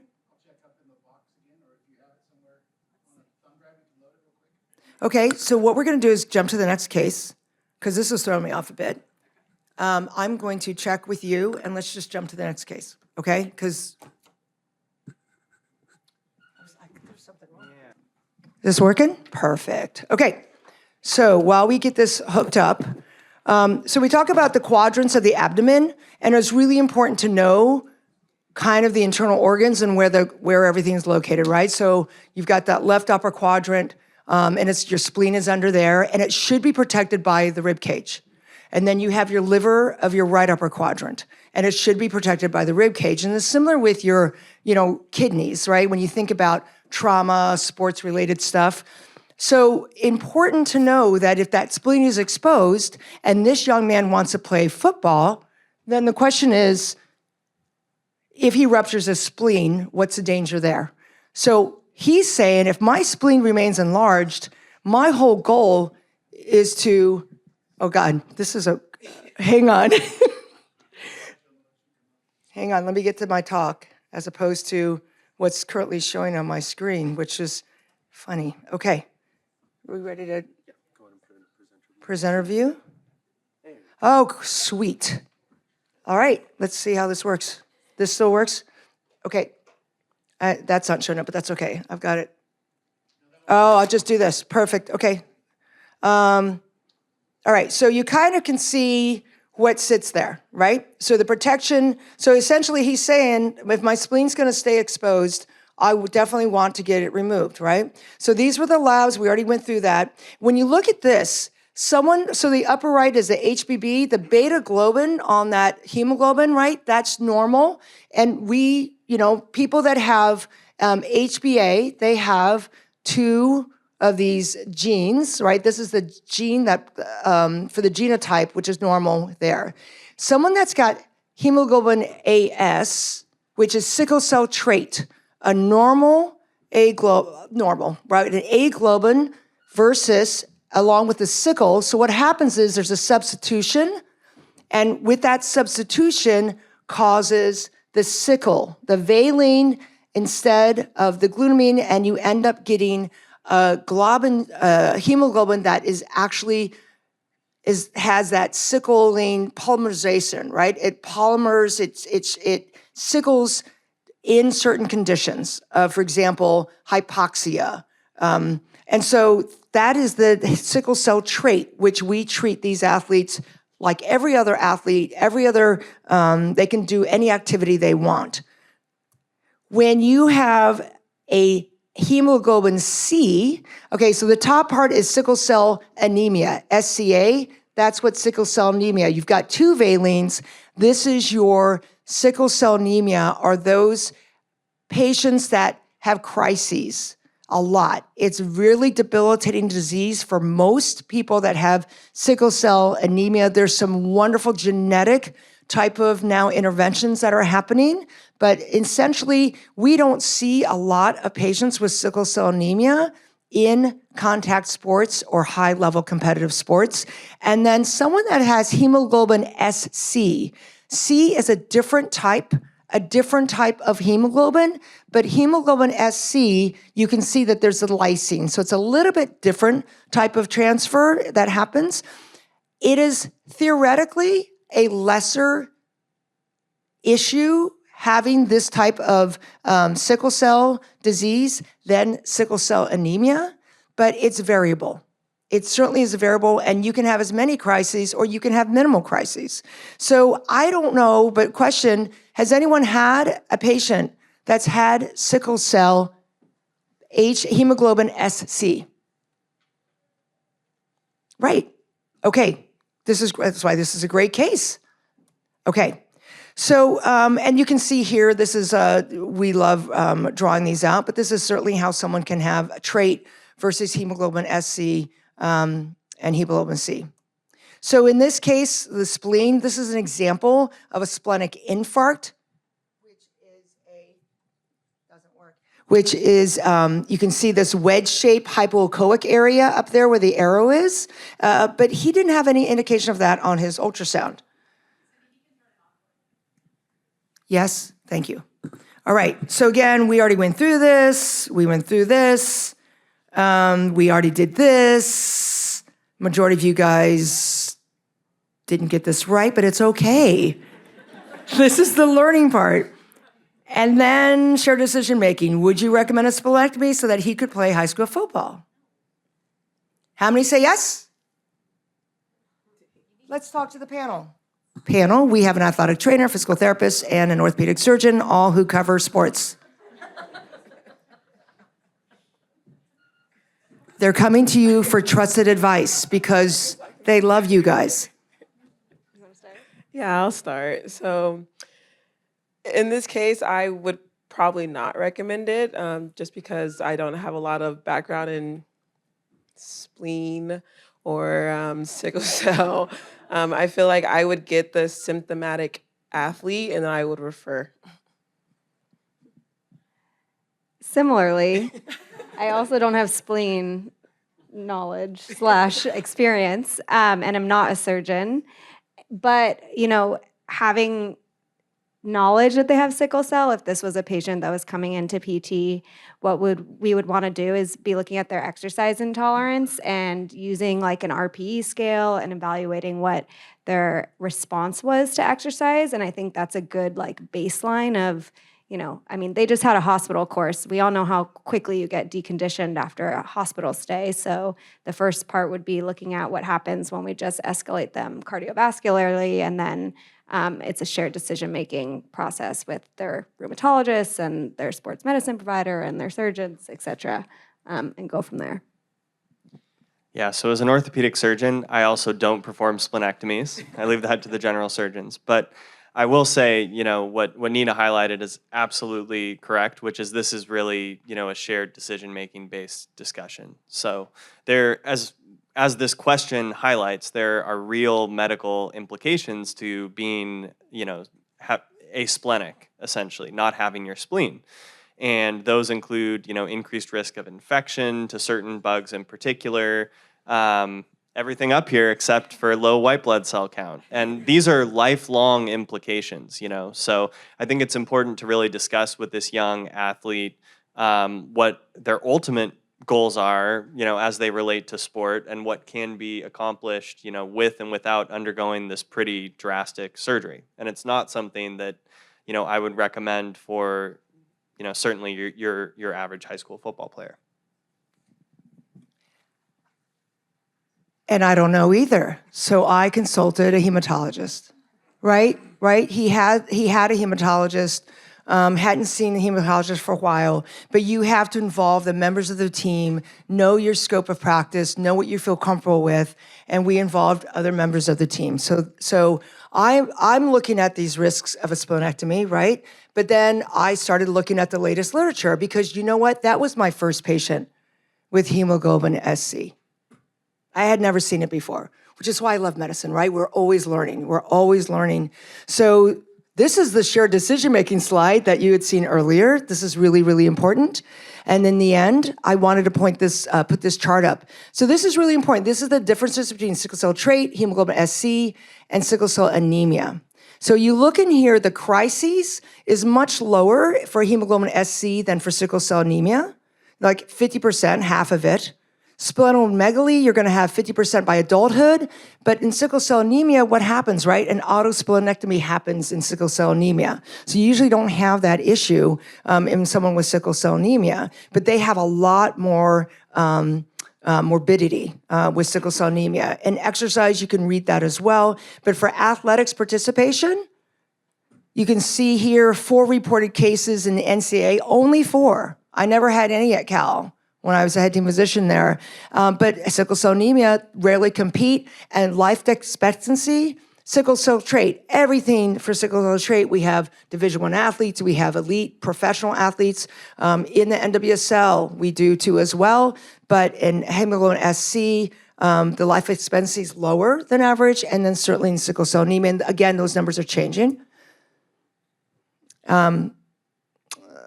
Talk about that. And then, so follow-up. So after shared decision-making, he started the meningococcal B vaccination series, again, right, to reduce the risk of infection, because after you have your spleen taken out, these are the issues. At discharge, he was stable, but his spleen size remained enlarged. 1 month, he went through a elective splenectomy. It was done laparoscopically. At 1 month post-op, he was cleared to play football. And then we educated everyone on this young man. And actually, Michael said an average high school football player, I would say he wasn't average. He'd never played football before either, right? And you're like, this young man who was small size wasn't going to be playing football at a higher level either. It wasn't like he was going to try to play in college as well. But in the end, it ended up being a family decision, et cetera, with the providers and the surgeons. And we had an agreement letter signed by the patient, parent, school administrator. This is at a high school level. So here's some educational materials. This is really important. This is all on your slide deck. But we followed the NATA, the National Athletic Trainers Association, and the NCAA guidelines for conditioning for all athletes. All athletes should have this because you don't know who has sickle cell trait. You don't know who has hemoglobin SC if they have a mild form of it, right? So everyone has to follow this because we don't want training till you puke type of drills, which happens.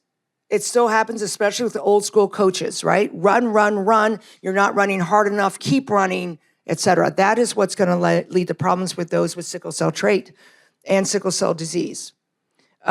These were the recommendations. The only thing I would say that was really unique for someone that has hemoglobin SC disease is teaching parents, it says coaching staff too, how to palpate for the spleen. I mean, that's in some of the literature, but again, if it's large, it varies. Do you allow them to have a contact sport? That could be for someone who's elected not to have a splenectomy, but really wants to play a contact sport. And 6 weeks later, he played in the last JV game of the season. So basically waited, got him back in, got him in shape, physical fitness. Several months later, again in the spring, attended church camp at a mountainous elevation, and again experienced an acute pain crisis that resolved with ibuprofen, opiates, and oral hydration. And the following fall football season, he did not miss any practices or games for medical reasons, but he himself elected to sit out. This is the high heat year. He decided that he was going to sit out because he didn't want to risk having a crisis. So take home points. These are all different disease types, and they should not be considered similar. Just go back and look at that chart. However, all of them, including sickle cell trait, are life-threatening conditions, and complications can occur in each of these. So it's really, really important to understand that. Exercise should be encouraged for all, with required education, however, and relative supervision to ensure safe athletic participation for all of these groups of individuals through the lifespan. And those, especially those with sickle cell anemia, activities should be regular so that they're regularly conditioned for activity, and slowly progressive with self-monitoring of exertion level. You don't want them to overexert, right? You don't want someone to all of a sudden think that they're gonna do a Tough Mudder because their friends are doing it, right? You have to be careful about that. And individual rather than team sports are preferred. And why would you say that? Why is that a recommendation to anyone on our panel? Why did I add that? Individual rather than team sports preferred. Yeah, I mean, I heard it in the audience first, but that's going to be more by definition a non-contact sport that could reduce risk of splenic rupture. So what about cross country? What about track and field? What about, I'm thinking of others, swimming, et cetera. Why then, even if we include that, why would individual rather than team sports be preferred in that population? I would say it's because, at least with individual sports, our athletes will challenge themselves based off their own numbers, right? So with team sports like basketball, you see like your other teammates like running super fast or trying to push themselves a little bit harder than they are, and so they will try to feel like I have to step up to that and push themselves. Whereas in individual sports, you don't have to do that, right? I always tell my athletes, you're just trying to beat yourself from the day before, right? Not anybody else. Or you also don't even know when other people started their sport. So you trying to compare yourself to other athletes is not really helpful. If you went to Dr. Pandia's talk, it is certainly that, right? If you're playing a pickup basketball game and you're tired with your buddies, you'll just sit out. But if you have a coach on a team sport driving that practice or saying, come on, there's no one going to wimp out on this drill, let's do it. That's exactly what Hannah said. Okay, I think because of time, we're going to go to the next case. And then we'll get questions then at the end. We definitely have time for questions, but I'd like to get through the cases. Okay, thanks. No,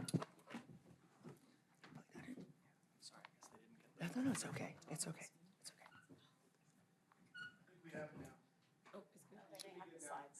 Oh, great. All right, so we'll move on to our second case here. This also involves a young football player. So this was a 17-year-old male running back, high school football player who sustained a right knee injury while playing football, during which time he collided with an opponent and felt his knee hyperextend. He was unable to continue playing and had to be carried off the field. He had visible deformity of his knee and was not able to put any weight through his knee. His sort of sideline physical exam showed marked swelling of the right knee. He was sensory intact distally and was able to fire all of his muscle groups distally and did have palpable pulses. He was taken to the ER given the visible deformity of his knee and his inability to ambulate.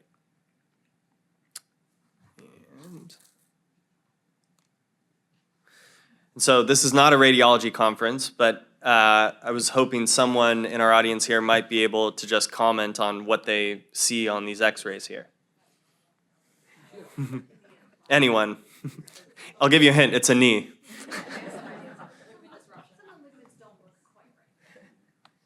Yes, so, we can't see ligaments on the x-ray, but we do know that in terms of how that joint is aligned, something doesn't look quite right. I absolutely agree. And so what we really see here is lateral subluxation of the tibia relative to the femur. So this is not a concentrically reduced joint. In other words, this is basically a knee dislocation. Even though there's not gross separation between the tibia and the femur there, when you see this, incongruent of a joint, you really have to worry about a knee dislocation. And so that's kind of what we're getting at here. So this is a knee dislocation, and by definition, in order to dislocate your knee, you need to injure multiple of the major ligaments within the knee joint. And so I did also want to just kind of pull the group here. What are some immediate next steps in management? So now this patient is in the ER, but they could still be on the sideline or on the field if you have, x-ray available at your athletic facility. So what are you going to do next with this patient in terms of evaluation and management?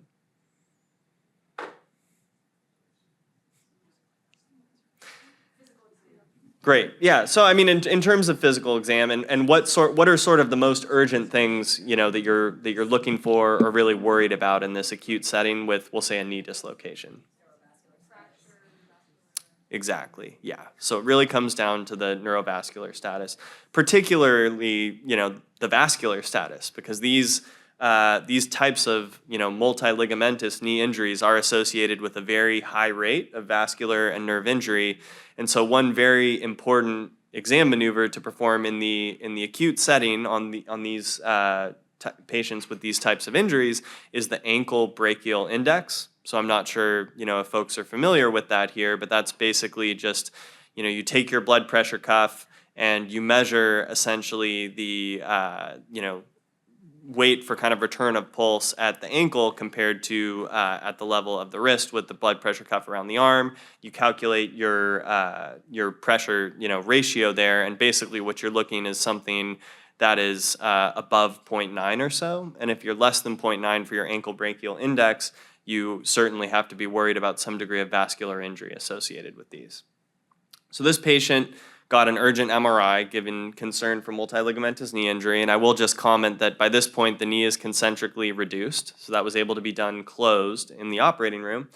And what we see here, so the first two sequences here are some sagittal views of the knee, and you can see that there's a mid-substance rupture of the PCL, a mid-substance rupture of the ACL, and then a proximal rupture of the MCL as well. So as we suspected, this involves 3 out of the 4 major ligaments in the knee. The posterior lateral corner, including the LCL, had some signal but looked okay overall. And then there was also, a tear that was noticed of the lateral meniscus. And so again, so this is clearly a very severe knee injury. This is not just, your average ACL tear in a cutting, pivoting athlete. And so I just wanted to get the group's sense on what do you think, so this is a return to play panel, but what do you think this athlete's overall chances even are of getting back to any level of play? Anyone have any thoughts? This is not a, yes? This is crazy, but we had something similar where I've worked before, and we had like a similar injury with an elite athlete that I worked with, and it took 18 months, but they were back to full participation. Obviously, I think it's going to be different based on the level of competition for the athlete that you're working with, but it's not impossible, I guess. Volleyball. Yeah, that's a great example, and certainly compared to our typical, single ligament return to play timeline, these, multiligamentous knee injuries can take quite a bit longer. And then anyone just want to hazard a guess what % of athletes can come back? And let's say in this case young athletes, because this is a 17-year-old kid. Over any period of time, getting back to sport. Yeah.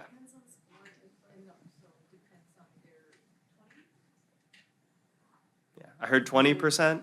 I heard 60%. Okay, I hear 60. How conscientious they want on Right. returning back to sport.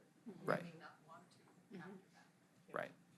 And this really gets at kind of the key points that I wanted to discuss here, which is that, these are sort of a heterogeneous group of injuries here. So one multiligamentous knee injury can look very different than another, especially if there's a nerve injury involvement, if certain injuries are or aren't involved, and then also, as you highlighted, the level of athletic participation. So these also aren't the most common injuries. So there aren't a ton of studies out there looking at how players do after this. But here's one study that I wanted to highlight, just looking at NFL players who had multiligamentous knee injuries, a cohort of 50 of them, whose overall return to play was 64%.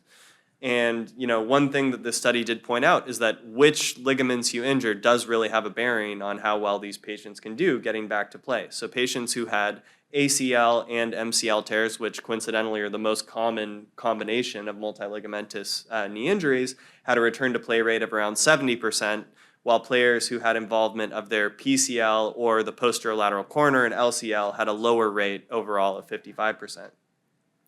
Here's another study that looked specifically at young athletes, so athletes less than 23 years old, who underwent surgery for 2 or more ligaments, and they had a mean follow-up of 7.8 years, so pretty good follow-up overall.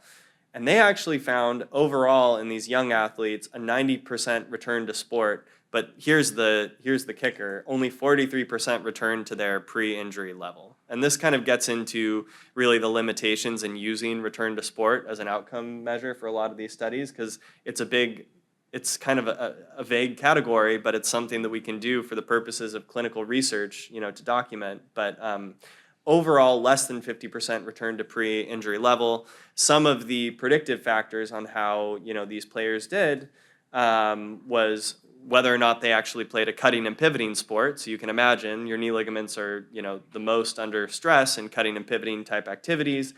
And then also level of sport. And so patients who played at higher levels of sport, whether at the collegiate or professional level, did have an overall higher return to play rate compared to those at lower levels.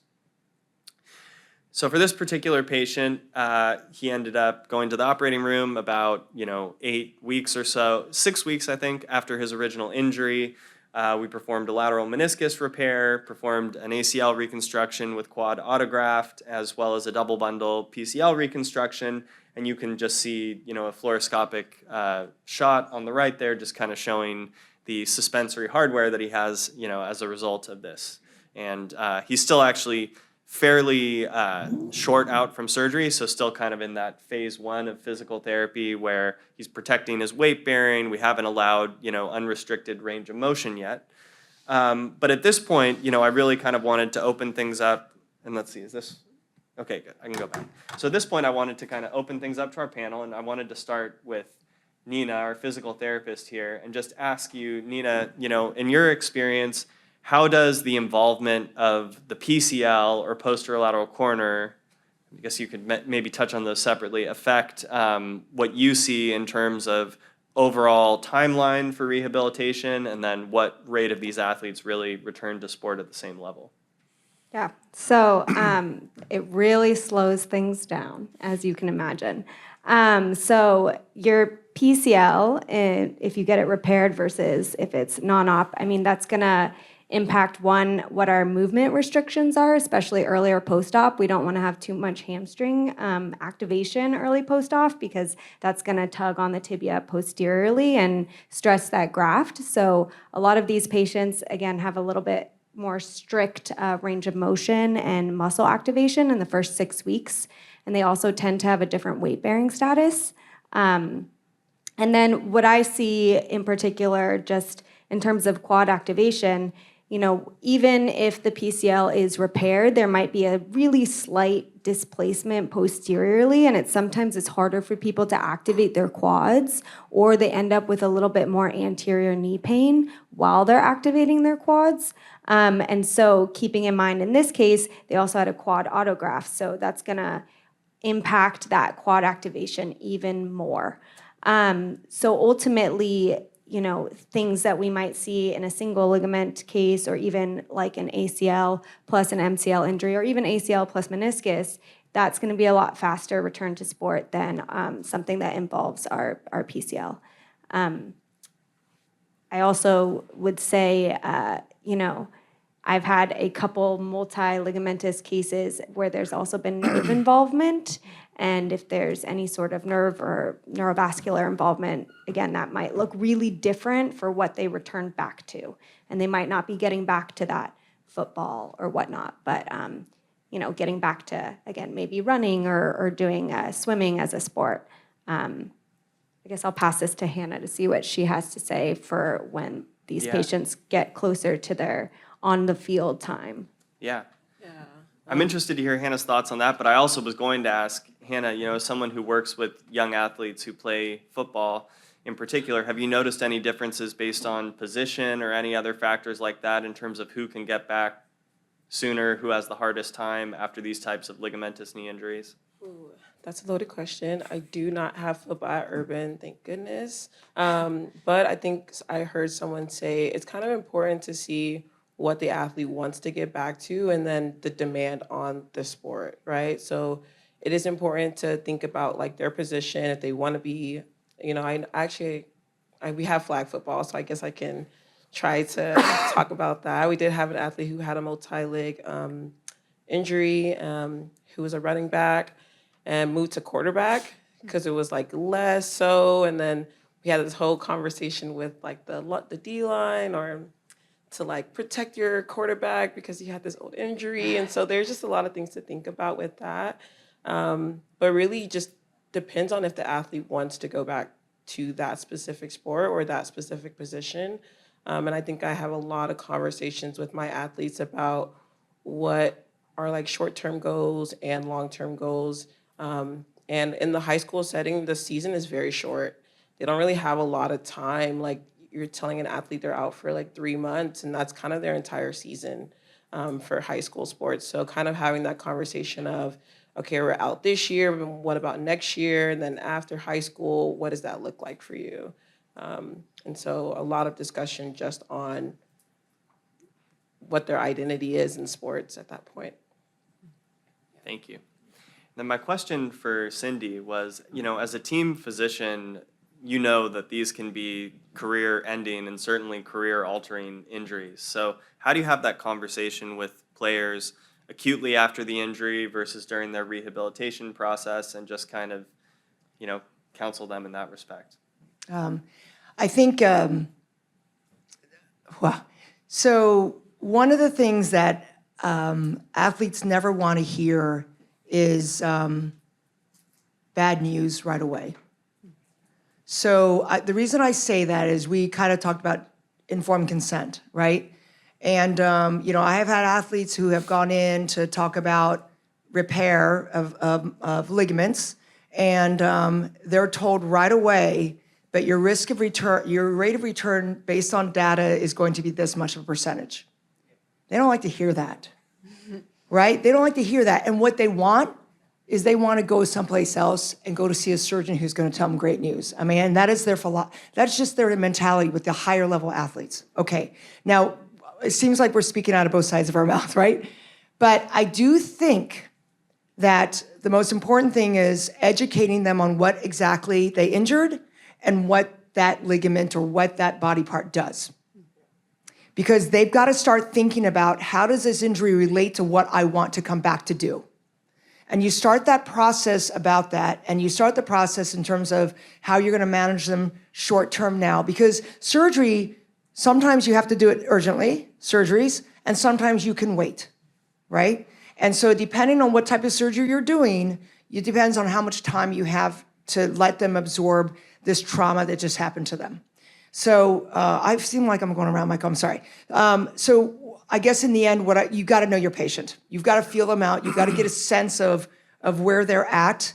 But education, number one, is key. Number two is if you want it repaired, this is what we're going to do, okay? If they ask you, if they start having probing questions, then they're ready to have the answers. But if they say things like, okay, what's a chance that I can come back, or how soon can I come back? That opens the window too to knowing. Let them ask the question. And I think from them asking the question, you're able to know how much you're going to tell them and in what way you're going to tell them. So if they say, can I come back by the end of the season? Michael's going to say, the surgeon's going to say, or we're going to say, no, you're not going to be able to. But what we'll talk about is next year. What we'll talk about is what we're going to do, like what sports you want to come back to do, and have them start looking forward to that. But I'm no way am going to say, I say, if you're compliant with rehab, if you follow directions, there is a good chance you'll be back to your full activity. I'm not going to give them numbers because people focus on numbers. I will say, too, when you look at the NFL study and the return, in the NFL, they're getting daily rehab. They're getting daily everything. And at the youth athletes, those numbers are a little bit harder to parse because we don't know what their access is to PT and athletic trainers. So it's really hard to look at that return to play and return to prior level competition because they don't have, oftentimes those studies don't say what the rehab is like. Yeah. We all know important. The surgeon is important, their skill set, et cetera, but it's also their rehab, but it's also their compliance. Oh, sorry, I just blabbed. I also want to say, there's been a lot of talk about physical therapy this weekend, which is great. I'm a PT, I love that. But rehab is hard, and it's really, really hard, especially for our younger aged patients. And if they have a big traumatic multiligamentous injury and you're thinking they're going to need rehab for 16 months, that just gets long and arduous and challenging. So I think also, having conversations up front, and I do this a lot with my pediatric or younger age athletes about what that looks like and can we have a little, respite break from PT for maybe 2 months where you're on vacation because it's winter break and you hang out with your family and then come back in hard. So just something to recognize in that return to sport kind of timeline it's long and it's a hard process. Great, thank you all. So I think we can move on to our third case, and then we can open everything up again to discussion at the end. Do you have until 10 till, right? Mm-hmm. Okay. Yeah. Perfect. This one?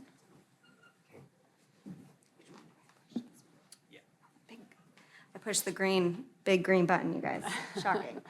All right, so I'm going to introduce our last case here. I'm a little shorter. So we're going to talk about low back pain in our female athlete. This is a high school athlete, 16 years old. She has a history of anorexia nervosa, and she was 12 months status post of right ACL repair with a hamstring autograft. Uh-oh. Did I do something? Okay. Oh. Okay, all right, we're good. So she had a mechanism of injury. She was hitting her rehab really hard, which is great. We love that. But she was doing a deadlift with a hex bar, and she felt some pain in her low back. At that time, she had been cleared from her ACL rehab, and she was back to sport. This was a new sport for her. She had started doing crew, going from a team sport athlete to a crew athlete. And so she was in a race, and she was unable to finish the second portion of that regatta due to her low back pain. And she continued to train at that point, but she avoided lifting and erging. These activities that she likes to do outside of her sport is she also likes to surf and swim. And she also reported that her pain was 2 out of 10, localized to the lumbar spine, and she would point right to that spinous process. And she had ags with running, erging, rowing, lifting, and especially with that spinal extension bending backwards. So, what diagnosis are we most concerned about? And I will open this up to our panel. Hannah, if you were this is one of your high school athletes. She's telling you this in the training room. What are some things that are concerning to you? And yeah. Yeah, I think the first thing that's concerning to me is the sensitivity to being in that extended position. And so the first thing I would think about is spondy. It would be in my diagnosis for sure. I've also, for some reason, had a few spondies this year in the high school setting. And so it is something that I am very heightened to.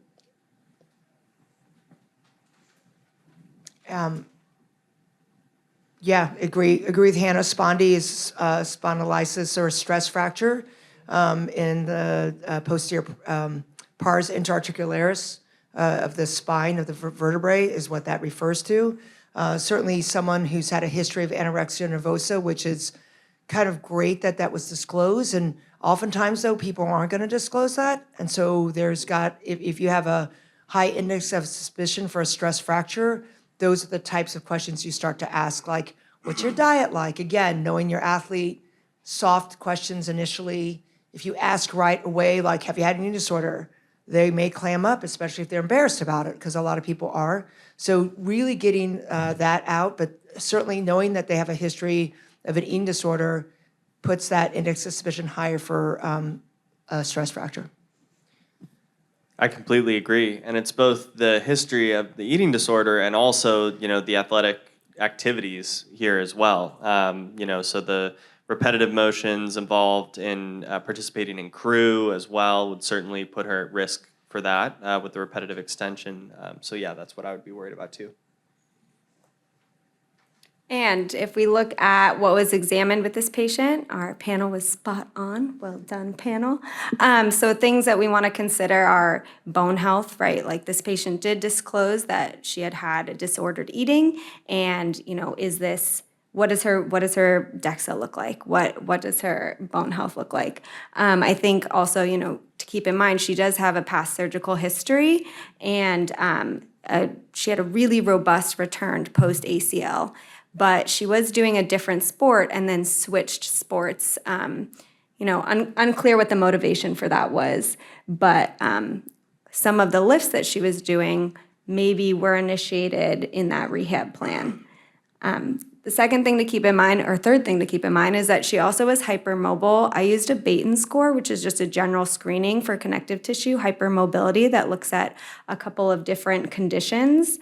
Ultimately, she doesn't fall crazy high into that category, but she did have a ton of spinal extension, flexion, and then she had, hyperextension at her elbows and at her knees as well.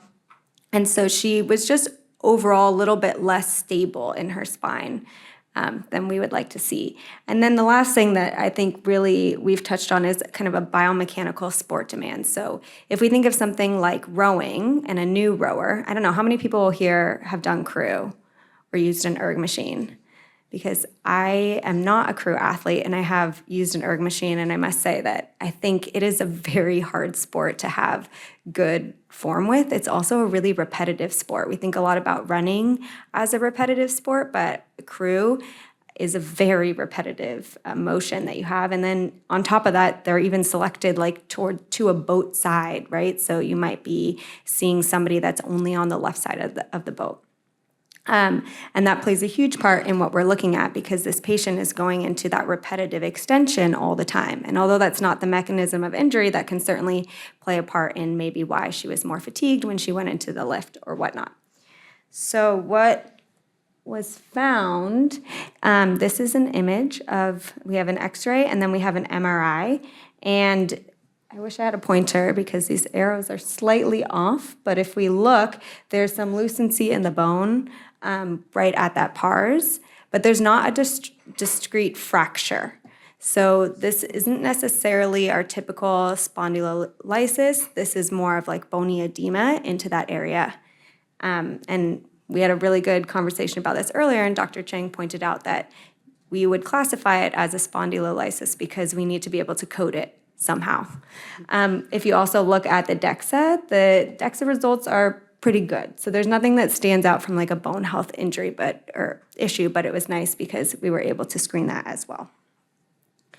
So the big question is, what does our return to sport management look like, and does it change now that this isn't like an acute pars fracture and it's more of that bony edema? So I will first open this up to our panel, maybe if Hannah wants to start us off, or all right, let's see. So for acute management, I would definitely take them out of their sport.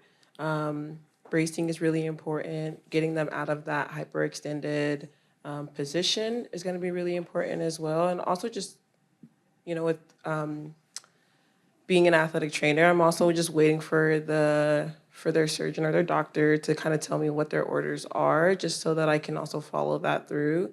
But for someone with a chronic spondy, it's a lot of activity limitation, but also what can you do, and then every single day trying a little bit more and pushing it, but not pushing it too much. Because at that point, being in a chronic place is more so getting that movement, flexibility, general health, what are their goals, what do they want to get back to. But as far as acute management goes, definitely very conservative is what I typically tend to go towards. I think the important thing, and Hannah kind of talked about it, for a chronic spondylolysis is that you've made that diagnosis and there's going to be no healing. So what happened, and they may know they have a chronic, but what happened was they, at some point, we can get to there's all kinds. So let's just say this is a sports-related, and it started from a fracture or edema, and it never healed. It went to a non-union, okay? And this has become chronic. So this is not going to heal, but they have a recurrent back pain because they're in a sport or activity level. So exactly what Hannah says, right? It's not going to heal. So whether or not you use a brace or not, is dependent on their pain level. So if they're having pain with sitting, pain in class, pain with walking, pain with sleeping, we would talk to them about bracing, okay? And then we get into still do your rehab. You can take the brace off to do rehab, but essentially you're going to get stronger. So let's switch to acute. So this is an example of an acute spondylolysis, if you want to lengthen it out. Whether or not it's edema or acute fracture, it's acute, okay? In that case, the same thing goes. What I will talk to my patients about is if they have, again, pain with sitting, pain with working, pain with walking, pain with sleeping, we'll talk about short-term bracing, because I think Nina's going to talk a little bit about the data in terms of does a brace for 3 months, which is how I was trained decades ago. That's what we were trained. But it doesn't really, those healing rates are not great. So we brace them, I brace them for symptomatic, and they start their rehab, they start their strengthening right away. And their return to sport, though, is dependent on how strong they are and if they're ready to go back to their sport And Nina can talk about that. Yeah, I mean, I would just say this is a scenario where I greatly appreciate the input of my athletic trainer and physical therapy colleagues because it really is kind of a nuanced balance here between, you know, a reduction in activity, but also training of the core muscles and everything else that is actually going to help this problem get better in a non-operative way. Sorry, I don't like standing behind this podium, so. So if we look to the literature about what it says, that acute management is really when these patients get braced, but there's not a lot of literature on how we run our rehab plan and how we get them back to sport. As Dr. Chang said, this is really a condition where people are in a brace to tell them that they should limit their activity. That's kind of how I go through it with my patients, right? I want you out of the brace when we're doing PT exercises, but the brace is really there, so especially in our younger populations, they don't do something that would injure it again. And it's really symptom driven. And most of the time our rehab plan is gonna start in like a neutral spine position and then progress, over time to extension. And extension is going to be that kind of last piece that we integrate in. And as anyone that was here earlier for the female athlete case, you heard, how important core and glute musculature is. And the same applies in this case as well. So really our rehab plan focused heavily on getting her additional core stability. She really liked to kind of, for lack of a better term, like booty pop and hold. She was in this lordotic position a lot. So it was about training her to kind of tuck a little bit. And if we tested her with spine extension, her glutes were really, really strong. But if you got her out of that spinally extended position, she wasn't as strong. And so that's where we started our rehab plan. And that's kind of where the literature goes. Although, again, this isn't an area where there's a lot of robust literature on how to pace or plan our rehab around it. I think, one thing that was really important in my considerations for return to sport is where she was at with her disordered eating and if she fell into a red spectrum. And looking at some of the International Olympic Committee ideas, like she wasn't in any sort of risk factor to not compete. So she had seen a nutritionist and a dietitian. She was being managed on that end. She now had a regular period again, and she wasn't complaining of fatigue or anything like that. So she was working really hard on that fact. And then the next piece that we looked at is kind of pain-free progression with sport-specific activity. So it is really hard to replicate erging or rowing in a PT clinic. That being said, we did a lot of periscapular strengthening work with her because, again, she loved to go into that hyperextensive moment.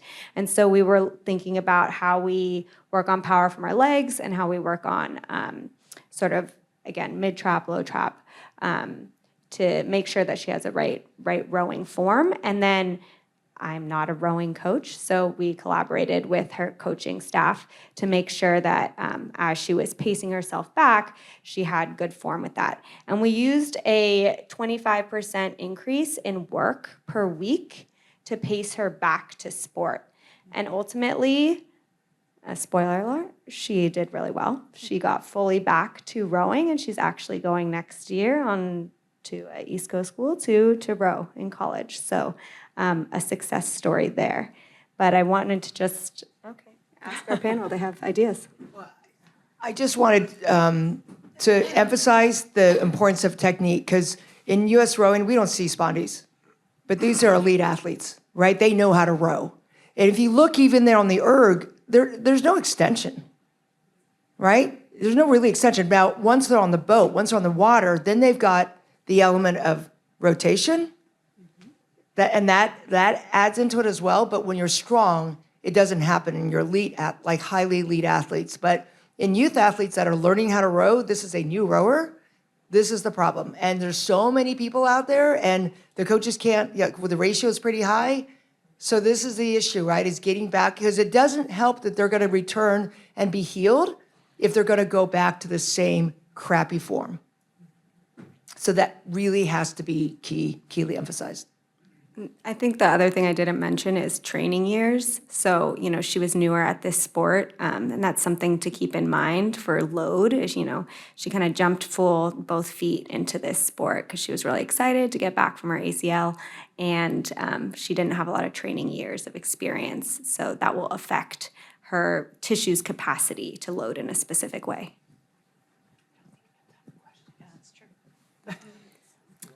We can take like a couple. Yeah, maybe two. Any questions from the audience? We have a couple, well, we're kind of at time, but we have a 10-minute break in between, so we can hustle. Great, I will. Yes. Back to the sickle cell athlete, and this is just what I just don't know. When you have splenomegaly, do you also have an increase in friability? Splenomegaly, so you're talking histologically, is there an increase in friability of the spleen with yes. the splenomegaly? I don't think that, unlike infectious mononucleosis where they looked at that, I don't think that there's that inflammatory component. It's a very different reason for the splenomegaly as opposed to an infectious reason for it. But I haven't seen any studies on that. If anyone has, let me know. But it's enlarged because the infarction part of it and the edema because of that.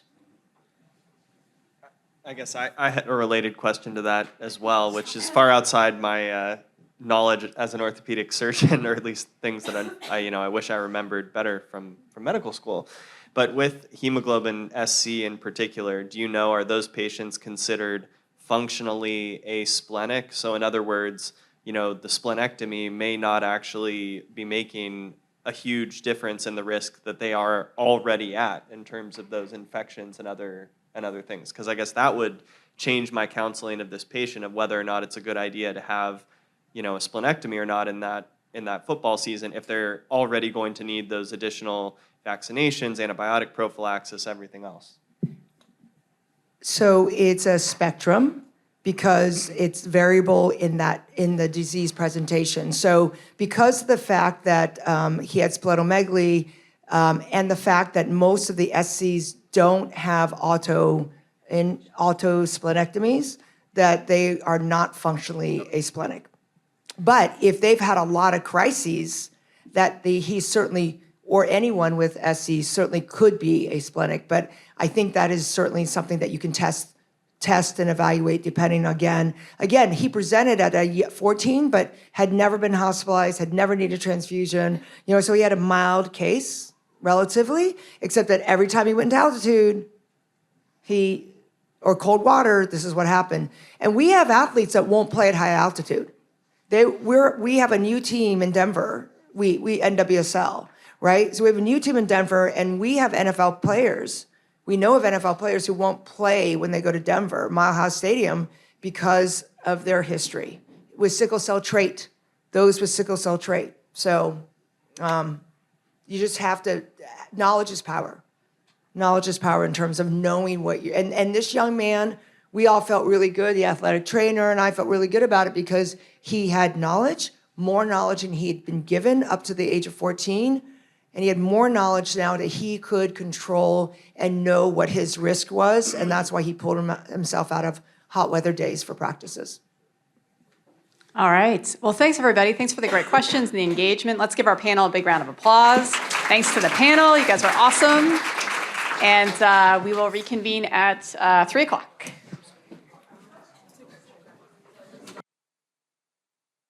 We're going to get rolling. I'm really excited to introduce you to our next speaker, Dr. Bill Berrigan. Dr. Berrigan is board certified in sports medicine, physical medicine and rehab, and musculoskeletal sonography, and he's fellowship trained in primary care sports medicine. Dr. Berrigan has a particular focus on providing ultrasound-guided injections and non-operative care for sports medicine patients.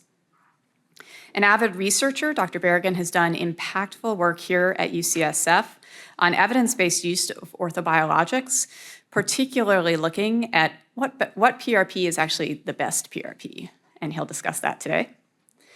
Dr. Berrigan earned his medical degree at St. George's, completed an internship in internal medicine at Hackensack, and followed with a residency in PM&R at MedStar Georgetown National Rehab Hospital.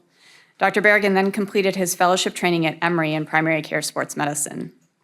Here at UCSF, Dr. Berrigan sees patients at the UCSF Ortho Institute, as well as our Redwood Shores Clinic. He's team physician for many athletes. He's team physician at Mission High School, SF City College, University of San Francisco, and he's head team physician for the Bay Breakers women's elite rugby team. Please join me in welcoming Dr. Bill Berrigan.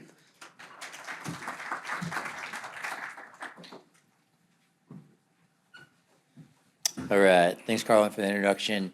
Thanks, everyone, for sticking around this afternoon. I'm excited to talk to you about this kind of a passion of mine with biologics. Get started here.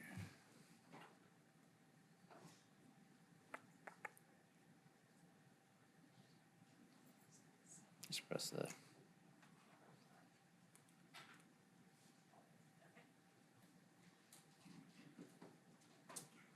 It's not showing up here.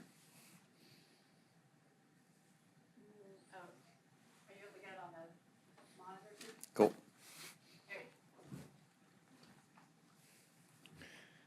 All right. So this is my disclosure. I'm a consultant for Apex Biologics. So what you're going to understand after this talk is, sorry. Anyways, cool. So what we'll do is I'll go over a few different cases. So hopefully you could kind of take that home, see when you would use biologics for different situations. I want you to understand what PRP actually is and why dose matters. We'll talk about the evidence behind BMAC and MFAT or some of these cellular type treatments, when you should use them over some of the other injections, such as steroids, hyaluronic acid, with some of these cases. All right, so case number one, we have a 47-year-old female. She had a history of a left ACL reconstruction with a hamstring autograft back in 2003. And she's had long-standing left anterior knee pain, worse with lunges, stairs, squats, and also aggravated with rests when she's sitting for a long period of time and goes to get up. She's pretty active, walks 15,000 steps a day, enjoys cycling, weight training, hiking, skiing, but hasn't been able to do so recently. She's tried PT, she's done bracing, nothing was really successful for her. So then she's concerned about her pain because it's keeping her from being active and more of her long-term outcomes. So you get this, so you get some imaging, and your x-rays are relatively benign. I mean, maybe some mild arthritic changes, and you could see the changes from her previous ACL. So because given the duration of her symptoms, you get an MRI. And what you see is this full thickness fissuring within the patellar cartilage with some underlying bony edema and some other degenerative changes. So overall, some patella, condylation of the patella, some full thickness fissuring, some mild arthritis. So what can we do? What do we have in our toolbox? Well, there's continued PT. It's still always a good option. Patients should do physical therapy, should do the home exercise program. She's already tried that and failed. She could do oral NSAIDs, but that's not a long-term solution. Many side effects, so kind of nix that. There's steroids. Steroids to talk about reasons as to why we shouldn't necessarily use steroids all the time. Ketorolac, Dr. Ramirez will talk about later as a potential option. There's hyaluronic acid. Hyaluronic acid is a visco injection. It's a nice lubricant cushion for the joint. Could do that, but we'll dive deeper into the biologics of PRP and cell-based therapies. Of course, ultimate treatment for any sort of arthritis is a knee replacement or surgery, so you always have to keep that on your mind. So first we'll look at PRP. So PRP works in many different ways.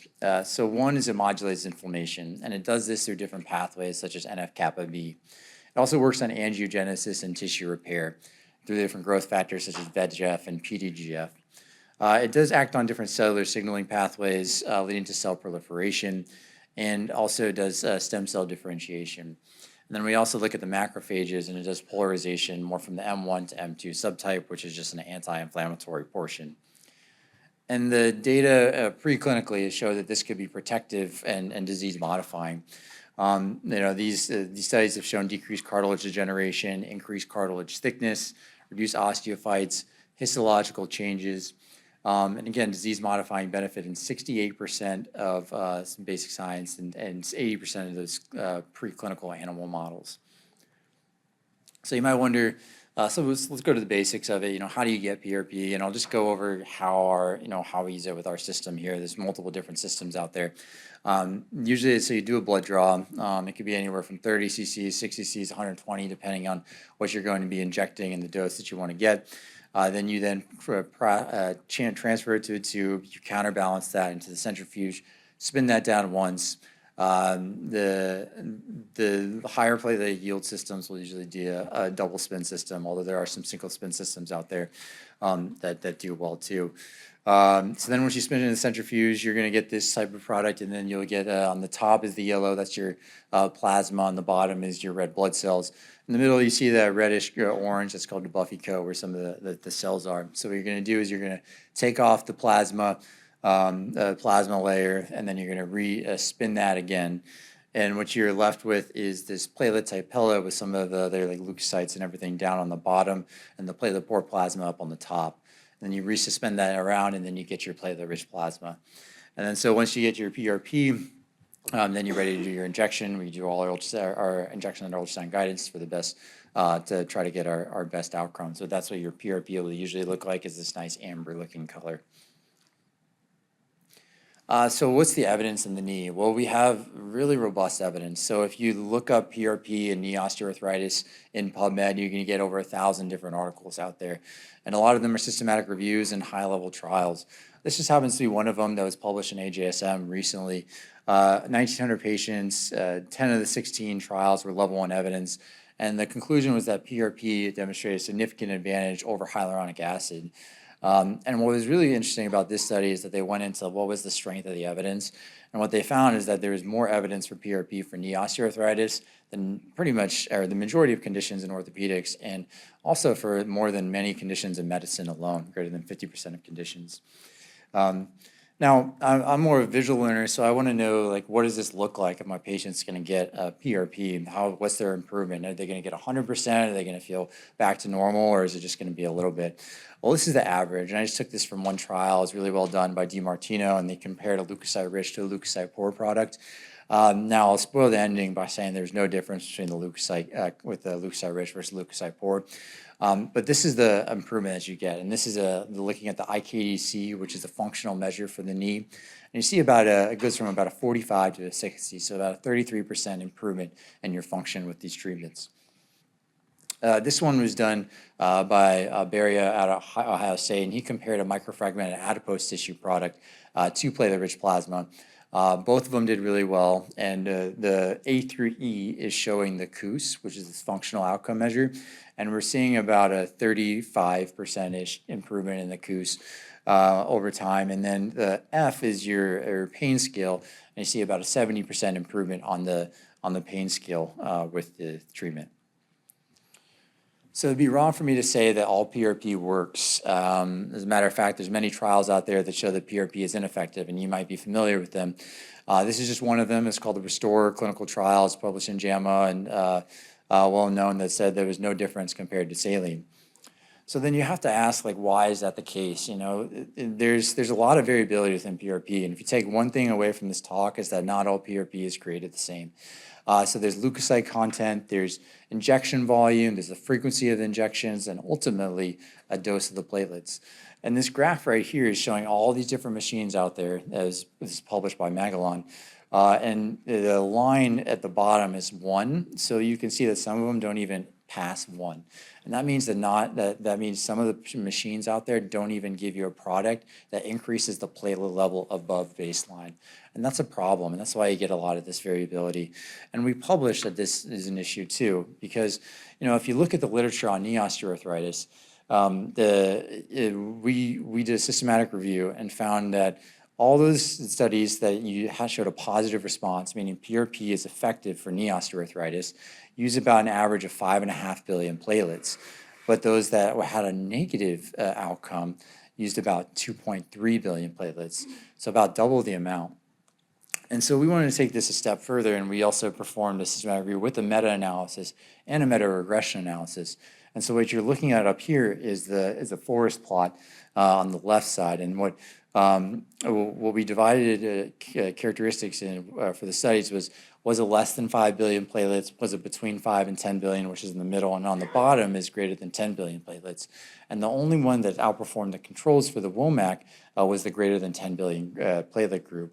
And this was similar at 12 months and also for the VAS, although it wasn't as robust. Now we were like, is there a dose response? So as the platelet count increases, does the change in the WOMAC values, or is there a functional change for these patients? And it turns out there was. So and what we're looking at on the graph there is that as the platelets increased, so did the increase in the WOMAC. So there is something to this. And our study was also supported by others that are out there. One was published in AJSM afterwards in 2024 by Ben Saw, who said that greater than 1 million platelets per microliter seemed to give you superior outcomes. BAFA compared 3 different treatments, one with there's 3 injections, one with 10 billion, 15 billion, 20 billion, and the 20 billion platelet did the best. And Hooper did a systematic review that's recently published, kind of finding similar to ours, but they seem to believe that the 5 to 10 billion was more of a number. So either way, we're seeing that greater than 5 billion as important, but likely that 10 billion. So let's throw back to that study that I mentioned, the RESTORE clinical trial. Well, their PRP, they didn't quantify it. They went on manufacturer standards, but they used greater than or less than 2 billion platelets, about 325,000 platelets per microliter, which is barely above that one baseline. And so what we can conclude, since it was actually pretty well done, is that an underdosed PRP behaves similar to saline. Now, what else are we doing with PRP? So you can actually do a PRP injection intraosseously. Now, why would you do this? Well, the subchondral bone is actually a pain generator, and more so than hyaline cartilage versus where the nociceptive receptors are.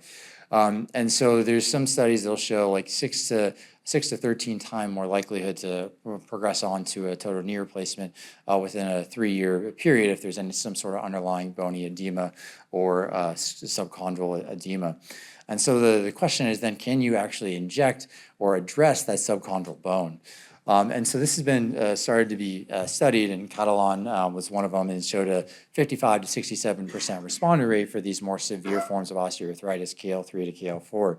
And Sue showed that KL2 to 3 arthritis, those that got an intra-articular injection of PRP with the subchondral injection did better than just the intra-articular injection. And that's what this graph is showing on blue is the subchondral plus the intra-articular. The green is just the intra-articular, and the red is your product with hyaluronic acid, which did not do as well. Now, you can also take PRP and you could add something to it. So you could add hyaluronic acid. The reason to do this is because hyaluronic acid is a viscose supplement, so it's thick, and it provides that stability for the biologic that you also augment it with. There's also, it's been shown that this could increase your PDGF-BB and also your TGF-beta to essentially get you more PRP. The clinical data, however, is mixed, and so these are multiple different systematic reviews. Some conclude it works, some conclude it doesn't. But what I found is this study is the most impressive. This was done in arthroscopies, 122 knees. They got PRP plus or PRP plus HA. And at 6 to 12 months, they saw a significantly better suppression of pro-inflammatory cytokines within the joint. And there's also a decrease in the synovitis. Now, if you're not impressed by this, I think the clinical outcomes will sell you. So at about 6 months, we see the hyaluronic acid group, which is shown in red, usually about 6 months to get with HA. It's dropping off. At 12 months, the PRP group, shown in green, kind of decreases as well. And then, but the one that got PRP plus hyaluronic acid out to 2 years was still doing well. So you can get some, or may be able to get some more longevity with the PRP plus a hyaluronic acid. This is something I usually do for patients when the hyaluronic acid is covered by insurance. Otherwise, it could be a larger out-of-pocket expense. Now, you'll probably get some questions from patients talking about stem cells. Is this an option? Well, when we think about stem cells, we think of these pluripotent cells that differentiate in all these tissue types. And although that works in in vivo, it doesn't necessarily translate. And instead, in orthopedics, what we get are these cells that are more anti-apoptotic, so anti-cell death and anti-inflammatory. And so that's really how we see it working with these immunomodulatory and trophic properties.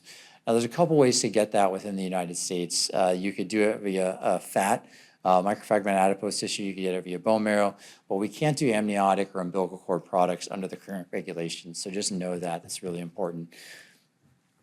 So how would we get this treatment? Well, for the bone marrow, what you do is the most cells are going to be from the posterior superior iliac spine to the iliac crest. You're going to numb that up pretty good. Once you numb it up, you go in there either with the drill, or you can hammer into the bone. You aspirate it in multiple different sites, three different sites, and you get you put it in the centrifuge, spin it down to get your bone marrow aspirate concentrate. For fat, it's just a mini liposuction procedure. So you could either get it from the abdomen, you can get it from the thigh or the flank. You numb them up slightly, then go in there with tumescent, which is mostly saline and some anesthetic to break up the fat, and then you re-aspirate it. Then once you have that, you wash it down and resize it so you get this fat tissue product. Usually it's about like 9 cc's for joints. So what's the evidence behind using these treatments? Well, there's one really well-done trial by Ken Mountner. There was a multi-site study comparing fat tissue, which is a form of fat tissue called SVF, BMAC, bone marrow aspirate concentrate, umbilical cord cells, and to corticosteroid. So 4-arm parallel trial had 480 patients, and it was a 3-to-1 distribution.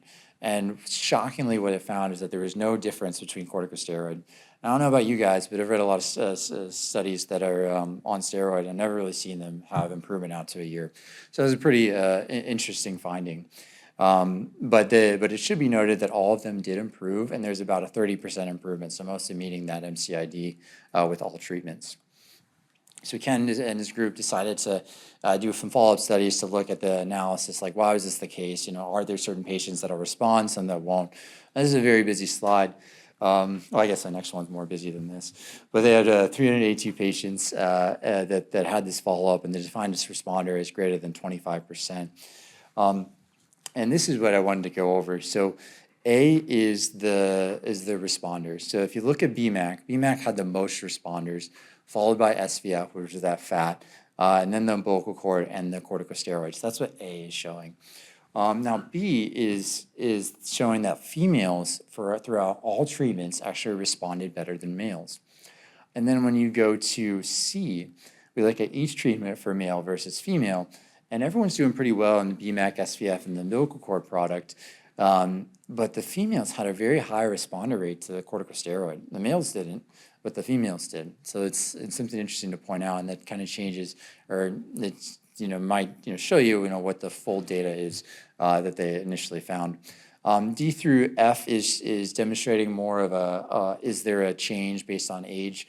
They didn't find much of a difference for age. They did find there's more super responders for those less than the age of 60, meaning they had a greater clinical improvement, greater than 50% with the cell treatment group in those age groups. So that's one study that looked at SVF. There's the MFAT that's available within the U.S. has some RCTs to support it as well. So we've done an arthroscopy, level 2, 3 arms, steroid, saline, and MFAT, and they showed that there was significant improvement with the MFAT compared to saline at 6 months and 1 year. And so if we look at the numbers here, this is showing the percentage of patients that met the minimal clinical important difference, and it's between 77 and 84% at the 3 and 6 month mark, which is more than the steroid and the control group. Now, it's slightly different from this. This was published in BJSM. Can't say the exact differences between the two because they both use a similar product. But they showed that both the saline and the lipogems group or the MFAT group did really well. But if you look at how many met the MCID, minimal clinical important difference, We do see more within the active treatment group, so the MFAT group, that are meeting that MCID at the various different time points. So those that met it are in the blue versus those that aren't are within the orange. So there was a trend towards that in MFAT. So I said SVF, I said MFAT, might get confused a little bit. It's kind of nuanced, but SVF, you basically take the fat, you enzymatically digest it down to just a small pellet versus the other one. MFAT, you rewash and resize it. You can't do SVF in the United States because it's beyond minimal manipulation.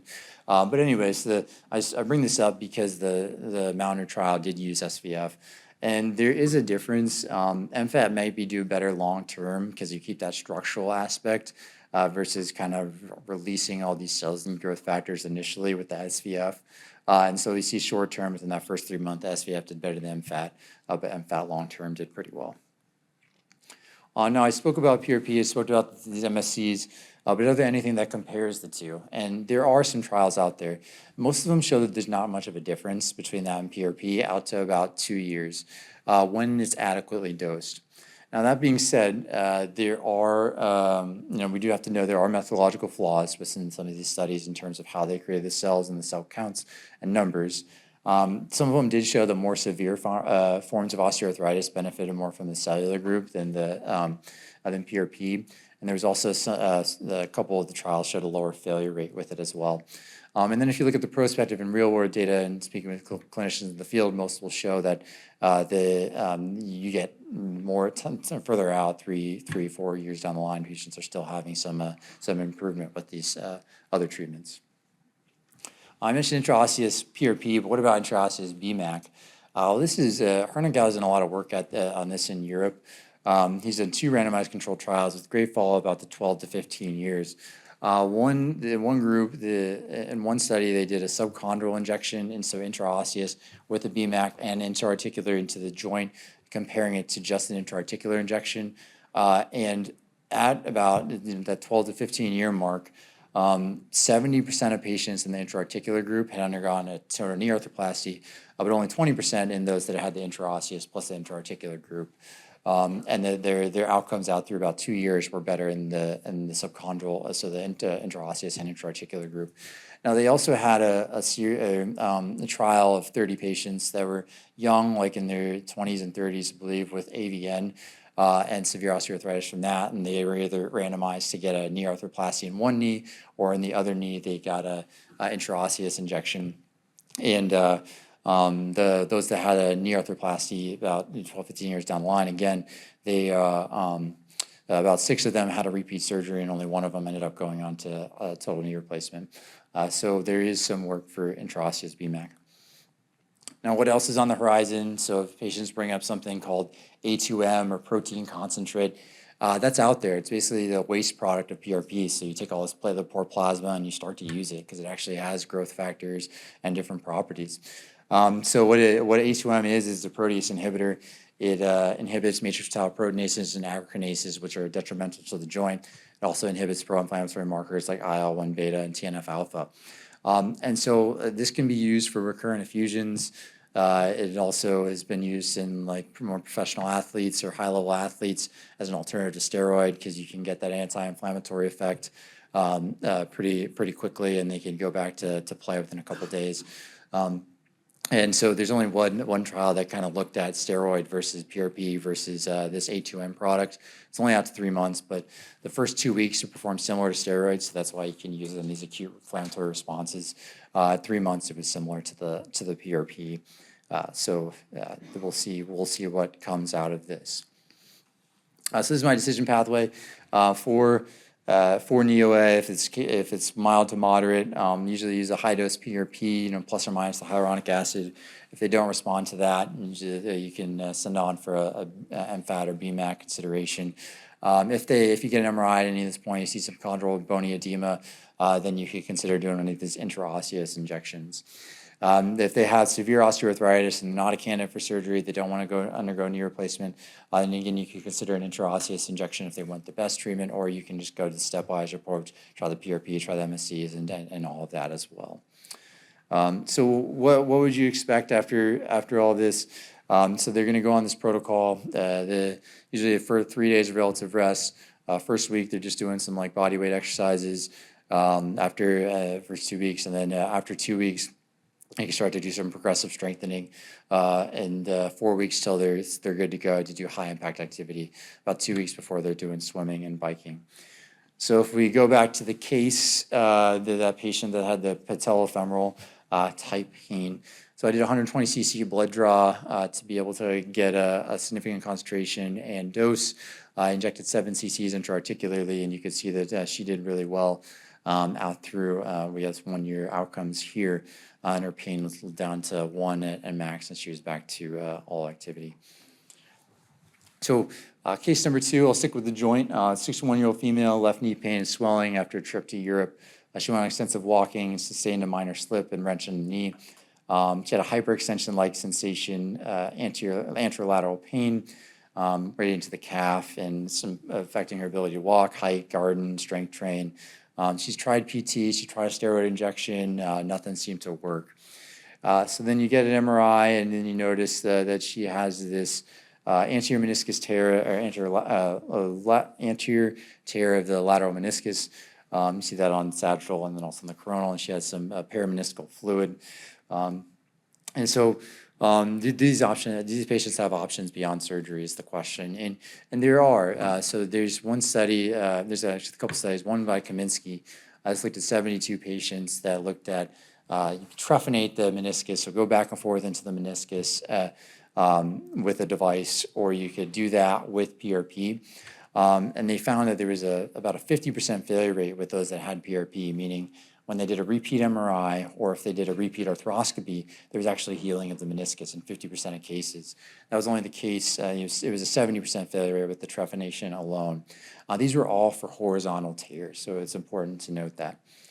Beyond the 50%, if you look at those patients that are actually clinically improving, anywhere from 65 to 75% of patients are having a clinical important difference just with doing the injection.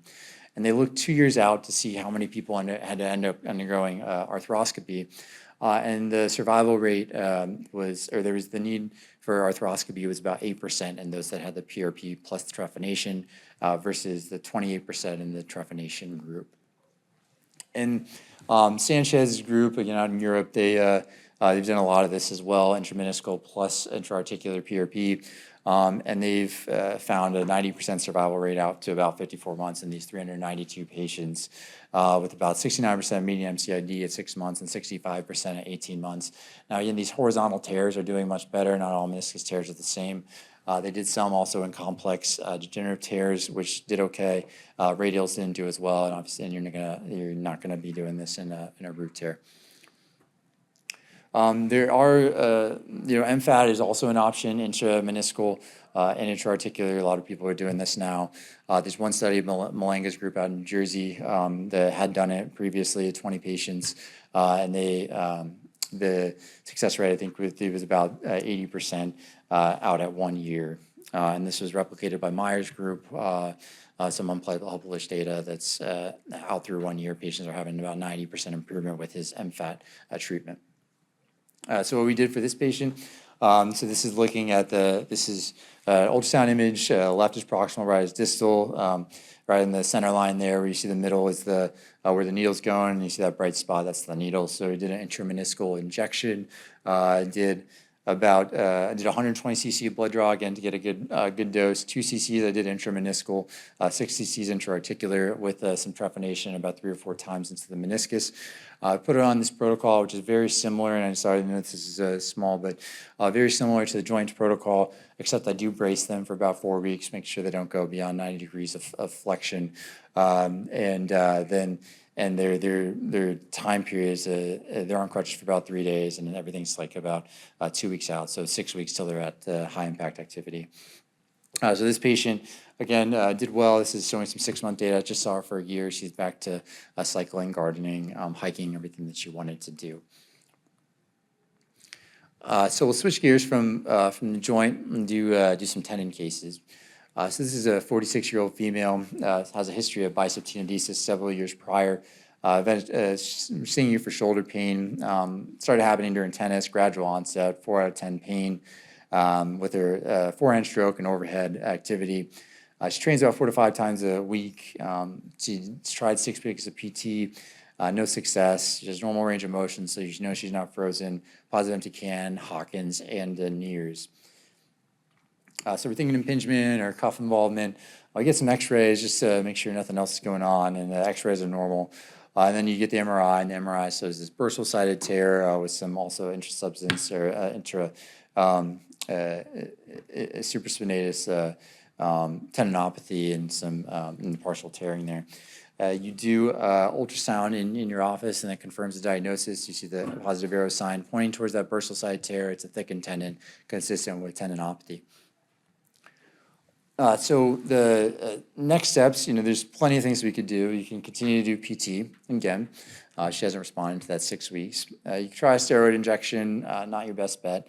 Ketorolac, there's some evidence to do. And then PRP MSCs and ultrasound vacuum debridement procedure.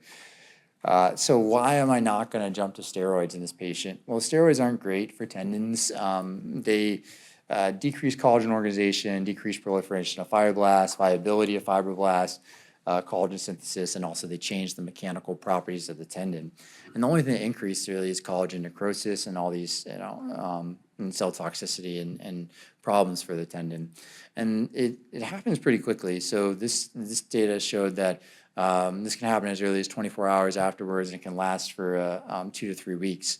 And then if you look at the arthroscopy literature in terms of the people that go on to surgery and get a rotator cuff surgery, the highest risk factor for failure of that surgery is the use of a corticosteroid injection. And this is more increased within 1 month of the procedure, or at least within a year, and it's also increased for if you had several different injections. So that's why we think of or biologics are a nice option. And PRP is well studied. Again, this is for the rotator cuff. This was a meta-analysis, 13 non-surgical randomized controlled trials, and PRP showed medium and long-term improvement. Short-term, it doesn't do as great because it creates this increased pain initially. And this met the MCID.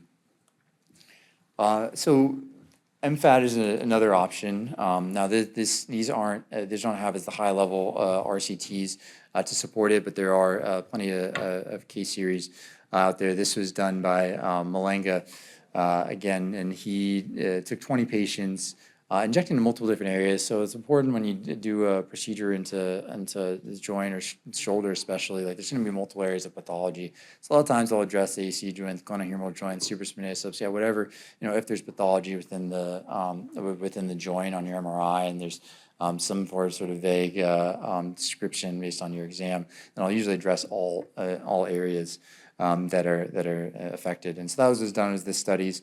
And they found the pain level decreased by about 50% and 100% improvement on their functional scale.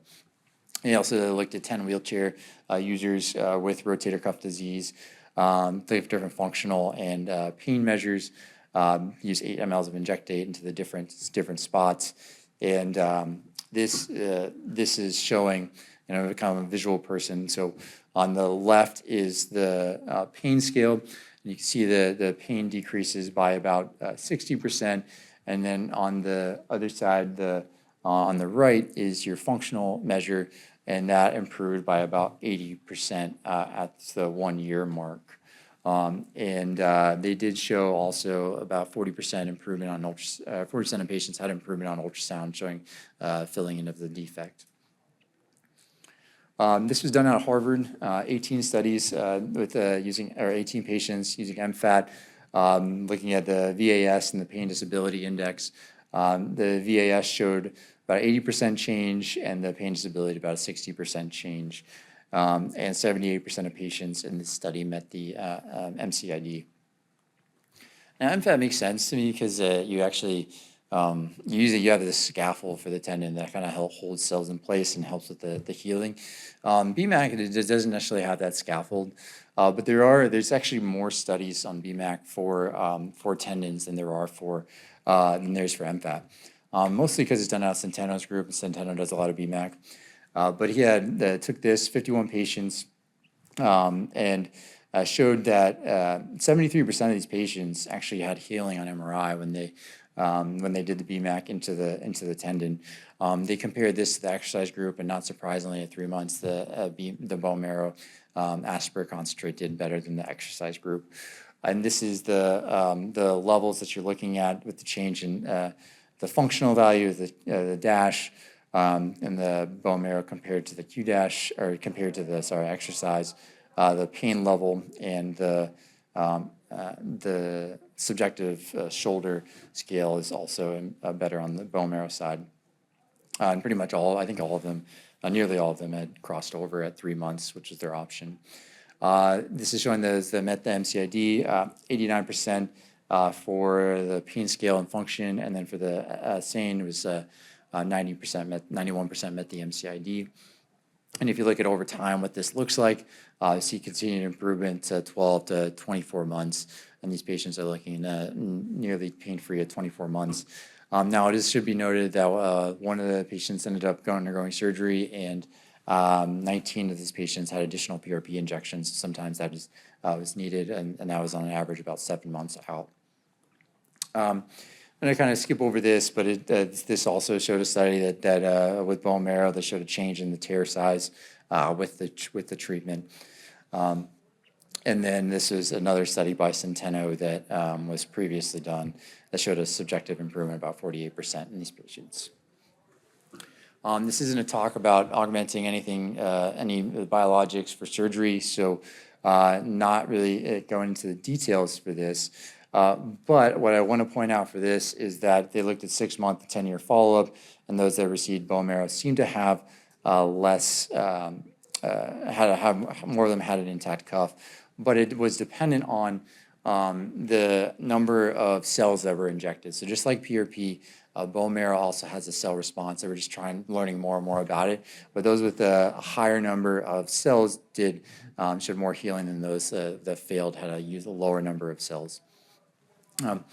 So for this case, the rotator cuff, I did 60 cc blood draw, did 2 cc's intratendinous into the supraspinatus, 4 cc's into the subacromial space, did a fenestration of the tendon, and then I put her on this protocol. Protocol is about 3 days in a sling. First 2 weeks, normal daily or gentle stretching, normal daily activities. 2 to 6 weeks, progressive strengthening, avoiding eccentrics. 6 weeks, start to do eccentrics, plyometrics. Return to play around 2 to 3 months. And she did well out at, you can see at 1 month. So it takes about like 6 weeks to start to see improvement for these patients. So 1 month she wasn't doing as well. About 6 months she was back to playing tennis at a high level with no pain. All right. Case 4 is a 39-year-old male, pain in the medial elbow for 1 year during workouts with kettlebell and barbell exercises. Initially attributed the pain to carrying his daughter. But his pain started to worsen, and felt like it was on fire. Affected his job as a nurse. We tried PT, tried a Toradol injection, didn't seem to work, and his exam was pretty consistent with medial epicondylopathy. So again, options here are PT, steroid injection, shouldn't be doing that, shockwave, PRP, MSCs, and ultrasonic vacuum debridement. So this is just a touch on, the why I don't do steroid around injection. This is around tendon, for the common flexor or common extensor tendon. If you look at this article, at 52 weeks, they're doing worse off than the placebo. So then there's a lot more recurrence rate in those that had a steroid injection than those that just had a placebo injection. So great evidence for PRP for lateral medial epicondylopathy, about 80% chance of success. This review showed better long-term functional improvement and pain relief with this treatment. So we're looking 6 months and a year out. Now I get into some discussions with colleagues that it's just the needle, it's not the PRP. So there is Alan Mishra did a trial on this. He looked at 230 patients, 12 different centers, and compared to needle tenotomy, just going back and forth in the tendon with the needle versus the needle tenotomy plus the PRP. both of them did okay, or both of them did well. But 75% of the PRP group responded at 12 weeks versus 65% in the control. And at 6 months, it was 83% and 68%. So if patients don't want to put the cost up for PRP, that's needle tenotomy still a great option. And I tell them it's maybe about 2/3 chance of success versus that 80%. But if you do look at what the amount of improvement you get from this, you get about 56% in the needle tenotomy group versus only 70% or 71% or just to get higher in the PRP group.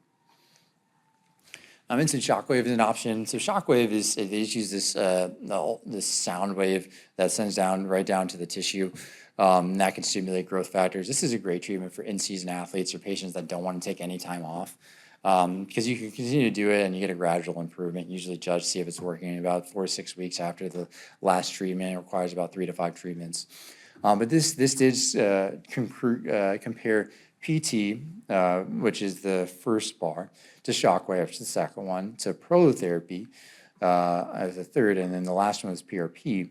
And all the groups improved, but PRP did the best at 18 months and 24 months, followed by prolotherapy and shockwave and then PT. It took about 6 months to really see the significant difference from the PRP compared to the other groups. Now, many people out there are starting to do shockwave with PRP to see if you could get even more of a response, and that's currently being studied. The Delphi literature by Adamson 40 right now doesn't recommend that. There's not enough evidence. But there's really only this one thing that I could find where they took shockwave plus PRP, and that did better than just the shockwave group or the sham plus shockwave. Not surprising because you added the PRP there. Now, 10X, or ultrasonic vacuum debridement, is a procedure you do in the procedure suite or in the OR, a small incision. You go in there with this device. It uses ultrasound waves to debride the tissue to create inflammation and to lead to the sealing response. That has been compared to PRP. It's about 80% chance of success. No significant difference between that and PRP. Both had a 70% improvement on the Q-dash. So the nice thing about ultrasonic vacuum debridement is it's covered by insurance for patients. Talked about dose and for joints, but does it also matter for tendons? And the quick answer is yes. This was shown in AJSM. Looked at 13 RCTs, 791 patients, and found that the high dose greater than 3-fold concentration from baseline did better than a low dose less than the 3-fold concentration. And they looked at a model regression analysis to see as the dose or the concentration increased, was there a change also within their functional measures? And there was. And they said that about 58% of the variability could be explained by the dose factor alone. And that's something that we also looked at within our meta-analysis. And what I want to show here is that for epicondylopathy, all studies use about around 3 billion platelets, and there are anything greater than 3 billion platelets did fine. But for the rotator cuff, the only thing that did well was the 16 billion platelets is a series of 4 injections. But when you're around 4 billion, they don't show that improvement, or 7 billion, a series of 2 injections. So dose is important. So with this case, I did 30 cc blood draw to kind of keep the concentration where I wanted to. Did about 3 cc's of PRP.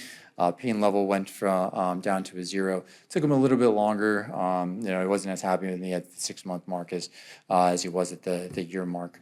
But he was able to get back to kettlebells and lifting his daughter, and no issues there. There's a lot of patients will come to you, have already had a steroid injection, or you try a steroid injection and they failed. So the question is, does this affect anything that you do with the biologic?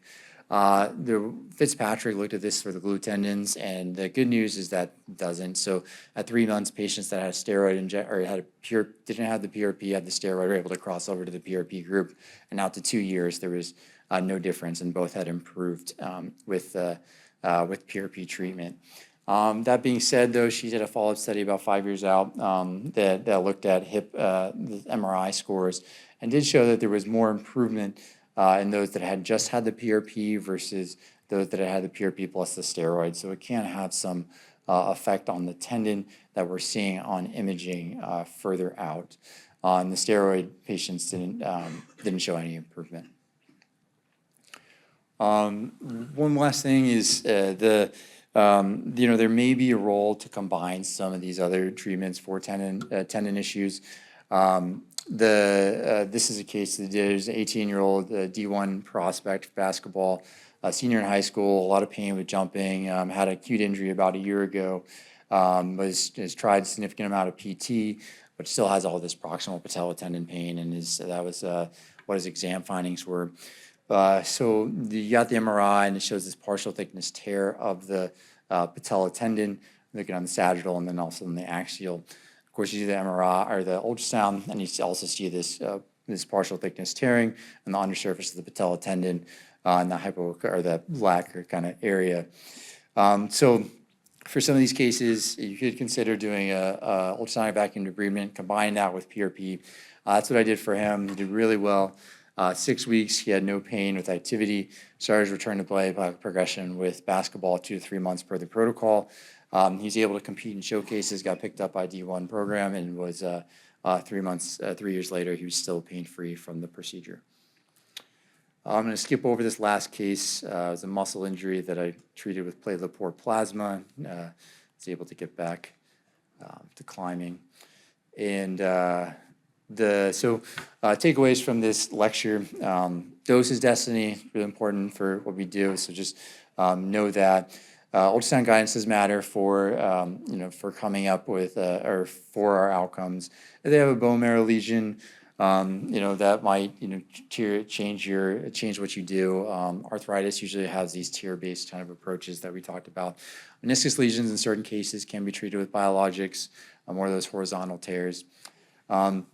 Tendons love load in biology, so everything that we do with these biologics should be coupled with PT and a solid rehab program. Degenerative pathology in the shoulder can respond well. Muscle injuries, use platelet-poor plasma over platelet-rich plasma. And these are all tools. It's not everyone's going to get better. We're still trying to figure out why, who does, who responds. And it's important that patients put in the work too. But referral to, can be key to getting these patients better. Thanks so much for your time and for your attention.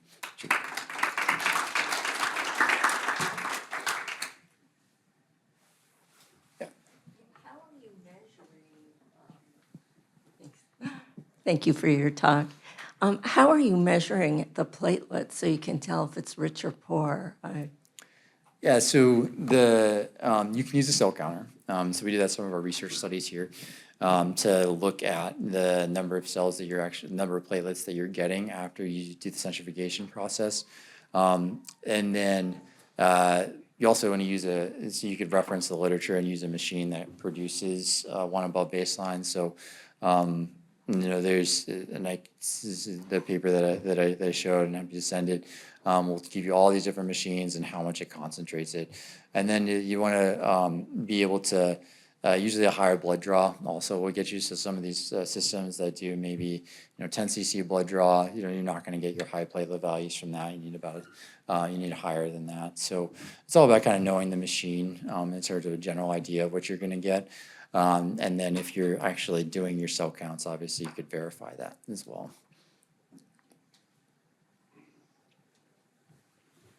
I noticed that most of the studies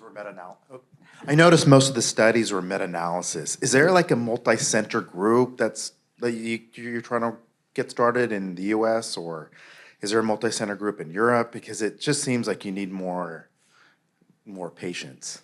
Yeah, I mean, I think we have a lot of data out there for PRP, and then everything else is kind of evolving.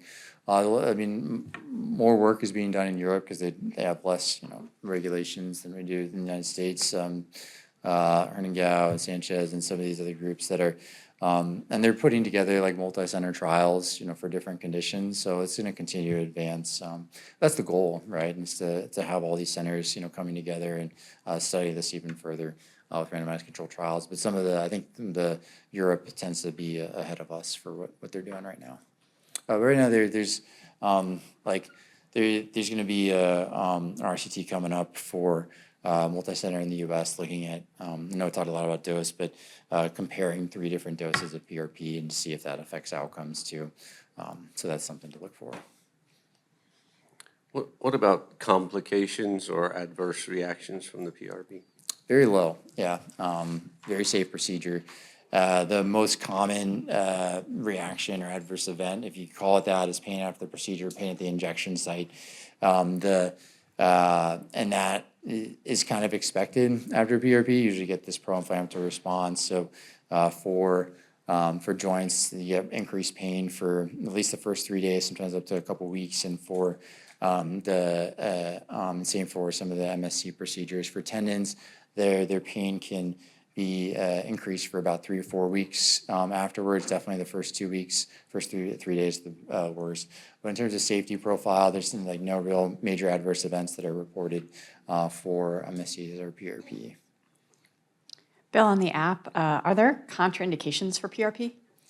Yes, so I would avoid PRP in anyone that has an active malignancy or within the, usually if they've had a malignancy within the past 5 years, I'll check with their oncologist to see if it's okay.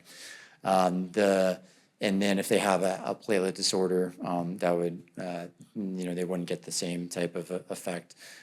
So that would be a contraindication, or potentially coagulopathies as well. Next question is there some objective measurement of pain levels? Is that what the KL 1 to 3 scale measures? Sorry, I didn't explain that. So the KL is your Kellgren-Lawrence grade. So that's how you grade arthritis. So it's a scale from 0 to 4, 0 being no arthritis, 4 being bone on bone. So that's kind of like how we can stratify patients and see how they're responders to different treatments. And the KL 1 to 3 does better than KL 4 for anything that we do. The response to pain that we kind of look at and when we follow our outcome measures is more subjective pain scales, numerical pain scales, like what's your pain on a scale from 0 to 10 or worst pain over the past week. And these are kind of how some of these studies look at with their responses with that. Next question, any thoughts on stem cell for the spine? Yeah, so there is, that is being done. Most people are doing, if they're going to do anything, they'll do bone marrow either. And when they, and just as full disclosure, I don't do spine, but they do, you do it into, usually you'll do the paraspinal muscles, plus or minus intradiscal, into the facet joints, into the interspinous ligaments. So you treat the whole spine along with it, and usually it's on multiple different levels, and then into the epidural space. But there's some data to support both bone marrow and PRP for spine conditions, but it's less researched. And also, how is a subchondral injection performed? Yeah, so to me it sounds painful. Usually done in the under some sort of conscious sedation, or at least nitrous. But you drill into the bone. So we don't do that here. But you just like put a bunch of anesthetic, they have some conscious sedation, drill into the bone, and then you inject about 2 cc's into it.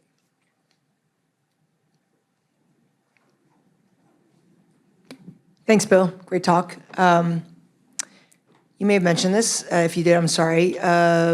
What does UCS offer now?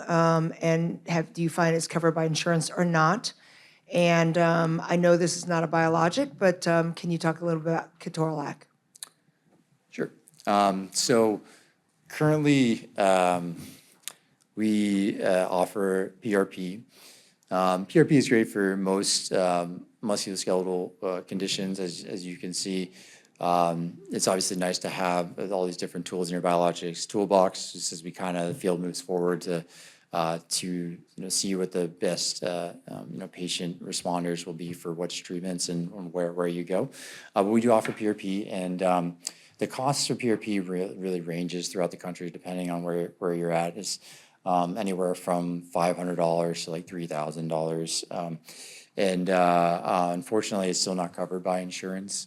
So that is a barrier, obviously, for patients. So you always have to have that discussion when you're doing it. I'm happy to talk, offline as to what we do. For ketorolac, Dr. Ramirez is going to have an excellent talk right after this on it. But ketorolac is viable alternative to steroid. It's an acute anti-inflammatory to help calm things down, and then so they can help them do the rehab and potentially avoid doing any for sort of like other measures such as the biologics or surgery. But I think ketorolac is nice because it's safer than steroid.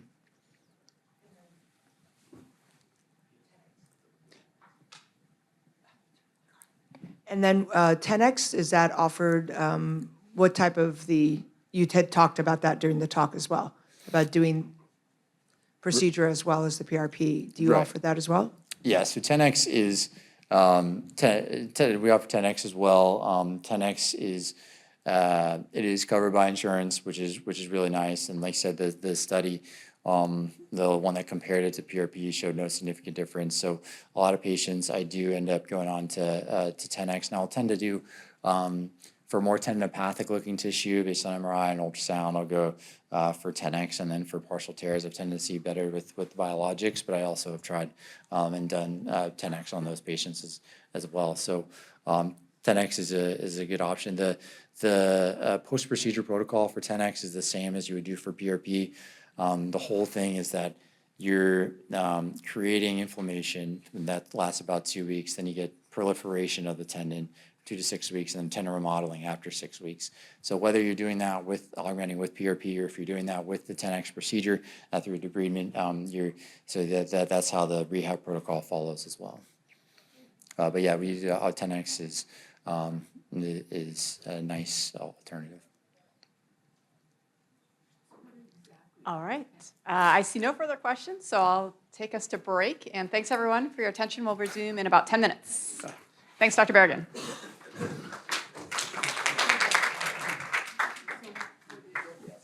Hi, everyone. Thanks, everybody, for sticking around to the very last session here. Really appreciate it. I am going to be introducing our final speaker in the main room today, who you may have already heard a talk from because she's given so many this weekend, but this is Dr. Faustine Ramirez.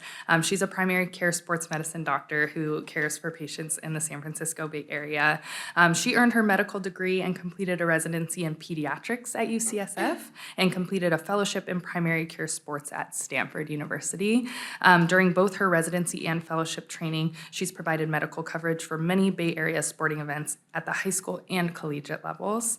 She was born and raised in San Francisco, was an undergrad at the University of Washington, where she was on the women's soccer team and served as a captain. Outside of work, she likes spending time with her family, exploring the outdoors, running, and developing tennis skills. She also has special interests in musculoskeletal ultrasound and procedures, so she's the perfect person to be giving this talk to us today, and she serves as a co-director of our Women's Sports Medicine Center. So welcome, Dr. Ramirez. Thank you. All right, thanks everyone. Appreciate you sticking around for the last talk of the weekend.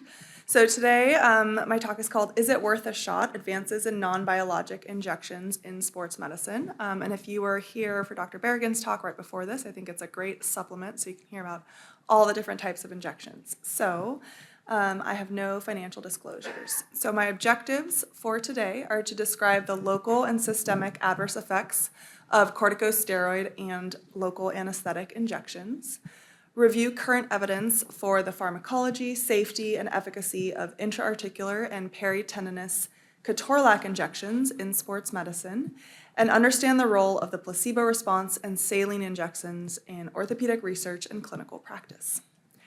So I'd like to start us off with a case. A 42-year-old female presents to clinic with gradual onset of left anterior hip pain that is not improving despite 3 months of regular physical therapy. Exam of the left hip demonstrates slightly limited flexion and internal rotation and positive impingement signs. X-rays show findings consistent with femoroacetabular impingement syndrome. You then obtain an MRI, which shows early degenerative changes and a labral tear. And if you were at Dr. Wong's talk on Thursday, you learned that this patient is probably not a good candidate for hip arthroscopy because she already has early degenerative changes or early osteoarthritis in her hip. So not a great candidate for a arthroscopic labral repair. So she wants to know what her different non-operative treatment options are. What would you recommend to her at this point? So take a second to chat with your neighbor or think about what you would recommend to this patient at this point.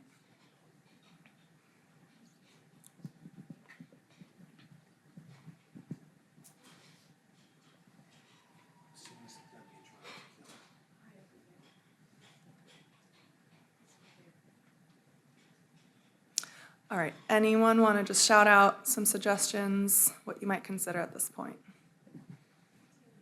More PT, great, love it. Steroid injection, great. What else? Anybody ever do an X-ray? She's got an X-ray already.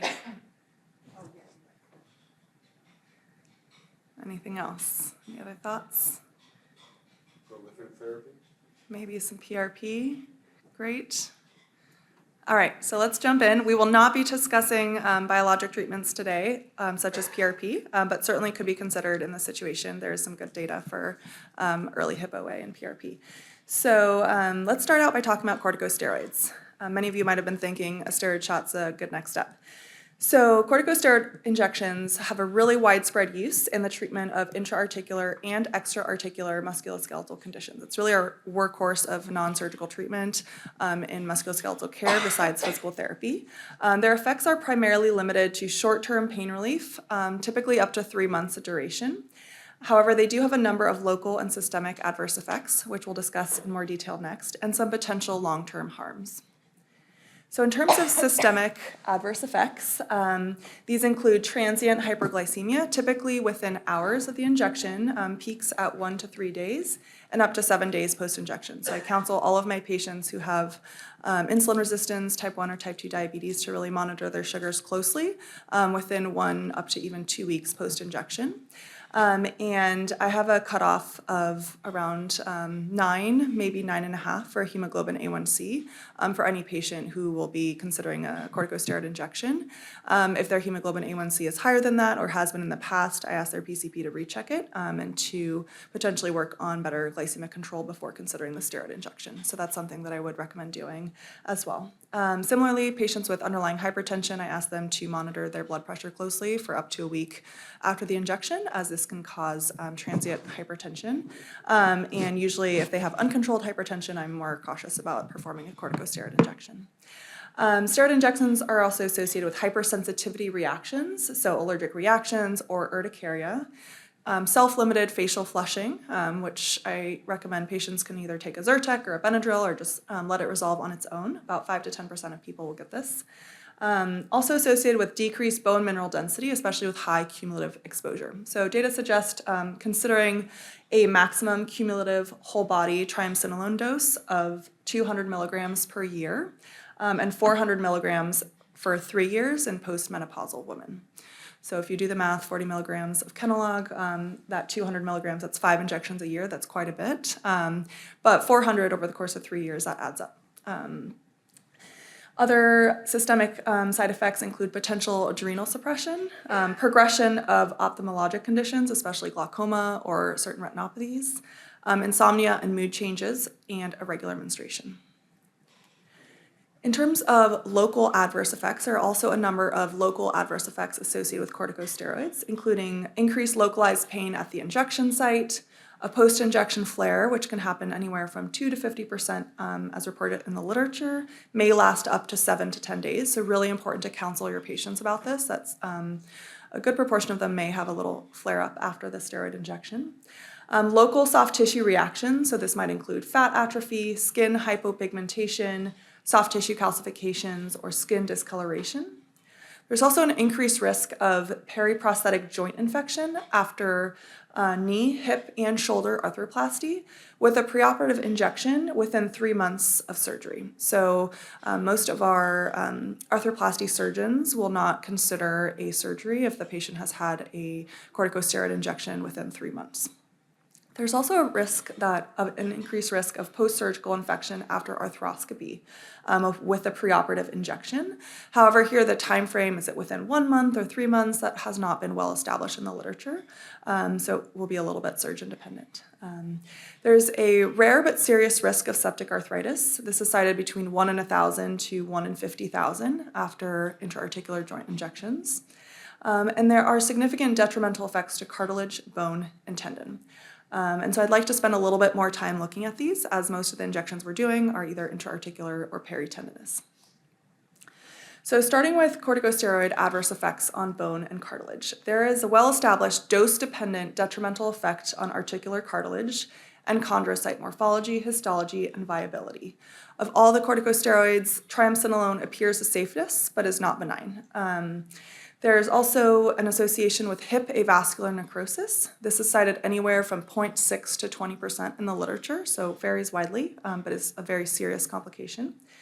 And also an association with rapidly progressive arthritis, also called rapidly destructive hip disease, after intra-articular hip injections. And this is often a dose-response association, anywhere from 3 to 7%. So this is a rare but very serious complication of intra-articular hip injections. There's a lot of research to suggest there is a risk of knee osteoarthritis progression and an increased risk of knee arthroplasty, even among patients without underlying knee OA. And we'll look at that data in a second.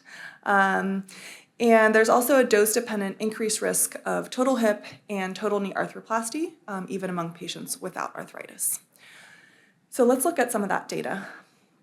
This was a large cohort study of over 2 million patients that were diagnosed with hip pain without osteoarthritis. So no OA in these patients at baseline.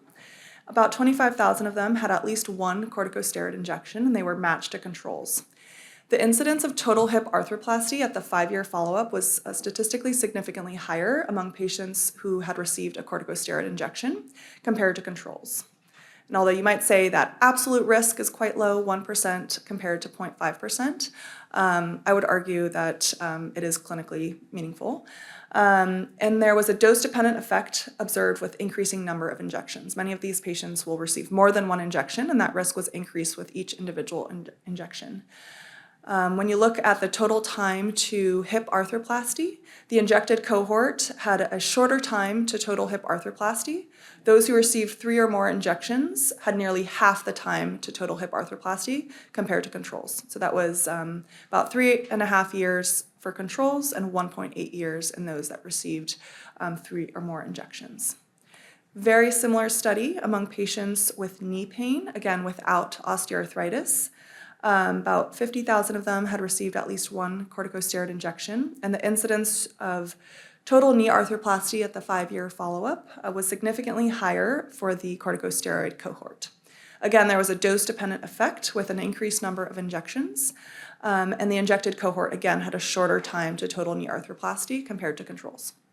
So pretty compelling data here in very large population-based studies that even among patients without underlying hip or knee OA, there is a dose-dependent risk of developing knee OA and increased risk of arthroplasty. I really like this study because it provides us with a tangible data that we can provide to patients. So this was a study of about 4,800 patients who either had OA already or were at risk of developing OA.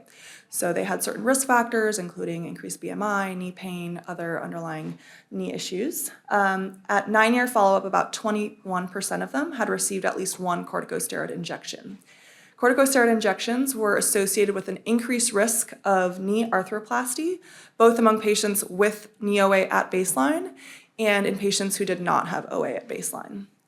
Each injection was increasing the risk, the absolute risk of arthroplasty, by about 9% at 9-year follow-up. So this is a concrete, tangible number that you can give your patients who are considering knee injections, whether they have knee OA at baseline or not.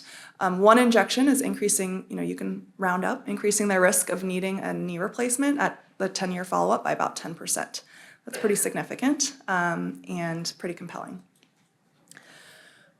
What about the tendon? Corticosteroids also have very detrimental effects on tendon, including tendon cells, architecture, and mechanical properties, including decreased capacity for tendon repair and healing.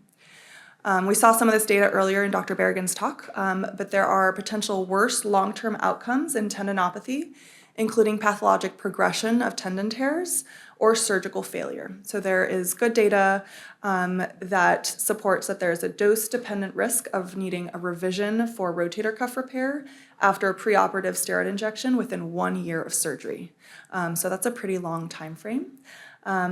There are limited data on the long-term risks of repeated peritendinous injections. So there are not a lot of clinical studies that have looked at the long-term risks However, in studies of lateral epicondylopathy, rotator cuff tendinopathy, there are adverse long-term outcomes with corticosteroid injections.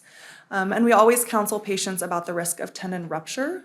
This is likely a low risk, but there's pretty limited incidence data, and the incidence really varies widely among studies, ranging from 0.1 to 10% or higher. This is also dose dependent with repeated injections at the same site. The risk may be higher with triamcinolone. The data appears to be safest in terms of dexamethasone appears to be safest in terms of tendon injections. So my practice is to only use dexamethasone for peritendinous injections. Things like biceps tendon, subacromial rotator cuff, greater trochanter, anything that's going to be near a tendon, I use dexamethasone 4 milligrams. So in terms of corticosteroid adverse effects, in summary, there are primarily self-limited systemic adverse effects. There are some rare but very serious local adverse effects, including infection, AVN, rapidly progressive arthritis. And there are well-documented dose-dependent detrimental effects to cartilage and tendon, including worse long-term clinical outcomes. So what about the local anesthetics that we use in injections, right? We don't inject only triamcinolone or only dexamethasone. We usually mix up a little cocktail with local anesthetics. There are 3 primary local anesthetics used in musculoskeletal injections. Hopefully you can see this table. I apologize if it's a little small. Lidocaine, bupivacaine, and ropivacaine, which are available in a few different concentrations. How these differ in terms of onset of action, lidocaine is typically fastest, so very helpful for subcutaneous anesthesia. Ropivacaine has a moderate onset of action, and bupivacaine has the longest onset of action. So I find lidocaine the most helpful if I'm using it for local anesthesia. And the duration of action is similar, so it's the shortest for lidocaine and the longest for bupivacaine. So if you're thinking about doing a diagnostic injection, for example, it may be helpful to choose one of the longer acting anesthetics, and I use ropivacaine, and you'll see why. Local anesthetics also have adverse effects. So there are some very serious systemic adverse effects, including cardiac and CNS toxicity. Typically this happens with inadvertent intravascular administration or intrathecal administration, or doses that are too high. There are also some local adverse effects at the level of the cartilage and tendon, and we're going to explore that in a little bit more detail next. So in terms of local anesthetic chondrotoxicity and tenotoxicity, for chondrotoxicity, there's a dose-dependent effect of local anesthetics on local articular cartilage. This may be exacerbated with concurrent corticosteroid use. So studies suggest that the combination of local anesthetic and corticosteroid is actually more detrimental.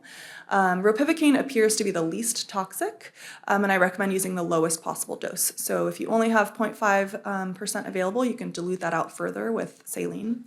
And I would recommend avoiding the use of bupivacaine and lidocaine based on existing data. Bupivacaine appears to be the most chondrotoxic, but lidocaine is quite chondrotoxic at all. So I've eliminated the use entirely of lidocaine in my practice around tendon and in joints. Tendon, very similar data. It's dose-dependent toxicity on tendon cells. I would avoid the use of bupivacaine and lidocaine based on existing data. Ropivacaine also appears to be the least toxic, and again, I recommend using the lowest dose. And if you are going to be doing a combination of a corticosteroid and a local anesthetic, the combination of dexamethasone and 0.2% ropivacaine appears to be the safest alternative for peritendinous injections. So what are our other options? These options so far don't seem great, right? Lots of negative effects. So in light of all the negative effects of corticosteroid injections, there's been a lot of attention towards alternative options, including things like biologics, PRP, but also other non-biologic options that may be covered by insurance. So ketorolac, there's been a lot of research recently on non-steroidal injections, including ketorolac. Most of the research has been on ketorolac, but there are also studies with other NSAIDs, some of which are not available in the US. So I'm going to focus on Toradol. So I'd like to start by reviewing some of the pharmacology and safety of Toradol. So ketorolac is an NSAID. It's a non-selective COX-1 and COX-2 inhibitor. It's available for systemic routes for PO, IM, and IV use. It's off-label, so not FDA approved currently for intra-articular or peritendinous use. And it's available in two strengths, 15 milligrams and 30 milligrams. In terms of dosing, this is not established for intra-articular or peritendinous use, as this is off-label.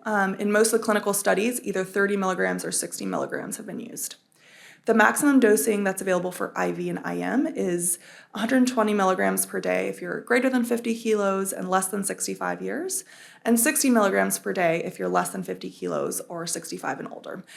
So using that threshold can be, used for intra-articular or peritendinous injections as well, although I rarely exceed those doses. In terms of pharmacology, there are some dosing considerations. These are going to be similar to other NSAIDs. So no dose adjustment is necessary for hepatic impairment.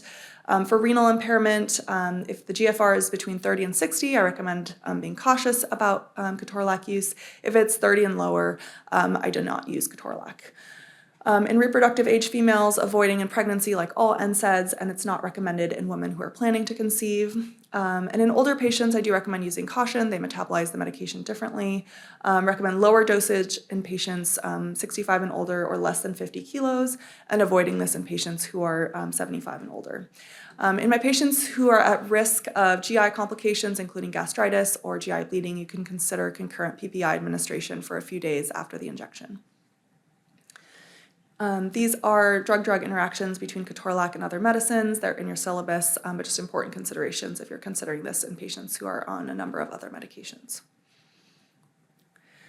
Systemic adverse effects of ketorolac will be similar to that of other NSAIDs. There's a GI risk, including increased risk of ulcers, perforation and bleeding, cardiovascular thrombosis, nephrotoxicity, hepatotoxicity, and bleeding risk. There are a number of contraindications. The ones that come up the most when I'm thinking about musculoskeletal injections in my patient population are going to be those who have a history of renal disease or renal failure, an active or a past history of peptic ulcer disease, GI bleeding or perforations, patients with a high risk of bleeding, including those who are on other anticoagulants, and concurrent use with other NSAIDs. There are some additional contraindications that are for example, in Canada and other countries. So I listed these just for you to be kind of aware of special situations that you might exert caution when considering a ketorolac injection. They're not necessarily absolute contraindications here in the US, but just when thinking comprehensively about your patients and the safety of toradol injections. So this is my summary. When you're thinking about appropriate patient selection for a ketorolac injection, I would avoid use in patients with renal impairment, so definitely checking their most recent creatinine, those with GI comorbidities, generally patients with gastritis. I ask about their previous tolerance of oral NSAIDs. If they're, have had some GI upset with previous NSAIDs, I might recommend that they take a PPI just for a few days, peri-procedurally, but I don't avoid use if they just have had gastritis in the past. But if they have had a history of GI bleeding, ulcers, or perforation, I'll avoid use. Those with cardiovascular comorbidities, patients older than 75, those unable to stop other NSAIDs or stop aspirin peri-procedurally, those with a higher bleeding risk, including patients on anticoagulation. Often here I'll work with the PCP to see can they stop that anticoagulation or at least one of their anticoagulants peri-procedurally and see if their PCP feels like it would be safe for them to proceed with a ketorolac injection. And if patients are on contraindicated medications, including ACE, ARBs, or diuretics, again, I will check with their PCP before proceeding. And then I also will use caution and consider alternative options in patients in that 65 to 75-year-old age group just because of differences in metabolism. So in terms of pharmacokinetics for intra-articular ketorolac injections, the onset of action may be as early as 1 to 2 weeks after administration, but I tell patients this may take a few days up to a week or two to fully feel the effects. The elimination half-life ranges from 5 to 6 hours, regardless of route of administration. And pharmacokinetic studies of intra-articular ketorolac injections have shown that there is an increased synovial concentration at the targeted joint compared to an oral dose. So about 2 to 3 times higher concentration getting into the joint compared to oral NSAIDs, but it rapidly diffuses out of the joint space. And there's actually considerable systemic absorption even with an intra-articular injection. However, it's much lower than a course of oral NSAIDs. So I often cite this when considering the safety of injections with my patients. It's about 10-fold less than a 1-week course of oral NSAIDs. So if patients are safely able to tolerate an oral course of NSAIDs for a week, there is much less systemic absorption for an intra-articular injection, similar to that of a 1-week course of a topical NSAID like Voltaren. So this can help you in terms of tolerability and safety, but generally fairly safe as long as they don't have any contraindications. What about chondrotoxicity and tenotoxicity of ketorolac? So current evidence is somewhat conflicting regarding chondrotoxicity and tenotoxicity. With regards to articular cartilage, most of the existing data suggests that ketorolac is likely safe, including studies with supratherapeutic dosages and studies that have longer follow-up periods. However, many of these studies are in vitro or animal studies, and we don't have long-term clinical data. We have shorter-term clinical data. I'll present some of that next, but we don't really have long-term clinical data on ketorolac because it's so new. So harder to compare in the long term compared to something like corticosteroid. For tendon, there are mixed results. There is possible tenocyte toxicity, and this needs further research. So I'd like to switch to look at some of the clinical data on ketorolac. So this was a really nice systematic review published last year that included 28 articles, mostly randomized controlled trials, some observational studies, comparing NSAID to corticosteroid injection for various musculoskeletal conditions. Of all the conditions studied, shoulder impingement syndrome had the largest number of studies. So the meta-analysis for subacromial impingement syndrome, first looking at pain, there were 9 studies included. Here, both NSAID and steroid injections significantly improved pain at the end of their follow-up periods. And in the meta-analysis, there was no significant difference in pain between corticosteroid and NSAID injections at both 1 month and 3 months. For function, similarly, NSAIDs and steroid injections both improved function. There were mixed results on the differences between groups, many studies showing no differences in function between steroid and NSAID injections. This was another systematic review here that only included randomized controlled trials comparing NSAIDs to corticosteroid injections. And there were 7 high-quality studies, 3 good quality studies. Out of the 10 studies, 6 of them used ketorolac. And here, important to note that 5 used 60 milligrams and 1 used 30 milligrams. So we'll talk about dosage in a second. In this meta-analysis, NSAID injections were as effective as corticosteroid injections for short-term pain reduction and for improving function.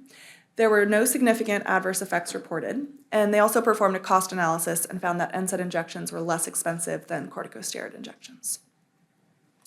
So in summary, ketorolac for subacromial impingement syndrome, there was a similar improvement in pain and function between corticosteroid and ketorolac injections. These are primarily short-term effects up to 12 weeks duration. Ketorolac injections are largely safe. There were no significant adverse effects reported in randomized controlled trials. And in terms of dosage, 30 milligrams is appropriate, and you may consider 60 milligrams in the appropriately selected patient. What about frozen shoulder? We often use corticosteroid injections in frozen shoulder, and I think they play an important role. There are very few studies on the role of NSAID injections in frozen shoulder. One of the studies from 2019 was a retrospective study. They compared ultrasound-guided intra-articular ketorolac with a capsular distension compared to triamcinolone without a distension. And here they found that both groups had improved pain, function, and range of motion at 1, 3, and 6 months, and there was no difference between groups. However, it's unclear whether the positive effects were from the ketorolac itself or from the hydrodistension, which is established treatment for frozen shoulder. So the study definitely has some limitations. There were 2 cases of dizziness and transient muscle weakness in the ketorolac group. Another study, this was a randomized controlled trial, also in 2019, that compared intra-articular ketorolac compared to hyaluronic acid, which is not a commonly used treatment in frozen shoulder, and both groups had improved pain. There was a greater improvement in the ketorolac group. But again, this study has limitations, not a great comparator group, as we don't typically use hyaluronic acid for frozen shoulder. So in summary, for frozen shoulder, there's very limited evidence for ketorolac. I would consider this in patients that are unable to receive corticosteroids. So we've been using it in patients, and we're looking at the results in a prospective manner. But I would say It seems like there are some patients who respond quite well to it and some patients who don't feel much of an improvement. So more research is definitely needed on this topic, but it may be a consideration in patients who are having a lot of pain and pain is limiting their ability to do physical therapy and are not candidates for corticosteroid. So back to the meta-analysis, moving on to knee osteoarthritis. So in the systematic review, there were 5 RCTs and 2 retrospective studies on knee osteoarthritis. Most studies used 30 milligrams of ketorolac. 7 studies looked at pain. Here, both NSAID and steroid injections significantly improved pain at the end of their follow-ups. There was one study where the effects diminished at 3 months and 6 months for both injections. And in the meta-analysis, there was no significant difference at 1 month and 3 months in pain between steroid and ketorolac injections. In terms of function, 6 studies looked at function. Both NSAID and steroid injections improved function at the end of their follow-up periods. 2 studies favored steroid for function, and 1 study, the effects diminished at both 3 and 6 months. So in summary, ketorolac for knee osteoarthritis, similar improvement in pain between ketorolac and corticosteroid injections, possibly more improvement in function with corticosteroid injections.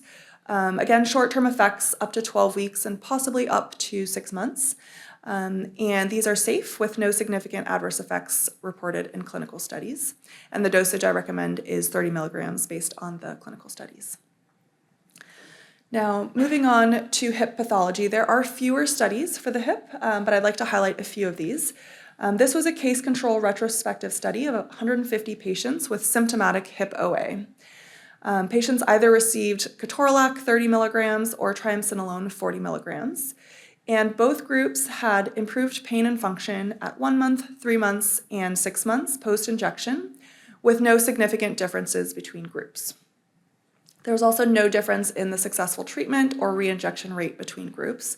And there were 4 mild adverse events in the ketorolac group, including transient pain and heaviness. This lasted an average of 2 to 4 days. This is a study that we've been working on here at UCSF that's recently been accepted for publication in arthroscopy.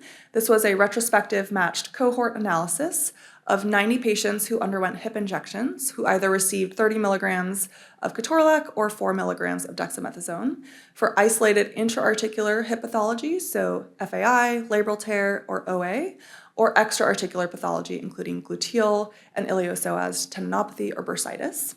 And overall, there was a trend towards greater improvement of pain with ketorolac compared to steroid, and this was statistically significant in patients with hip OA. So taking a look at that data, all the way on the left, the cohort of all patients included together. Next, we have the patients with FAI, extra-articular tendinopathies, and OA all the way on the right. And you can see that for all patients and those with FAI, there was a trend towards improvement, greater improvement in pain, and then that was statistically significant for patients with OA, as you can see all the way on the right. Among patients who reported pain relief, there was no significant difference in the reported percent improvement. The duration of effect, which was about 3 months for ketorolac and 4 months for steroid, or the effect onset time, which was about 3 days for ketorolac compared to 11 days for steroid. And in terms of adverse effects, there were 2 patients in the ketorolac group who had some nausea and purpura. So in summary, ketorolac for hip pathology, there's more limited data in hip pathologies. The best evidence so far is for hip OA. And in these studies, there's a similar improvement in pain and function between ketorolac and corticosteroid injections. These are primarily short-term effects, up to 12 weeks, possibly up to 6 months. These are safe with no significant adverse effects reported in clinical studies, and in terms of dosage, I recommend 30 milligrams. Finally, I'd just like to take a moment to review some of the other conditions that were reviewed in this systematic review. These have a much smaller number of studies, but there are a few randomized controlled trials that have looked at ketorolac for trigger finger, plantar fasciitis, carpal tunnel, and Decore veins. And in all of these, steroids were actually found to be more effective, besides plantar fasciitis, where there was no difference between groups. Although this is limited data, more research is needed, but so far it looks like for these hand and wrist conditions, steroids do appear to be more effective, but I think future research will be helpful. Now I'd like to switch gears and talk a little bit about placebo and saline injections. There's been a lot of interest in this in the setting of many large randomized controlled trials in a number of different conditions, especially knee OA, that have compared PRP or HA or corticosteroid to placebo injections, which are often a saline injection. And in many of these studies, even patients in the placebo arm are seeing significant improvements. So there's been a lot of interest in trying to better understand this placebo effect, both from a research perspective, but also from a clinical standpoint. So this was a review that looked at 21 studies that investigated various hypotheses for the intra-articular placebo effect, specifically in knee osteoarthritis. And they found a number of different factors that could influence the placebo response. So they found patient-related factors, including baseline pain, patient education, patient expectations or beliefs, disease severity, and patient knowledge, trial-related factors and confounding, treatment-related factors, including route of administration, frequency of administration, duration of treatment, strength and invasiveness of the active treatment in the trial. Provider-related factors, including confidence, optimism, positive interactions with patients, as well as biological factors. So for example, the role of aspiration prior to injection, which may remove some of those pro-inflammatory mediators from the joint, or dilution of those inflammatory mediators by intra-articular saline.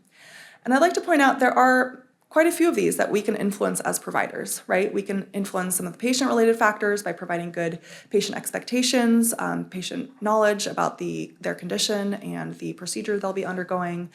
Provider-related factors like our confidence that we display, our optimism about the outcome of the injection, the interactions that we have with patients during these injections, and the biological factors, right? Are we adding more saline to our injections? I'll talk a little bit more about that. Are we aspirating if there's an effusion prior to the injection? That can play a really important role. So I like to highlight some of the data on the role of saline injection. So this was a large systematic review and meta-analysis of only randomized controlled trials for knee OA that compared intra-articular therapies, so steroid injections, HA, PRP, to saline injections as a placebo comparator arm. So very large study.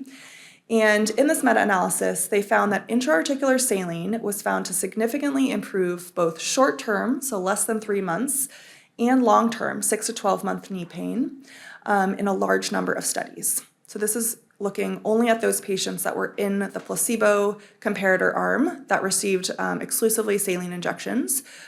They found statistically significant improvements in pain, both in the short term and in the long term.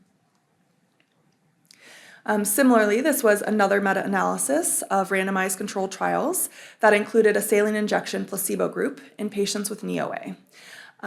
For the pain outcome, they found a significant improvement at 3 and 6 months after intra-articular saline injections, and this was a clinically meaningful difference above the established MCID for knee OA at 6 months.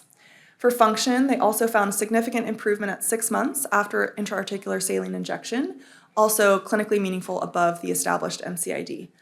So in summary, based on these studies, intra-articular saline placebo injections provide not only statistically, but also clinically meaningful improvements in pain and function among patients with knee OA. What about other conditions? So very similar concept study here looking at plantar fasciitis, meta-analysis of only randomized controlled trials that included a saline injection placebo group in patients with plantar fasciitis. There was a significant reduction of both pain and function at less than 6 months and 12 months after saline injection, which was above the threshold for a clinically meaningful difference, so above the MCID for plantar fasciitis. They did not find a significant difference in plantar fascia thickness, but they found a meaningful, clinically meaningful difference in pain and function out to 12 months. Similarly, for lateral epicondylitis, similar concept, 15 RCTs with saline injection placebo group. These were compared to a variety of different active treatments. After saline injection, there was a significant reduction in pain that was above the clinically meaningful difference at less than 6 months, greater than 6 months, and 1 year. And after saline injection, there was a significant improvement in function at less than 6 months and greater than 6 months, again, above the clinically meaningful difference. They did a subgroup analysis comparing a saline injection to no intervention at all, and they found similar results. So it appears that even a saline injection compared to no treatment at all can lead to clinically meaningful improvements in pain and function. So in summary, in terms of the placebo effect and saline injection, studies suggest there is a significant improvement in pain and function after saline injections in knee OA and various tendinopathies, which is often a clinically meaningful improvement. Contextual factors are very important in the placebo response, including patient and provider-related factors that we can potentially affect as providers providing these injections. And there are multiple proposed biological mechanisms for the therapeutic effect of saline injections. This is incompletely understood, but some of these proposed mechanisms are intra-articular injections, the dilution of inflammatory mediators, maybe changes in osmolality, and in tendinopathy, the mechanical act of needling or the hydrodissection itself can lead to an inflammatory response, localized bleeding, fibroblast proliferation, and the release of vasoactive substances and vasodilation. So these are some of the proposed mechanisms, but this is not completely understood.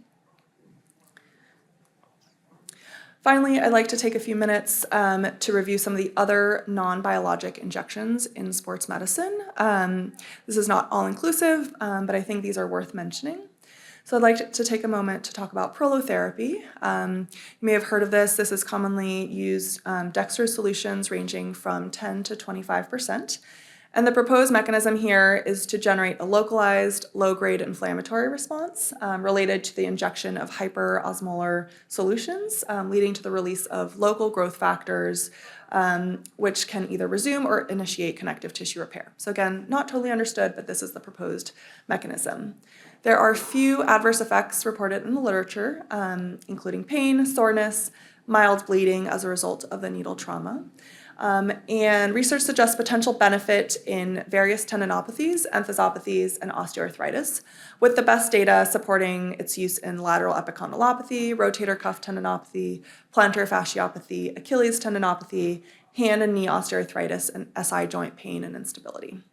However, the data still remain fairly limited, and future research is needed on this topic. But it can be a nice alternative for patients who don't want to receive corticosteroid injections and are not able to pay for PRP out of pocket. I'd like to take a moment to discuss the role of suprascapular nerve block, which has also received a lot of attention recently, especially in the setting of adhesive capsulitis. So I'd like to highlight one study that reported decreased duration of symptoms by about 6 months, as well as improved pain and function when combined with a glenohumeral corticosteroid injection and PT. And this is compared to patients who received a glenohumeral injection and physical therapy and a sham suprascapular nerve injection.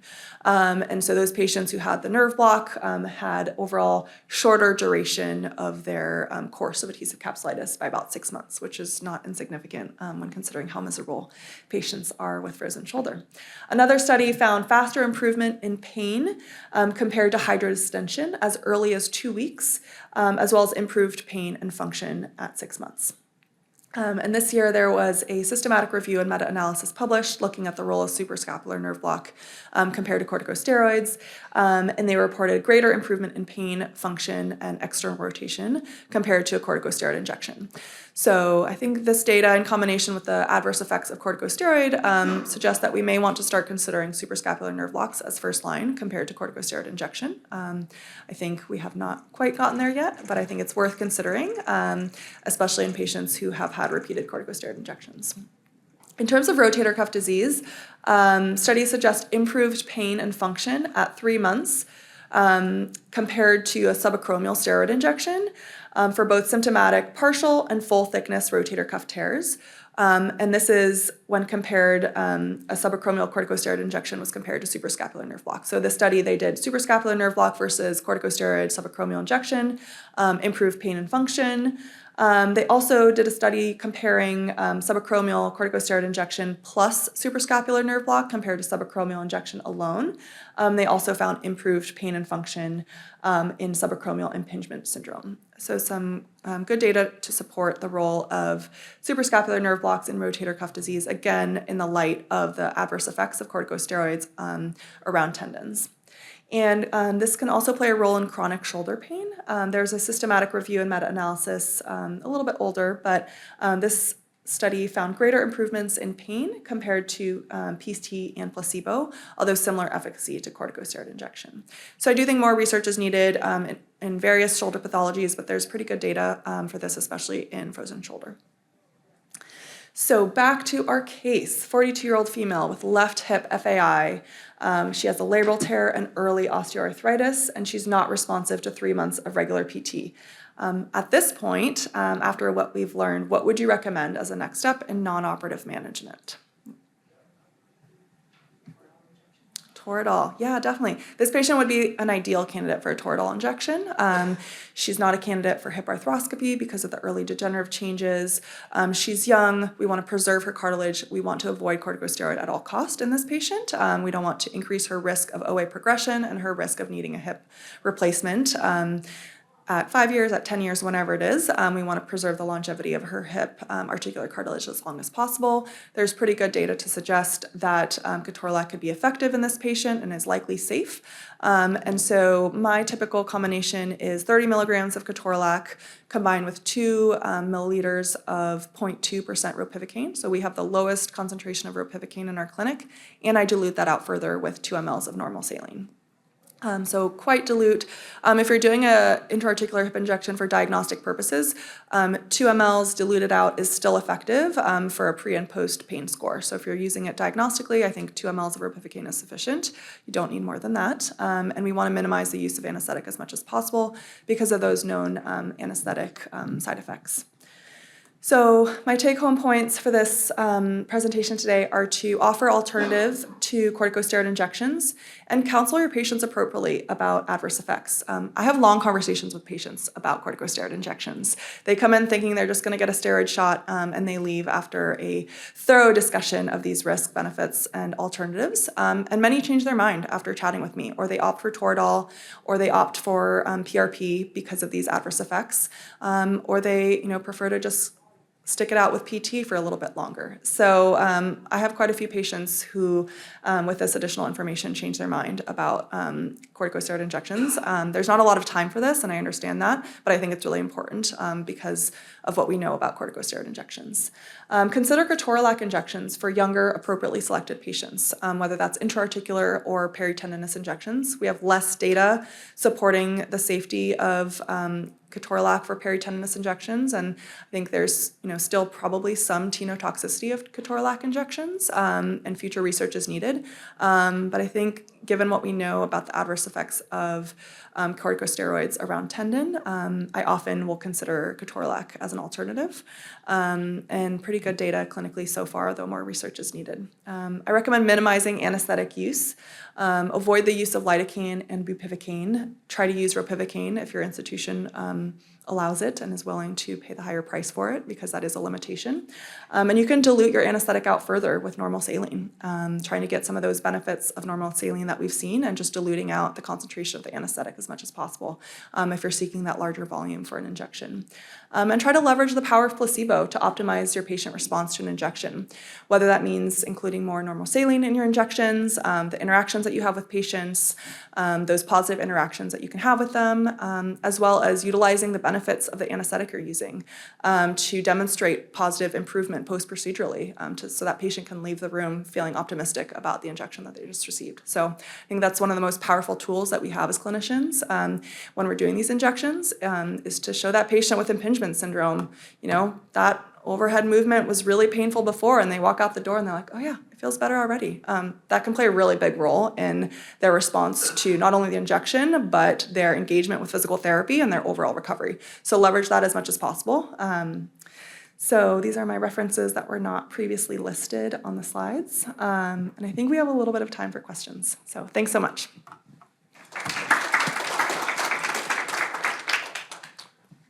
I just want to say I have a lot of experience receiving prolotherapy. I've had it done 3 zones in my spine, my left shoulder, my left knee, and left foot.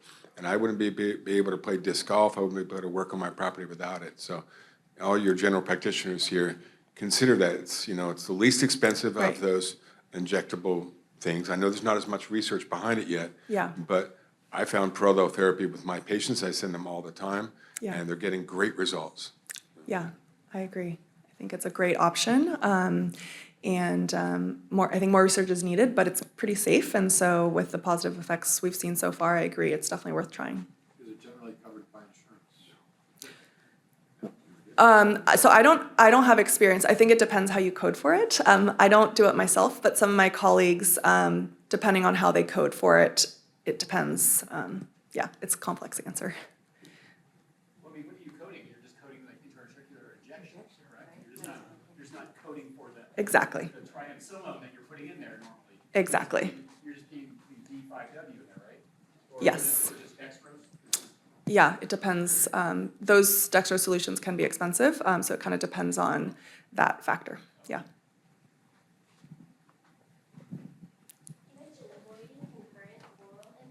Ketorolac injections?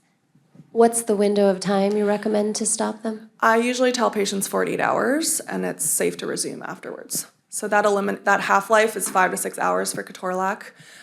So, 48 hours is giving you many, many half-lives for elimination. So I feel like after 48 hours, it's safe. Yeah. The nerve block you recommend Yeah. or mentioned, how many people have gotten that so far in your patient population, and do they do well with it? Yeah, so I've started offering it more recently based on this more recent research over the past 6 months or so. Dr. Berrigan, one of my colleagues, performs the procedure a lot. The patients do really well. I think when I counsel patients about it, some of them shy away from the idea of a nerve block. So some of it is just patient education and explaining the differences between a shoulder injection and a nerve block and kind of what the risks are. And so, but usually for my frozen shoulder patients, we discuss it as an alternative. They often start with the glenohumeral corticosteroid injection, and if we say if it doesn't work, we'll try the suprascapular injection next, or if the effects wear off and you're still in pain, then we can try that next. But I think there's enough data to offer it as a first-line option at this point. So again, it's a little bit what the patient feels comfortable with, but I offer it as an option, as a first-line option, and many patients are still opting for the shoulder injection, and that's their choice after hearing pros, cons of both. But I think the patients who receive it do quite well. Yeah. Yeah. This has been very interesting. I mean, I was trained 30 years ago. Yeah. And it just, was told you use this amount of corticosteroid and this amount of lidocaine. And I'm just wondering now, why do we use lidocaine? I mean, why not just use saline? Yeah. And are we trying to get this immediate effect so that they leave feeling, well, I feel better now, but an hour later, they're still going to have pain? I mean, I don't understand, why are we using anesthetics then? Yeah, it's a great question. I mean, I think sometimes I do injections where the diagnostic part of the injection is important. So the patient is referred because we're trying to understand, is their hip pain intra-articular or not? In that case, the anesthetic plays a really important role when you're doing a before and after exam. I think the anesthetic helps in part with some of that post-procedural pain that patients may have just from the procedure itself. But you're right, I mean, it is quite short-acting. That's why I use such a small amount. I think you could certainly consider a world in which we didn't need to use intra-articular anesthetic and just used it for subcutaneous anesthesia. I think that's a very reasonable alternative. I find that the positive effects that I can get from a patient feeling that immediate improvement in pain is worth the risk of still using a little bit of ropivacaine, because I think there's actually a really important role in that quote unquote placebo response that you're getting, whether you want to call it that or not. But that immediate relief that the patient gets walking out the door, I think plays a really important role in their recovery and their optimism about the effects of the injection and their treatment course. And so I actually find that extremely valuable to be able to tell patients, that's great immediate feedback that we got the medicine in the right place, and I expect you to start feeling improvements in that same arc of range of motion that you were having pain in before, that same hip flexion that you were having before, that they're able to walk out the door feeling positive about it. So for me, that's one of the reasons why I keep using some anesthetic in my injections, but I've drastically cut out the amount that I use, and I have completely eliminated the use of lidocaine altogether. And do you supplement with saline? I mean, it sounds I do. like a good idea. I do, yeah. So I use a little bit of anesthetic, and the rest of my injection is just normal saline. Yeah.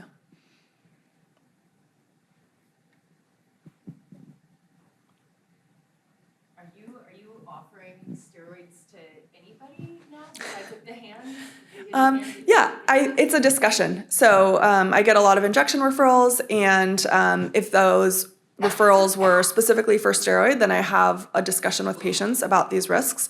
Ultimately it's up to the patient to decide. So I kind of go over, these are your options: steroid, potentially Toradol, if they're a candidate for Toradol, talk about PRP as well, if it's an option, if it's indicated, maybe HA, and kind of go over all the injection options with them and have this discussion. I think I'm doing less and less steroid injections, but I'm still doing them a lot. We get a lot of frozen shoulder referrals, and I still think steroids play a really important role there. There is emerging data for suprascapular nerve blocks, but it's not yet widespread use. So that's a discussion to have as well. But I do very few steroid injections in younger patients. I really try to guide them towards another option.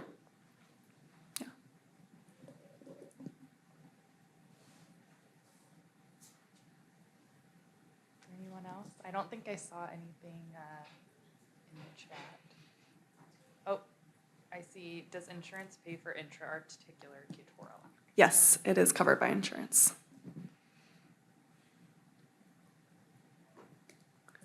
All right.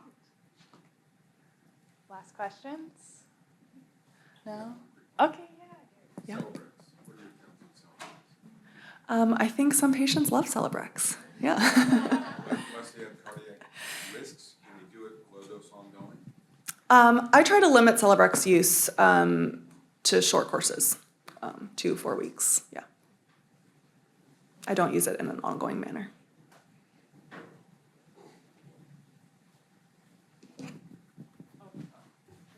Just talk about triamcinolone or intra-articular injections for like knee. Yeah. Arthritis. I mean, there's some couple elderly patients that I have that come in every 3 months for their steroid injection because it wears off. Yeah. By then. And one person in particular, I've done probably 10 to 12 over the last 3 or 4 years. Yeah. I mean, at what point, because he doesn't want surgery, he's in his Right. mid-70s or early 80s type of thing. And so Yeah, I think these are the patients that I use steroid the most in, right? They're older, they may not be good candidates for Ketorolac, they already have degenerative changes in their knee, they understand the risks of causing further degenerative changes, increasing the risk of needing arthroplasty, they don't want surgery, they understand the risk, they understand that the effects may be more attenuated with repeated injections, they don't have that many other options and they're not good surgical candidates, or they're like, I'm gonna get my knee replaced anyways next year or in 6 months or in 12 months. I know I'm headed there, I know it's gonna happen, I just need to wait for a better time. Those are usually the patients that are. there's like a limit that you'll say, oh, I'm not going to do it, you need to go get a knee replacement or I can't do anymore. I mean, if they're still getting beneficial effects from steroid injections after 10 or 12, that's surprising and good for them and keep going, yeah. What's the adverse effect you're thinking about? Things like continued arthritis, he's got severe arthritis already. Right. Exactly. Those patients who are headed towards arthroplasty anyways, who understand the risks, and if they're still getting positive effects, I worry a little bit less in that patient population. It's really more in my younger patients who either have no degenerative changes or very early degenerative changes that have a lot of life left in their joints, where we're really trying to preserve those joints as long as possible, that I very much discourage steroids in those patients.